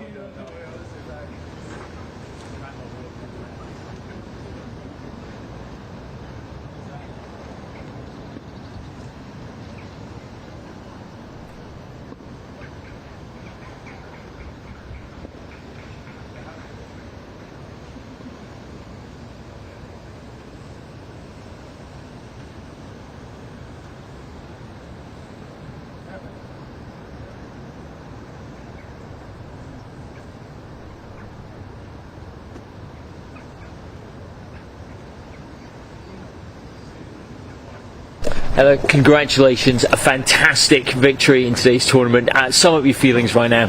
I'm over the moon. To win it 4 years in a row is really good, and it was very tricky conditions today, so to deal with that and just go out there and play some good tennis, I was pretty happy with the result, yeah. Tell us the secret of playing in these conditions, because they do look so difficult. It must be so hard to keep the ball in. What's your mentality going into a match when the weather's like this? Yeah, I think going into the match, like, anything can happen really in these kind of conditions, so you just have to work with it the best you can, and I was trying to kind of move around the ball and just trying to get my serve in, just keep my consistency throughout the match, so yeah. Yeah, fantastic, because that was it. You seemed to have very few unforced errors. You didn't have any double faults in that second set. You were hitting the ball consistently. Is it your footwork and movement that are the key to that, getting the ball in? I think so. I think it's footwork, and I've practiced a lot on my serve as well. So yeah, when I can get it consistent, and it's good for the rest of the match. Yeah. And tell us, what is the secret as well to winning the East Open? You've won it 2 years in a row now. You seem to have got this cracked. What is it about this tournament that you seem to like? Yeah, I absolutely love this tournament. I started uni in Edinburgh a couple of years ago, and so I've been training here quite a bit over the last 2 years, and yeah, just really enjoy this tournament. Quite enjoy the clay. Yeah, it's a good tournament. Fantastic. And tell us, what's next? What's your next tournament that you're entering? Next competition, Scottish Cup. So we've got that with Newlands Tennis Club, and that we've got the semi in a couple of weeks' time. So that's the next big thing on the calendar. Well, best of luck in that, and congratulations again for you. Thank you very much. Cheers. Thanks.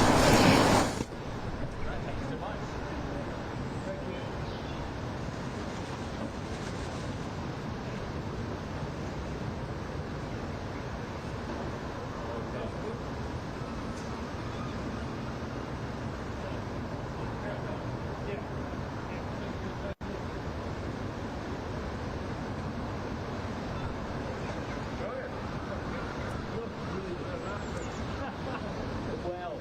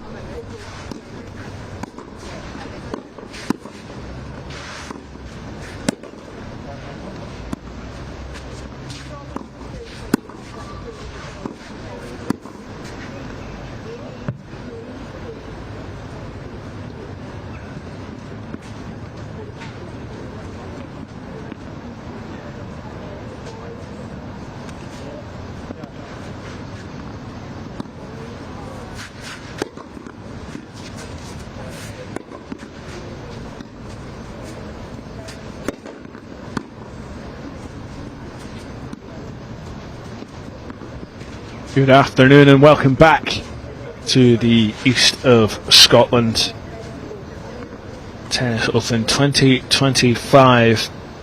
in the final event on centre court today. It is the men's final between Ewan Moore and Finlay Waters.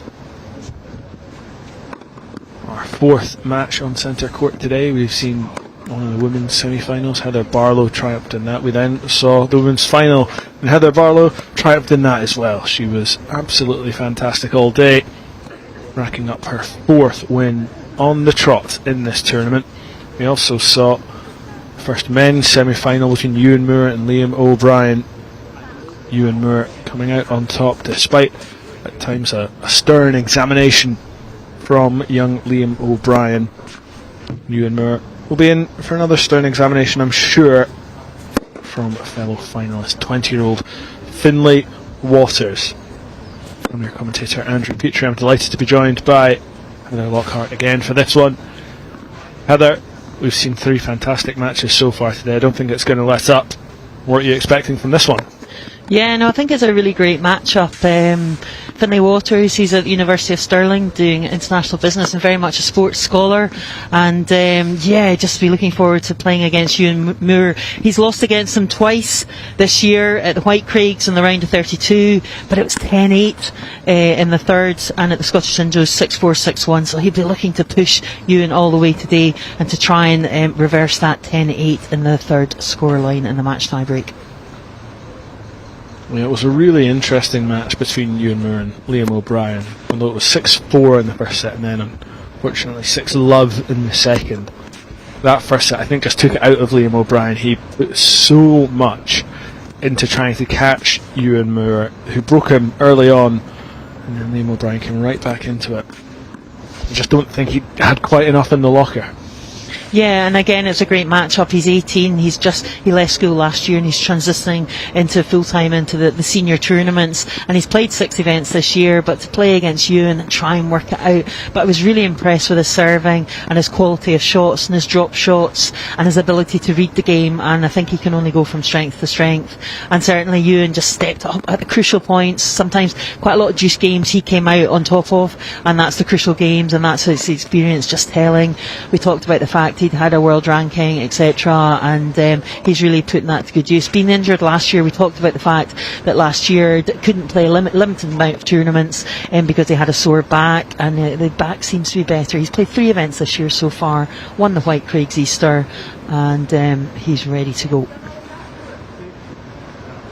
Yeah, it'll be a really intriguing matchup against Finlay Waters, who had to overcome Callum McGinn in the semi-final.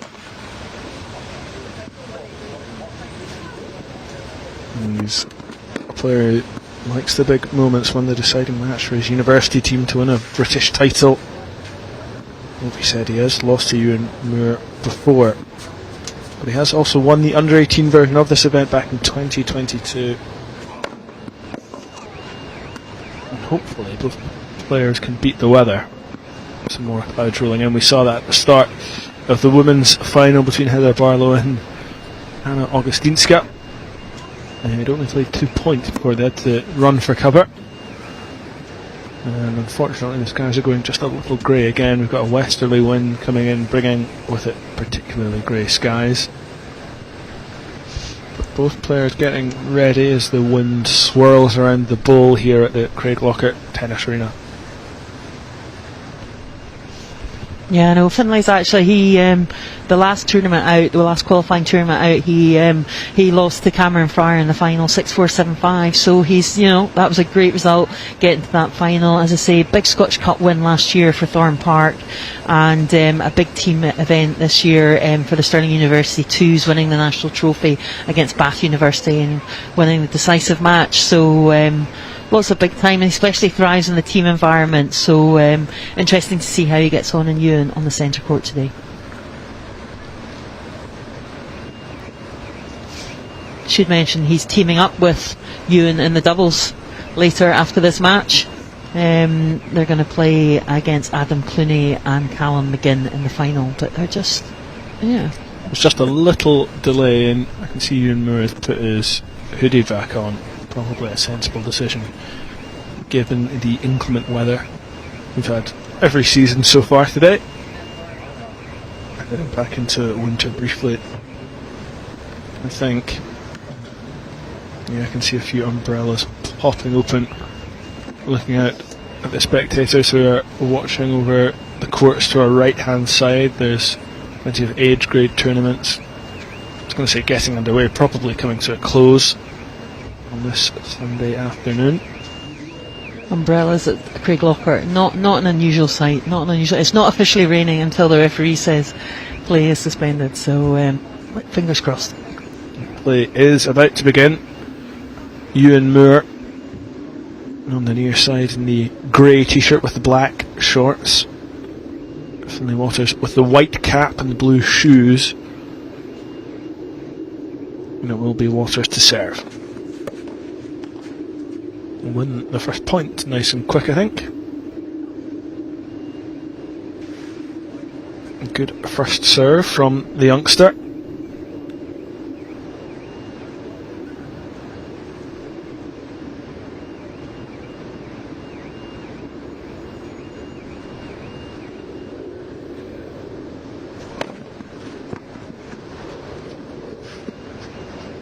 And again. Yeah, certainly got some zip on that serve.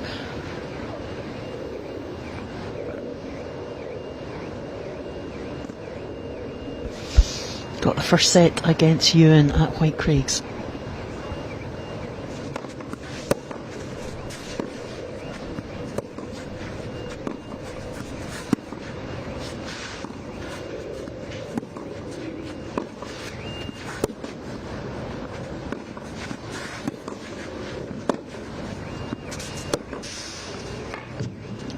Brilliant from Ewan Moore.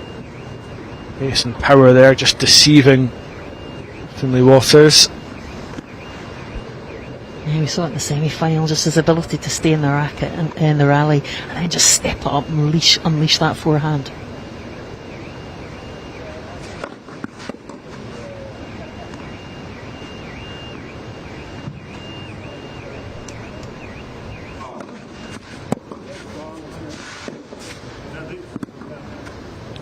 Just a double fault there, just ever so slightly long. The score is level in this first game.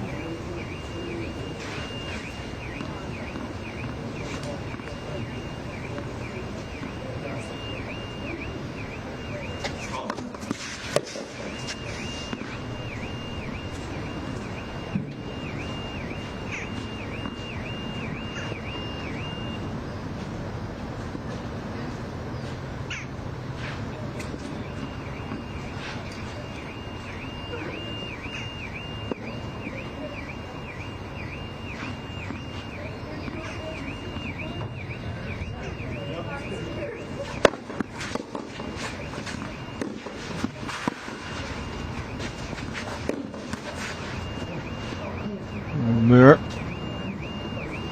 getting back into this. And that first game going to go the distance as Waters shakes his head a little. Again, that's what we talked about, Ewan just pulling it back, making that just count.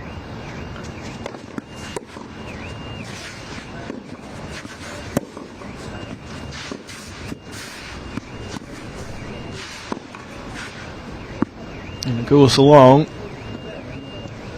Ewan Moore forcing that shot. Again, just working Waters around the court.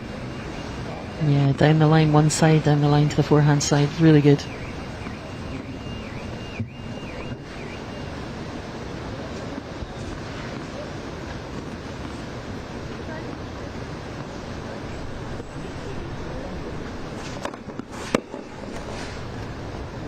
It's a hard serve to return that from Finlay Waters.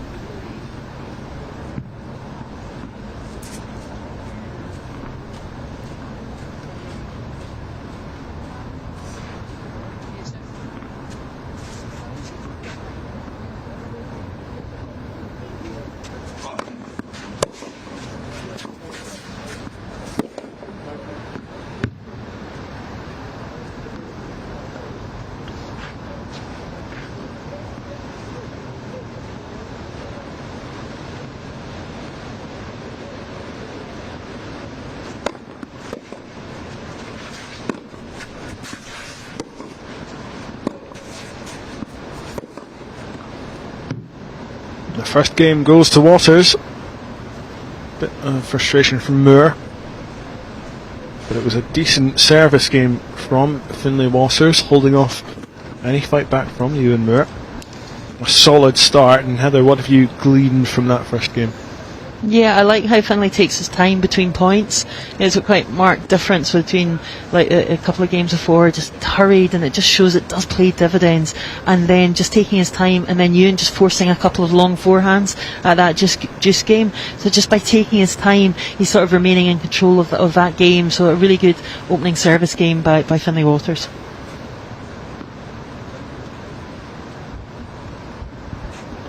He's almost creating time for himself. First chance now for Ewan Moore to serve in this final.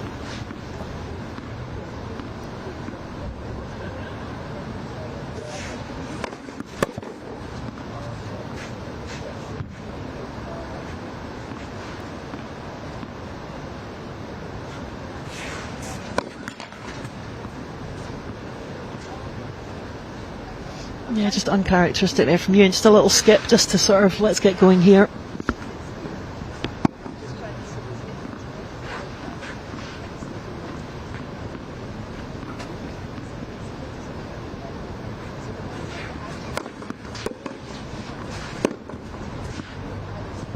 Pushes his next shot too long as well.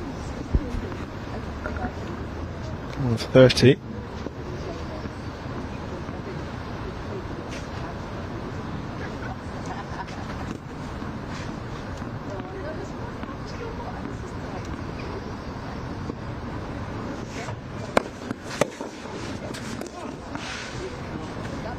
Again, just didn't quite read that one from Finlay Waters. It looked like the wind had died down, so he doesn't have that as an excuse. No, I think it just looked like he thought the ball was going shorter, and then suddenly it was at his feet, so just past him.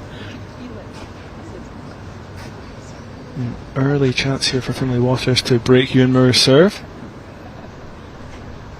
We saw how vital that was in the first semi-final, Ewan Moore against Liam O'Brien.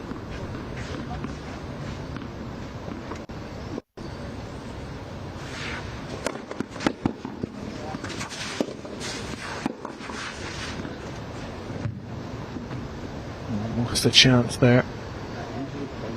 Finlay Waters, the accuracy just off.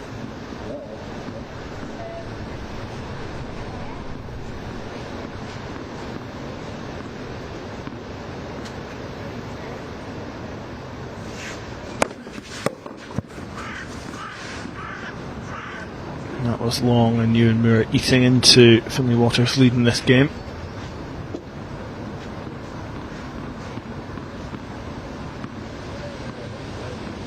Can he rescue it? Having given Finlay Waters 3 break points.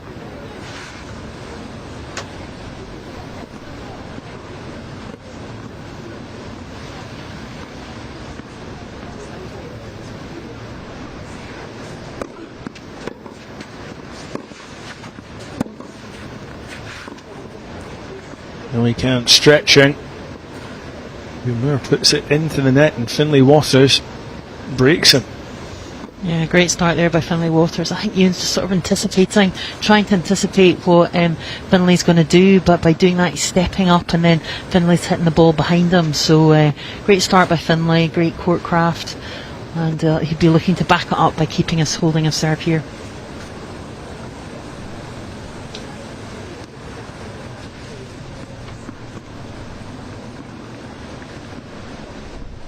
Important to remember that the last and only time these players have met, Finlay Waters won the first set.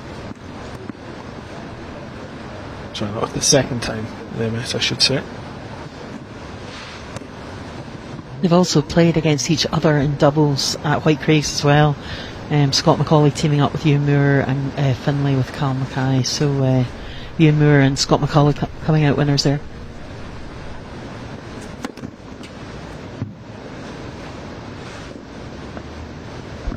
Finlay out of Thorne Park, and his stepdad is the well-known Jordan Gray, a great tennis player, and gave him his first racket when he was age 1-2. So a great start in his tennis career from Jordan.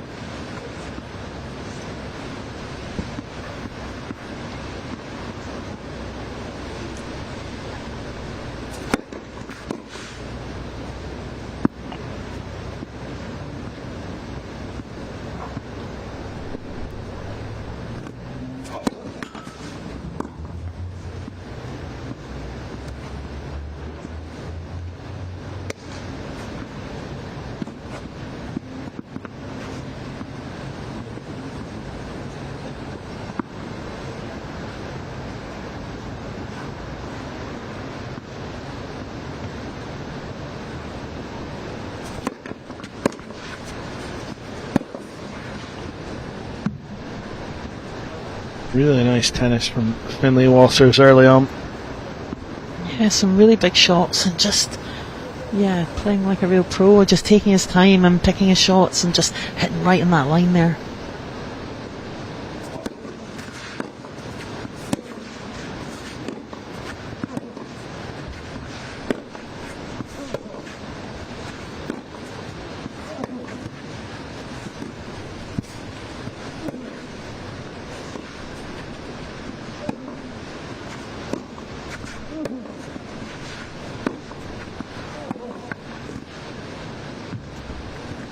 See it there with the wind, it just went away from him and he was all set up.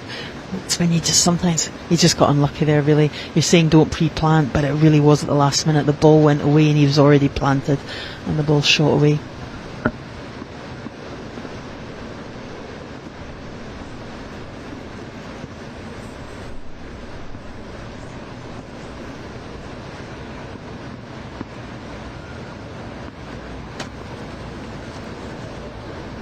.40. They're with a chance to break back. And that's just what he does. Forced wide and immediate frustration from Finlay Walters. 3-love in the first set. Would have been a nice scoreline to lead, but it's just 2-1. Yeah, and there's Ewan just showing experience, just hanging tough and just staying in the rally and choosing his moments. And Walters just going for a couple of lines too many there, but impressive all the same from Walters' start as a start.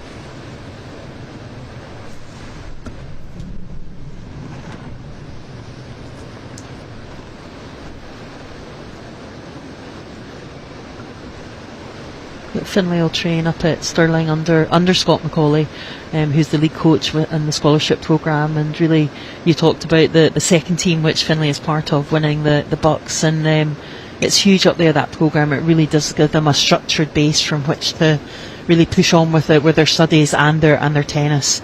S&C, lots of support. So great programme that they've had for a number of years. Tennis is one of the core sports, which it's always been.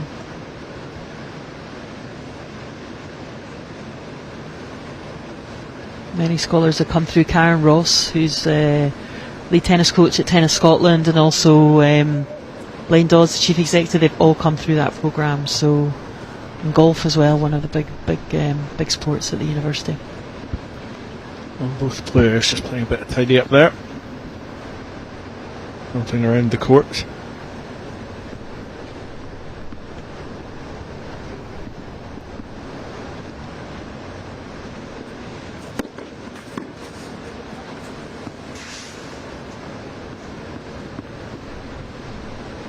We're firing one down the line there.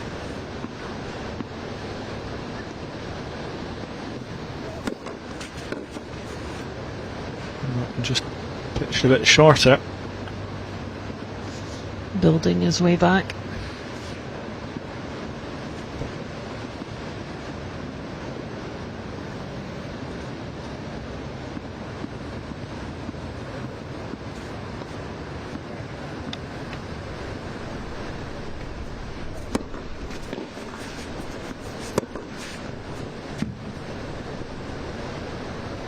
And that's when you talked about simple tennis, making that look easy, but just shows a great serve and then just stepping in. And that forehand we talked about, what a weapon for him. Yeah, he makes it look like such light work when it's lots and lots of hours of practice.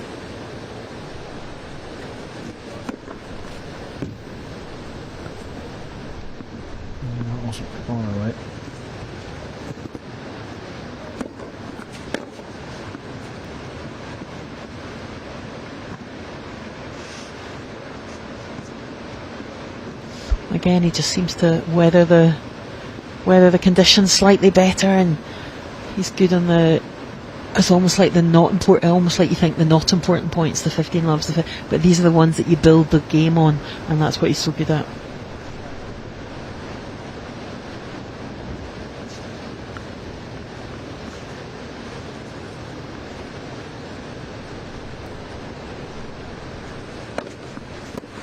So 2-2 now in this first set.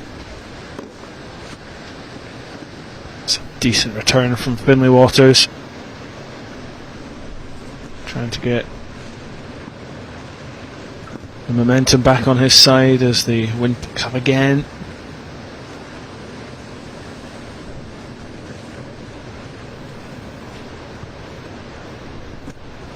Big gusts blowing in from the west and swirling around this bowl.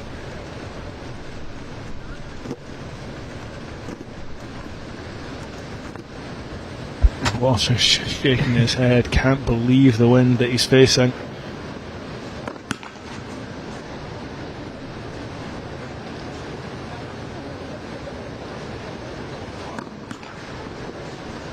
Gets a let at the second serve. Still not at it with the wind. Yeah, it's coming straight into him because it's coming, in from the west.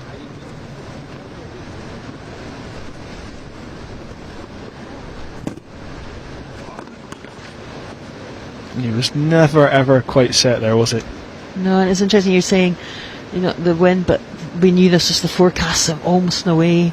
That's the challenge today. We talked about the fact that all the players have been enjoying great conditions the last few weeks, but that's the challenge today. And the greatest compliment I could pay to Heather Barlow and to Ewan Moore in his first game was that it looked like they weren't playing in winds. It looked like they were just getting on with things, like all the conditions were perfect, like everything was normal.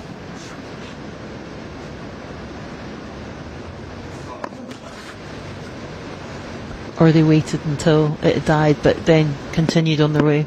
Just had that patience. And again, maybe that experience. Heather Barlow at 20, quite old in the women's competition.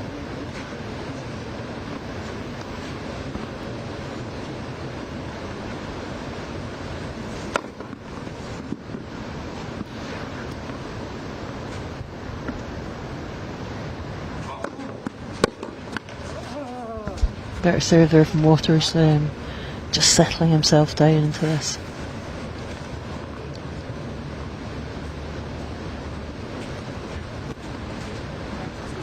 Just in terms of the women's competition, it was great to see Katie Gaiters actually seeded 1, and she lost to Millie Ryder in the round of 16, but she's in the doubles final, so great to see her out competing. Former top 4 junior in GB. Yeah, the youngest ever winner of the ladies national champs was just 14, 20 years ago now. I know, she's gone out to Rice University, was in Texas, and now she's back, she's working in Edinburgh and playing up at Thistle.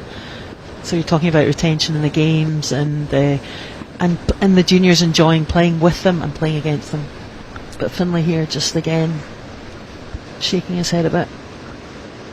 We're now working at Curry's, I believe, Katie Gaither. That's right.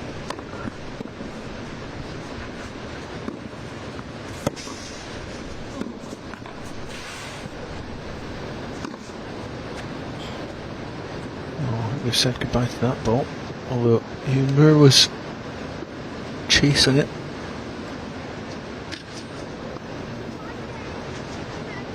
Before having a little stumble over the mat. Frustration really getting to Finlay Waters now, and we saw that in the women's final. Mana Augustinska couldn't really recover when she got into that mindset. How important is it for Finlay Waters to get over this frustration?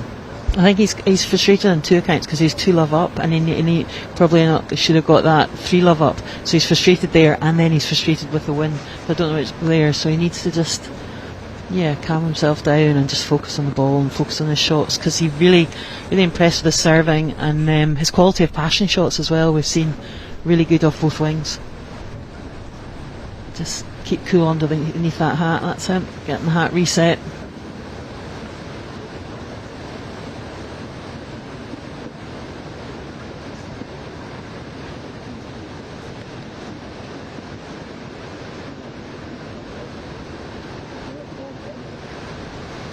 It's finding a way to talk to yourself in a positive manner. Probably that would be my feedback there. Just like he is talking to himself and he's trying to work through it, but just a wee bit more positive to himself.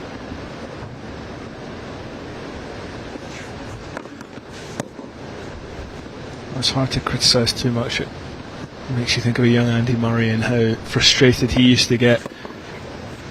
In fact, Waters in his white cap with his skinny frame is quite reminiscent. And it's interesting, Andy used to sort of get frustrated, but almost the way that was him, and you knew that was him, that was his manner, Building and that was fire fine. within him, Yeah, and that was fine. So again, if it's as positive in terms of what's positive for you, Yeah, if it works that's for you. if it works. Yeah, exactly.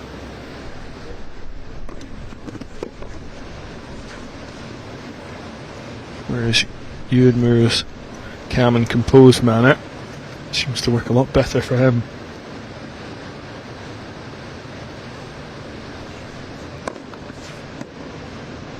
And that's what's so intriguing about tennis. Your character comes out, and there's room for all sorts here.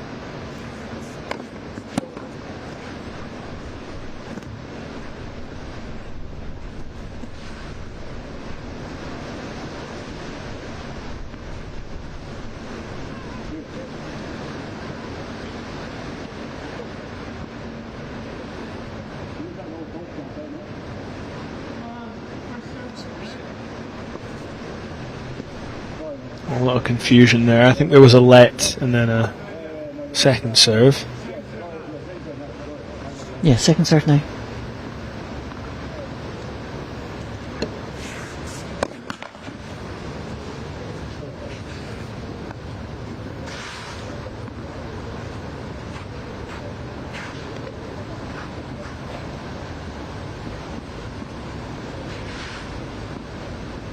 I'm not sure what the conditions will be like at the opening main draw starts at the French Open today. Of course, that's not artificial clay, that's the European real stuff.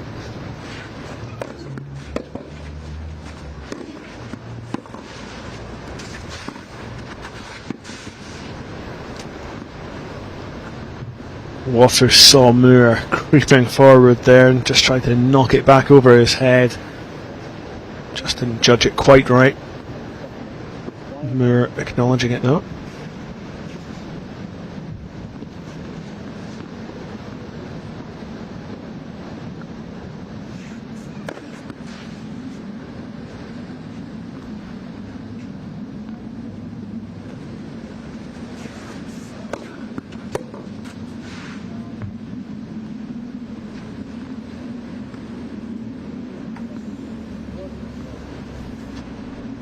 That is Ewan Moore now 4-2 ahead, and after a tricky opening he's sailed through it. Yeah, just really keeping his cool and just, as I said, building that each game.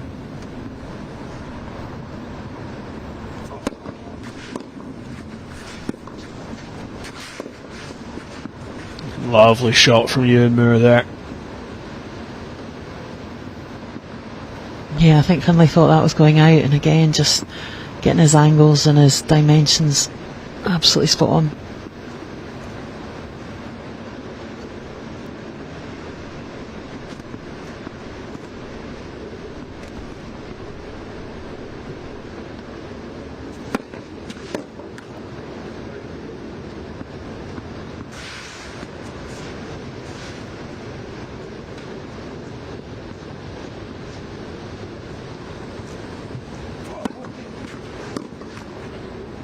Now, you saw Ewan Moore come forward there to dispatch with that first ball.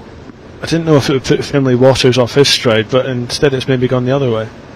Yeah, it just didn't give him enough time just to really step into it himself. But it's good that he's thinking about different ways to approach that serve.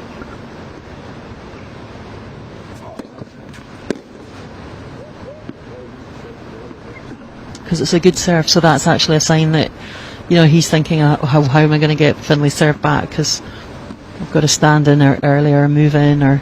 But yes, timing was not off there. You've got to make sure what you do doesn't knock off your own timing.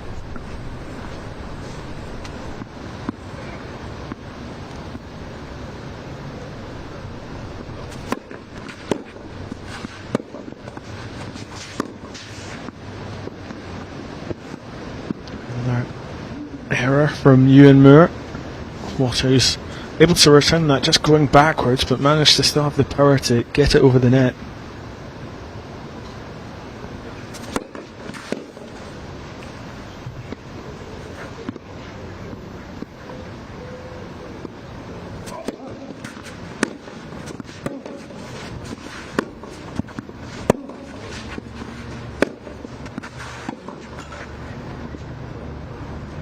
It's interesting, so many times he's been down 40-15 and he just claws it back. Interesting to see what happens here, but being 40-15 down doesn't really faze him. For you. No, he's stayed calm when he's been behind. We saw that plenty of times against Liam O'Brien.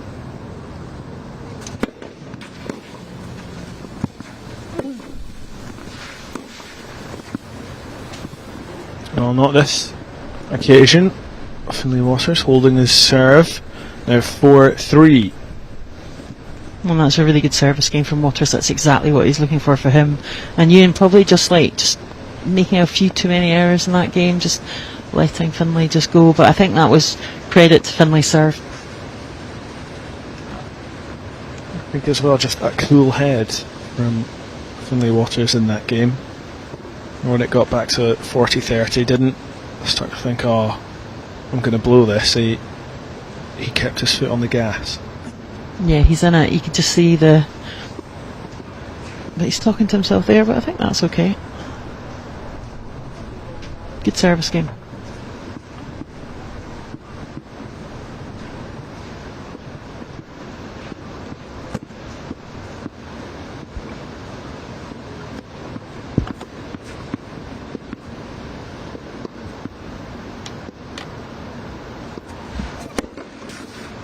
Big game this now for Ewan Moore.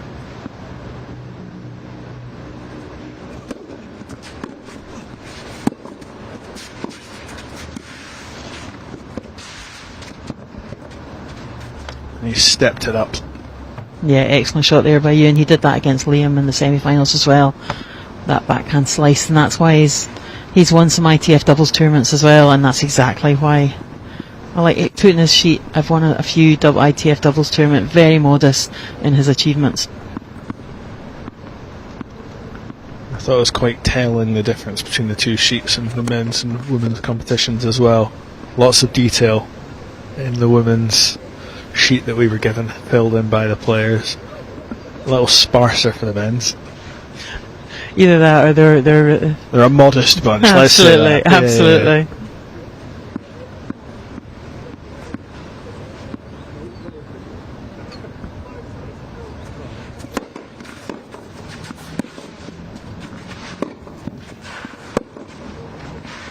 Down the line, brilliant from Ewan Moore. Said that plenty of times today.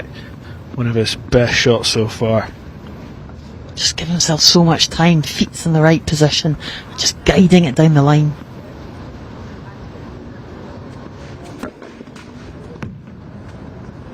And he follows it up with a fantastic eighth. We said that would be an important game. Morty love Ewan Moore. Much better game there from Ewan Moore, absolutely. The contrast from his receiving game when Finley was bombing in the serves and what he was trying to do. So interesting to see. I think he just needs to stay a bit more settled in this game if he's to break again.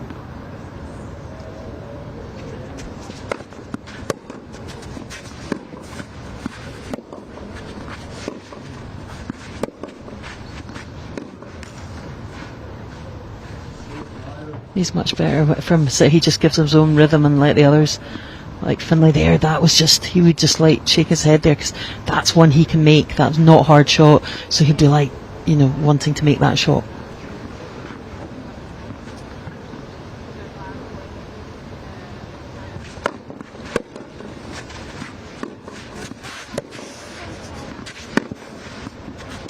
Super shot. Much better from Finlay Waters. Again, they're biding his time, getting into the rally. You don't have to win it in the third shot. You know, you can stay in that rally and then pick your moment. There wasn't necessarily a lot to punish there either. It was just far too good.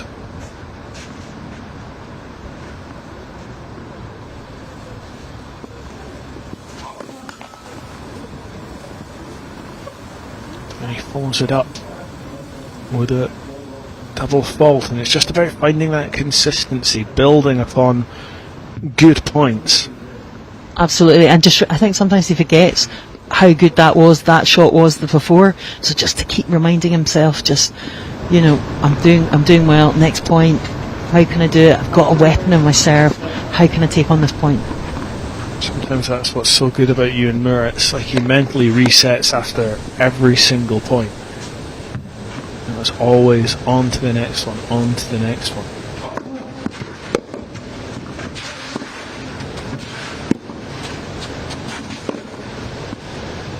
A couple of backhand slices before Waters tries to power one. Doesn't get it right though.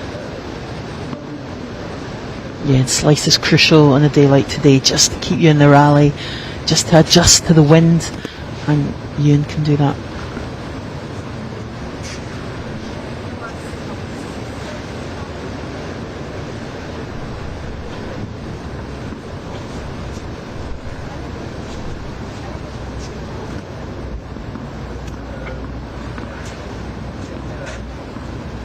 Two break points for Ewan Moore. 2 set points as well, and he gets it in fortunate circumstances as Ewan Moore smashes the ball out of the court in Finlay Waters smashes the ball out of court in frustration. Nothing for Ewan Moore to be frustrated about. He wins the first set in the men's final, and he did so pretty comfortably. Yeah, and after being 2-love down, so that just shows you just the ability to come back and it was nearly 3-love down, so just the ability to play and stay in it. But Finlay, some tremendous shots and some really nice serves, and I think he's got a lot to offer, and I think he just needs to stay a wee bit more patient and pick his opportunity, because certainly he's got the weapons, he's got the skills. But Ewan Moore, it's not just about the skills, it's about loads of different sides of the game, as all sports are, and Ewan just being a steadying influence at the moment.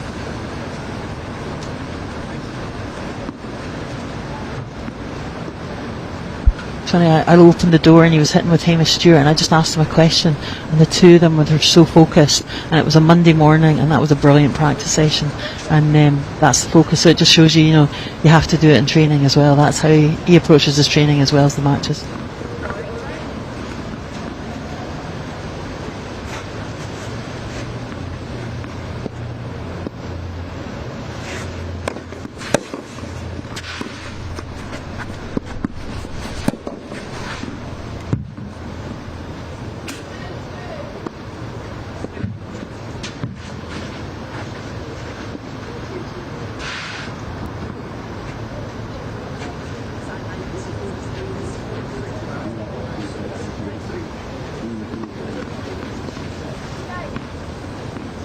Ewan Moore now serving in the first game of the second set.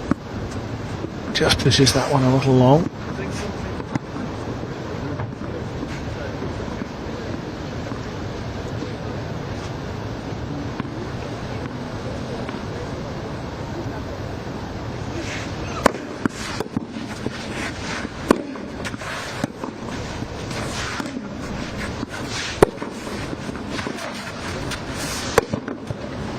Brilliant from Finlay Waters, just keeping Ewan Moore on that left hand side of the court. Yeah, I think if he comes forward a bit, I think that's really good. I think Ewan's just a bit steady in the exchange of rallies, so that coming forward, using his height at the net. And sometimes watching Ewan Moore and his shot selection, it's like watching it out of a catalogue. It's just so clean and crisp.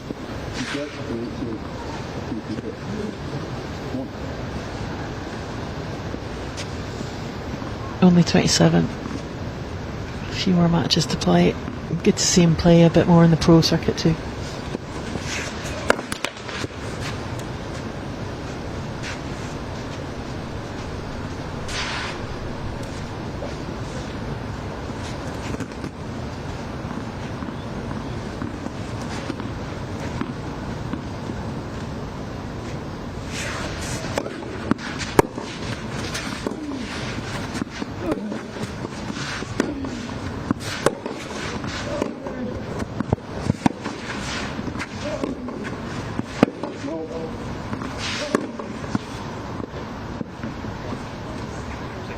Good rallying there by Finlay, just long there by Ewan, so nice work there by Finlay. He's just settling down and just staying strong.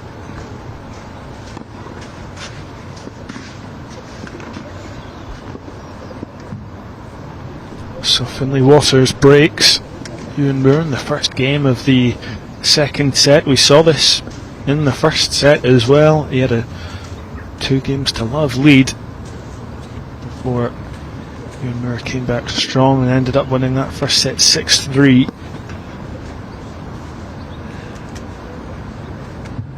So now it is up to Moore to regroup. He has had to do it a couple of times in this tournament, but always been able to bounce back. That's why he is here on centre court.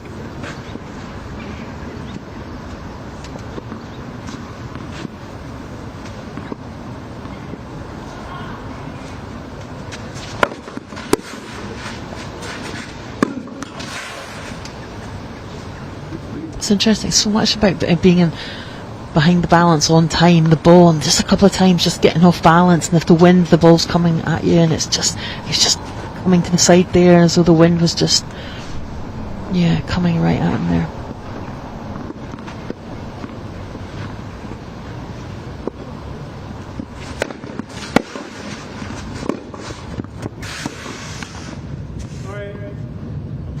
Moore offers a hand of apology there. Finlay must feel aggrieved because it happened in the first set too. Set point on the first set. Exactly. Just Ewan just doing enough just to retrieve that. It was a great shot by Finlay. But again, it's just trying to get the ball back one more time and just asking that question again.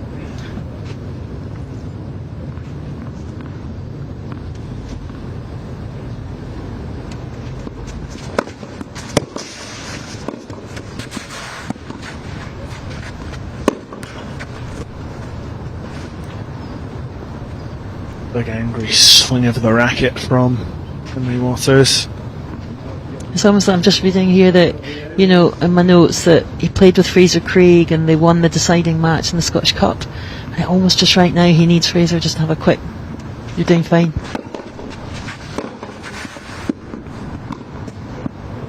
Well, there was 3 break points there for Ewan Moore. It was a simple break back. Talk about regrouping and bouncing back, he's done it straight away. Exactly, just didn't give Finlay any time just to think about that game, and suddenly you're broken, and then just within a blink of an eye it's 1-0.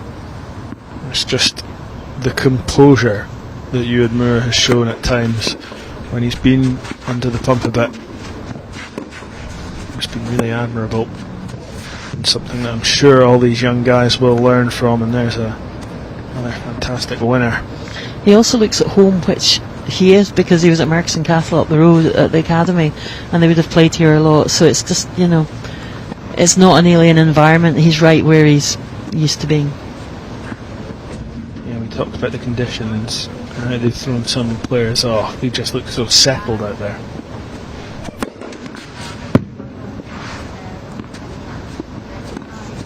And there's another ace.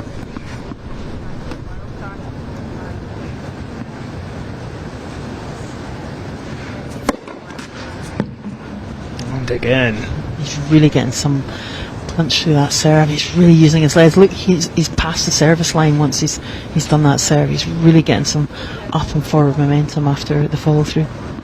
He's just cranking up the level. Finlay Waters right now just cannot live with it.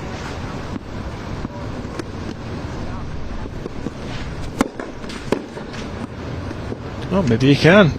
Superb return, absolutely brilliant return by Finlay. Really good eye. Right in the sweet spot there. Finlay Waters timed it perfectly.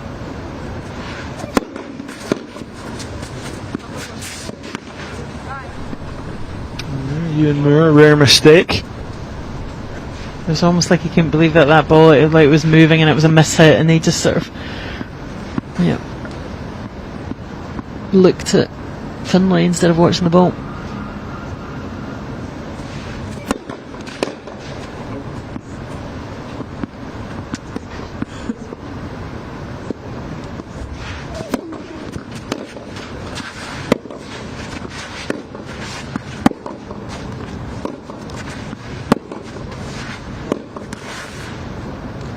After all that hard work,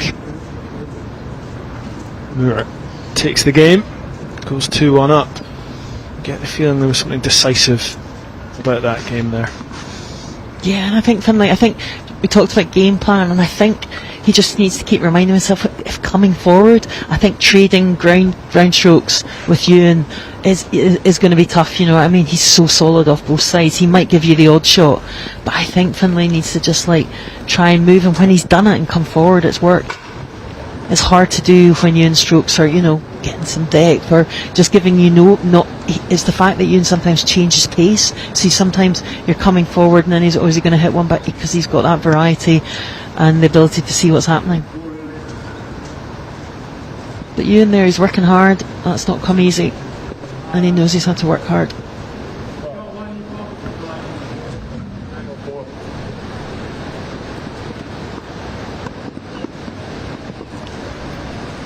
Finlay Waters needs to regroup.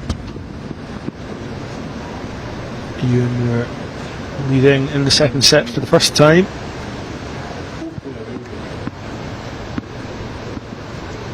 A break of service here would be massive.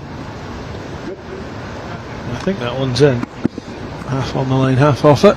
Yeah, really fair call there.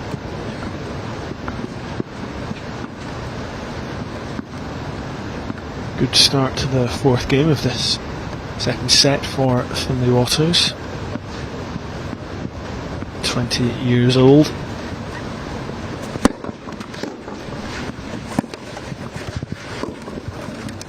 He's found a service game. It does just seem to be an ease though with which Ewan Moore shakes those points off. He turns around, a little shrug of the shoulders, onto the next point.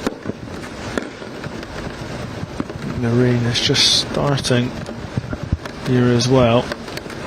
Let's see how far we get into this second set.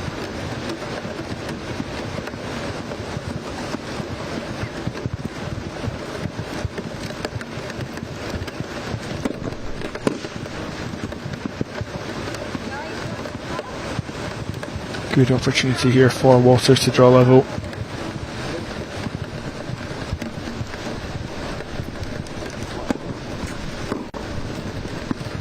And he'll do just that.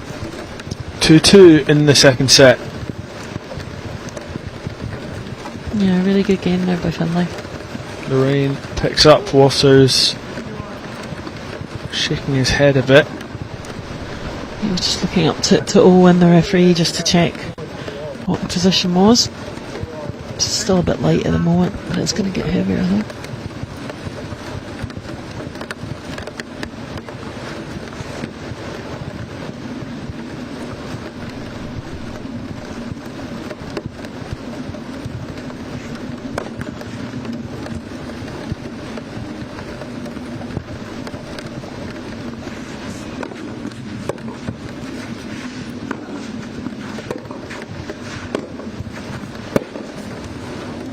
Just pushed a little wide from Waters. He's again frustrated. All the hard work undone there. He's probably just needed to adjust his feet. I think sometimes all of that just comes just to get his feet just exactly in the right position. Because sometimes he's watching the ball, but he's not moving his feet at the same time. Rain coming down a lot harder now.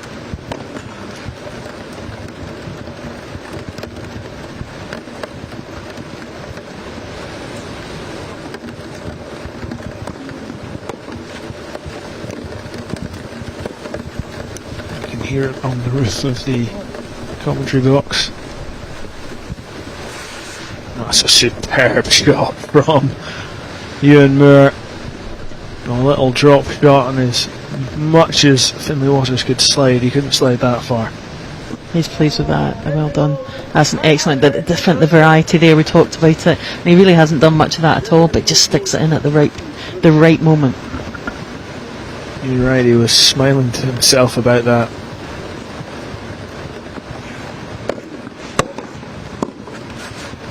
Superb return from Finlay Waters, right back at the feet of Ewan Moore. He can certainly generate a lot of place, both on that serve and that forehand.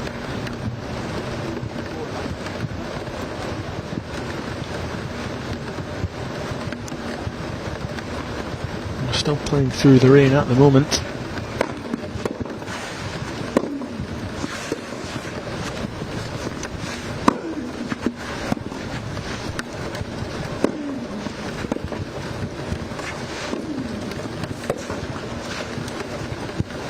Finlay Waters had done really well there just to return the ball. Decent little rally.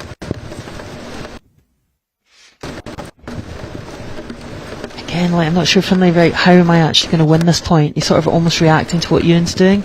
So I think he's really, just, should I come in? Maybe a few more down the line. Just what exactly am I trying to do to beat Ewan?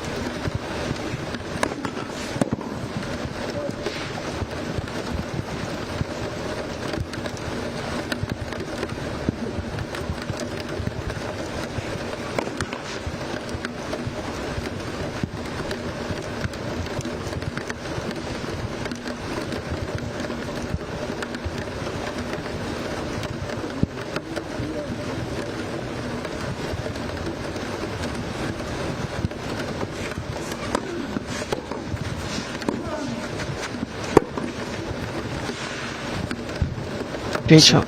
Good return from Finlay Waters. I think it's really off both sides. We talked about his forehand there, but that was a great angle, a really, really tough shot for Ewan. Excellent play by Finlay.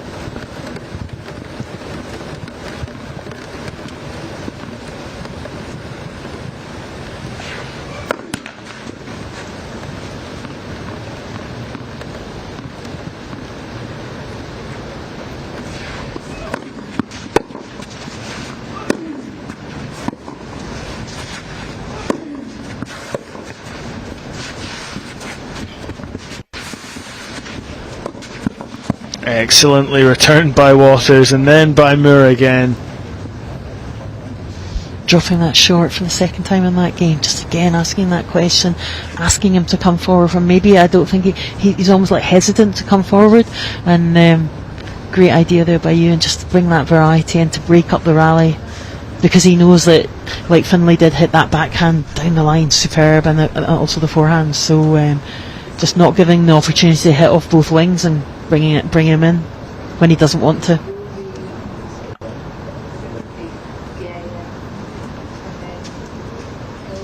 There it is. Waters this time read it. He did really well, but then you had to work hard to get that smash. It wasn't an easy one.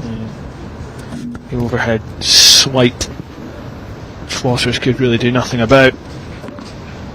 You're now 3-2 ahead. And the difference there is Ewan's not trying to do like an amazing winner off that. He just knows he's really good at placing it. He was like, there's the space, I'm going to hit it there. You know, it's margin for error.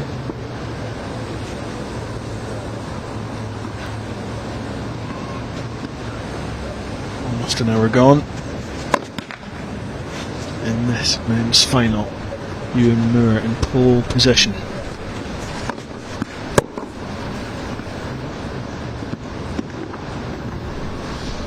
Finlay, serving to get it back on level terms.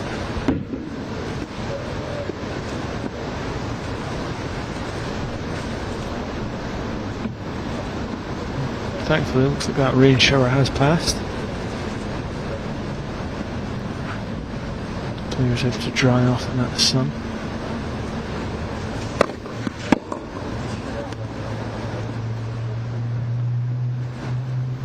Waters shaking off that first serve.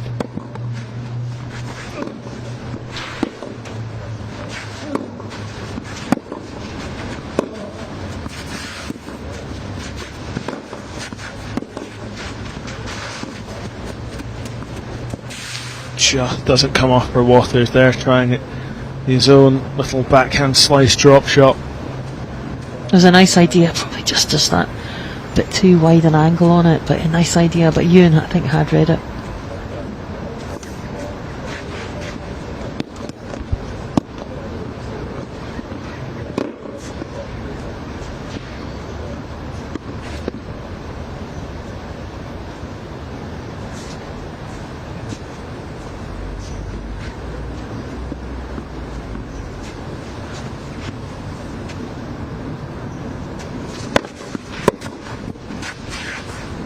Good serve from Waters, banging it right down the line. Yeah, that one down the line is really working. Really to get some snap through the wrist there. Excellent serve. Another big game this one if Ewan Moore is able to break Finlay Waters.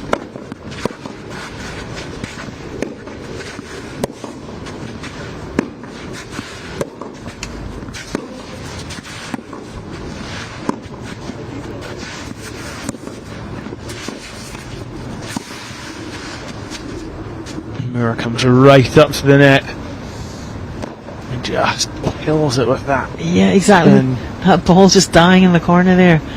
Good shot selection. Again, not going for the massive winner, but in fact going for the ball just in front of him and just ball not bouncing up. 2 break points now, and Waters on a second serve.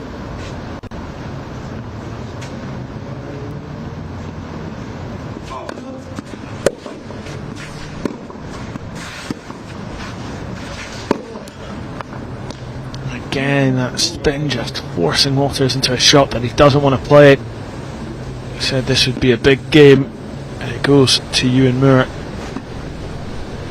4-2 now. Again, we've seen it. Players want to hit just below waist height, out in front, nice ball, no spin on it. So you give the lower ball with a spin, you've got to dig up. It's a nasty ball to get back, especially for the double-hander.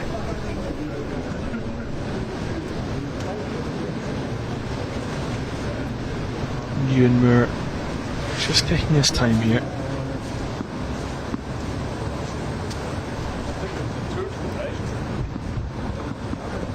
Just composing himself, taking his time, making sure it's not rushed. It's quite the opposite of what we saw with Heather Barlow, who was keen to just get the job done as quickly as possible. Moore making Finlay Waters run about and then smashing down the winner. That was a great smash.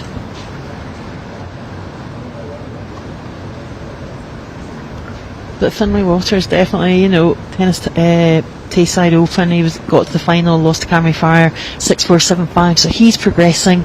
He's come through, he's been round of 32, but the last 2 he's got to the final, so massive strides for him this year in terms of his improvement.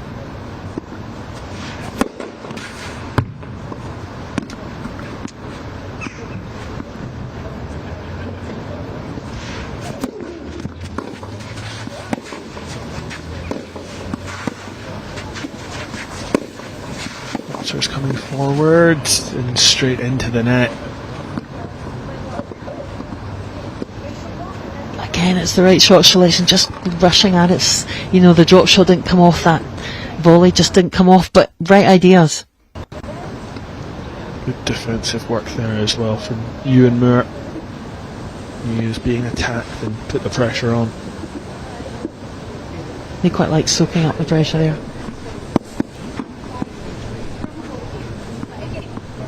If he can keep this up and make it 5-2, it puts a lot of pressure on Finlay Waters' next serve game.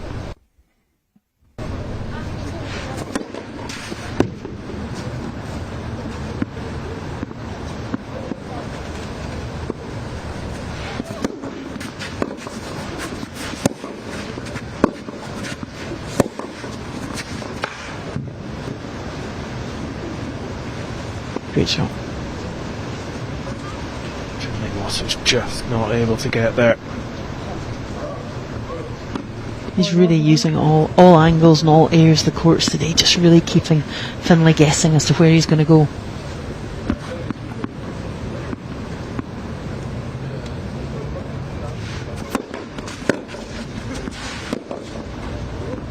A rare miss hit there.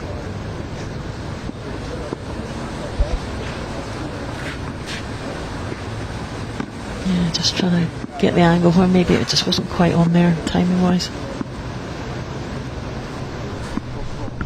He's got 2 opportunities now to see this game off. He only needs 1. An amazing ace. A super serve to make it 5-2 in the second set. Ewan Moore just 1 game away from clinching the title. Yeah, he knows Finlay's got some good shots and good service games, so for him to hold there and just pull away, that's absolutely crucial. Instead of it being 4-3, 5-2, absolutely massive.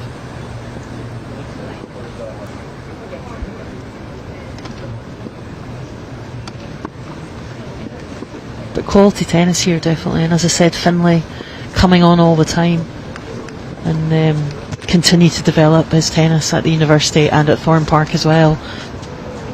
And certainly his doubles play will help him too. Two of them teaming up after this for the doubles final. So lots of tennis for him too.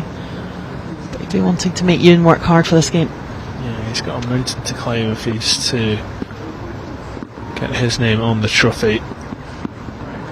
He wants to just make sure it's not too straightforward for Ewan Moore.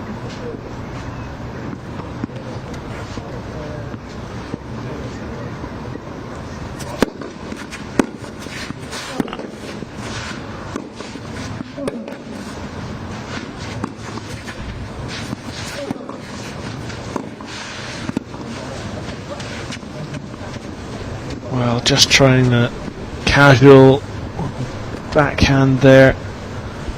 Doesn't come off for Finlay Waters, and the shoulders are a little slumped. I think he thought maybe a shot was going out, but Ewan's calls are super fair, and it definitely was in.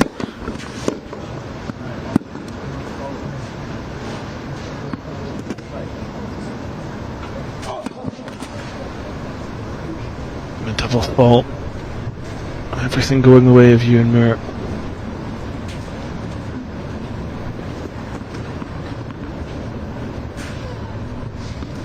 I think he's got to think about maybe that serve down the middle. It's been really effectual for Finlay this game.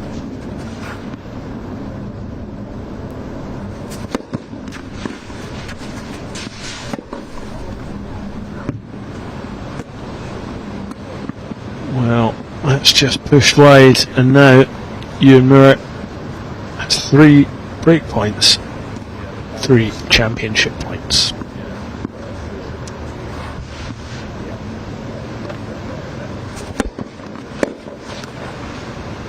Down to just 2.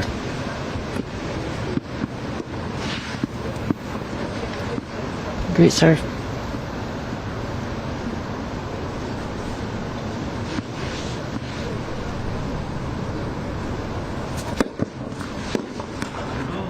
Down to just 1, or was that serve a little long maybe? No, it was good. It was good. Just 1 break and championship point now.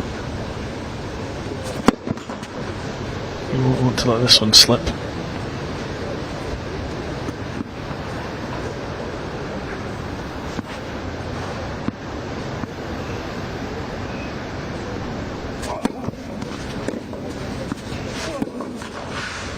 And there is the men's title here at the East of Scotland Tennis Open 2025. Finlay Waters dispatches with his racket the beaten finalist. Not happy with how he performed in that final. So Ewan Moore is the winner, following up his triumph in 2023. Another win in 2025. 6-3, 6-2 over Finlay Waters. I think it's fair to say, another deserving winner. Yeah, absolutely. Just some really smooth strokes and just really stepping up a gear. And in terms of Finlay trying to work out how to beat him, he really, as we said, he seemed able to soak up the pressure and he's able to absorb, and especially if he goes down, doesn't let it bother him, and then steps up again and just able to negotiate his way through a tennis match. And but I say Finlay, some lovely stuff, some great serving, and yeah, I would like to see more of how he does in the summer, and especially those serves down the line. But I say Ewan, especially, we had a couple of drop shots as well. I really liked that. His ability just to cope with whatever Finlay. It was almost like Finlay was like, how am I going to break him down? It's really hard to break that player down because he's definitely, Ewan's on the upward trajectory at the moment. Yeah, 27 years old, Ewan Moore. And what should really be next from Heather? He's looked so impressive at these championships.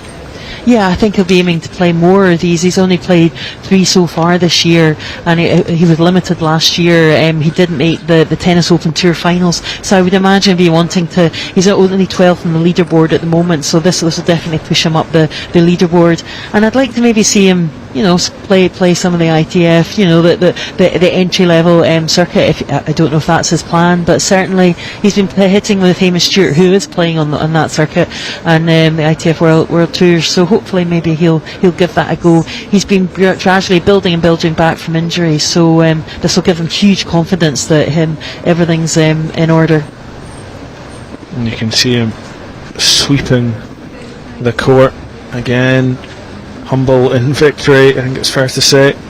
He also gets married in August, so that'll take a wee bit of his time there in August. But in terms of his tennis, he's got a lot more to give, and I hope he does that.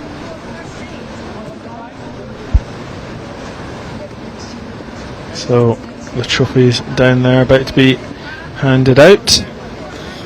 And Finlay can be hugely proud of what he's done. That's two finals in the last 2 tournaments, so great for him as well in his development, and he'll keep doing that at Stirling and making his way up the leaderboard. And it's quite the impressive trophy, a historic trophy as well to get your hands on. Yeah, 1884. Maybe there wasn't even a trophy, because the trophy that's being presented, it says 1897 first presented, but the first name on the trophy is 1884 A. Fuller. So a real piece of East of Scotland history, and great that trophy isn't existent and being presented today. Vicky Mendelssohn's down there, she's chair of East of Scotland Tennis, so great to see her doing that.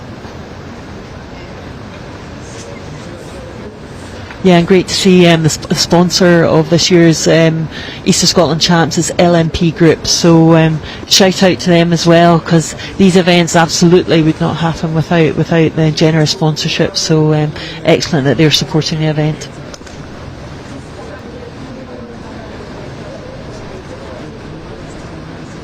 The trophy about to be handed over to Ewan Moore. That is Matthew Meredith from LMP Group, who will be handing the trophy over. See Finlay Waters on the left there, and then Ewan Moore getting the trophy and his medal as well from Matthew Meredith. Yeah, Matthew's also on the board of East of Scotland LT, so it's great to have these connections and the backing to let these tournaments take place.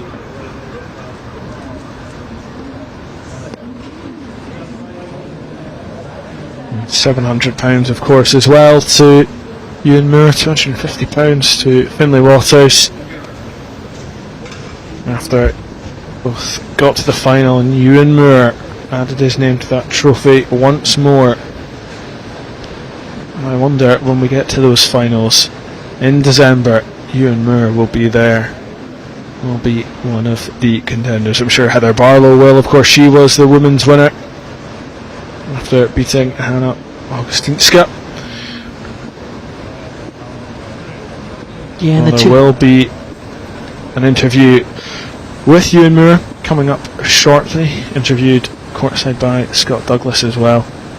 My thanks go to Heather Lockhart for joining us and guiding me through that one, and thanks very much to you too for watching along. Remember to stick around for that interview with Ewan Moore.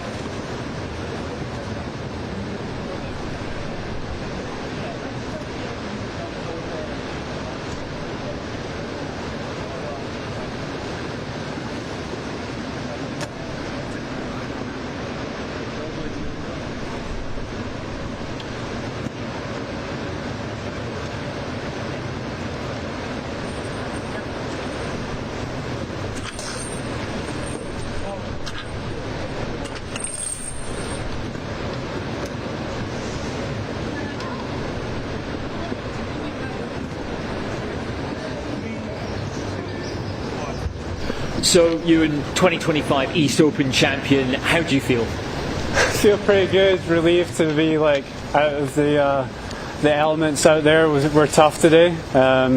Owen asked us at one point if we want to come off, but we've both played in worse than that, so we decided to just kind of soldier on. And yeah, it wasn't always the prettiest tennis, but I'm glad to get through, and thought like I made him play a lot of balls and made it tough for him, so I'm happy to get through it. Yeah. And with those, did your tactics change at all because of the weather? Did you adapt what you would have normally done in a match like this? A little bit, yeah. I mean, you kind of got to play with bigger margins, not go for as close to the line, because you just don't know what the wind's going to do. Was just trying to play kind of high, deep shots. Finley was returning really well off his forehand side in the start, especially in the first set. So I had to change up my serve a little bit to adjust to that. And then I think I came in a little bit more towards the end, helped me get over the line. Yeah, you seem to hit a few more winners in that second set. You seem to be going for it a bit more. Was that part of it, coming to the net, just trying to take the points away from him? Yeah, it kind of seems to be the story of the tournament for me. The first set I'm a little bit nervous and not quite hitting through the ball, and then once I get the first set, I managed to loosen off a little bit and start swinging more freely, and it allowed me to play more aggressive. Yeah. It's also frustrating weather to play in. You managed to keep very cool throughout, even though your opponent didn't seem to manage to do that. How easy is it to stay calm when the person on the other side of the net is letting off a lot of steam? Yeah, I mean, I think it's easy to stay calm when you're up on the scoreboard. I'm sure if I lost that first set, it's probably going to be me complaining about the weather and not him. So yeah, I was just thinking, he's thinking about it, and I need to just stay focused on my side of the court and keep on putting out a good level to get through it. And final question: how are you going to celebrate? Play some doubles in the rain, I think. I don't know after that. We'll see. But yeah. Congratulations again. Well done. Thank you. Thanks very much. Thank you. Yeah, that was good.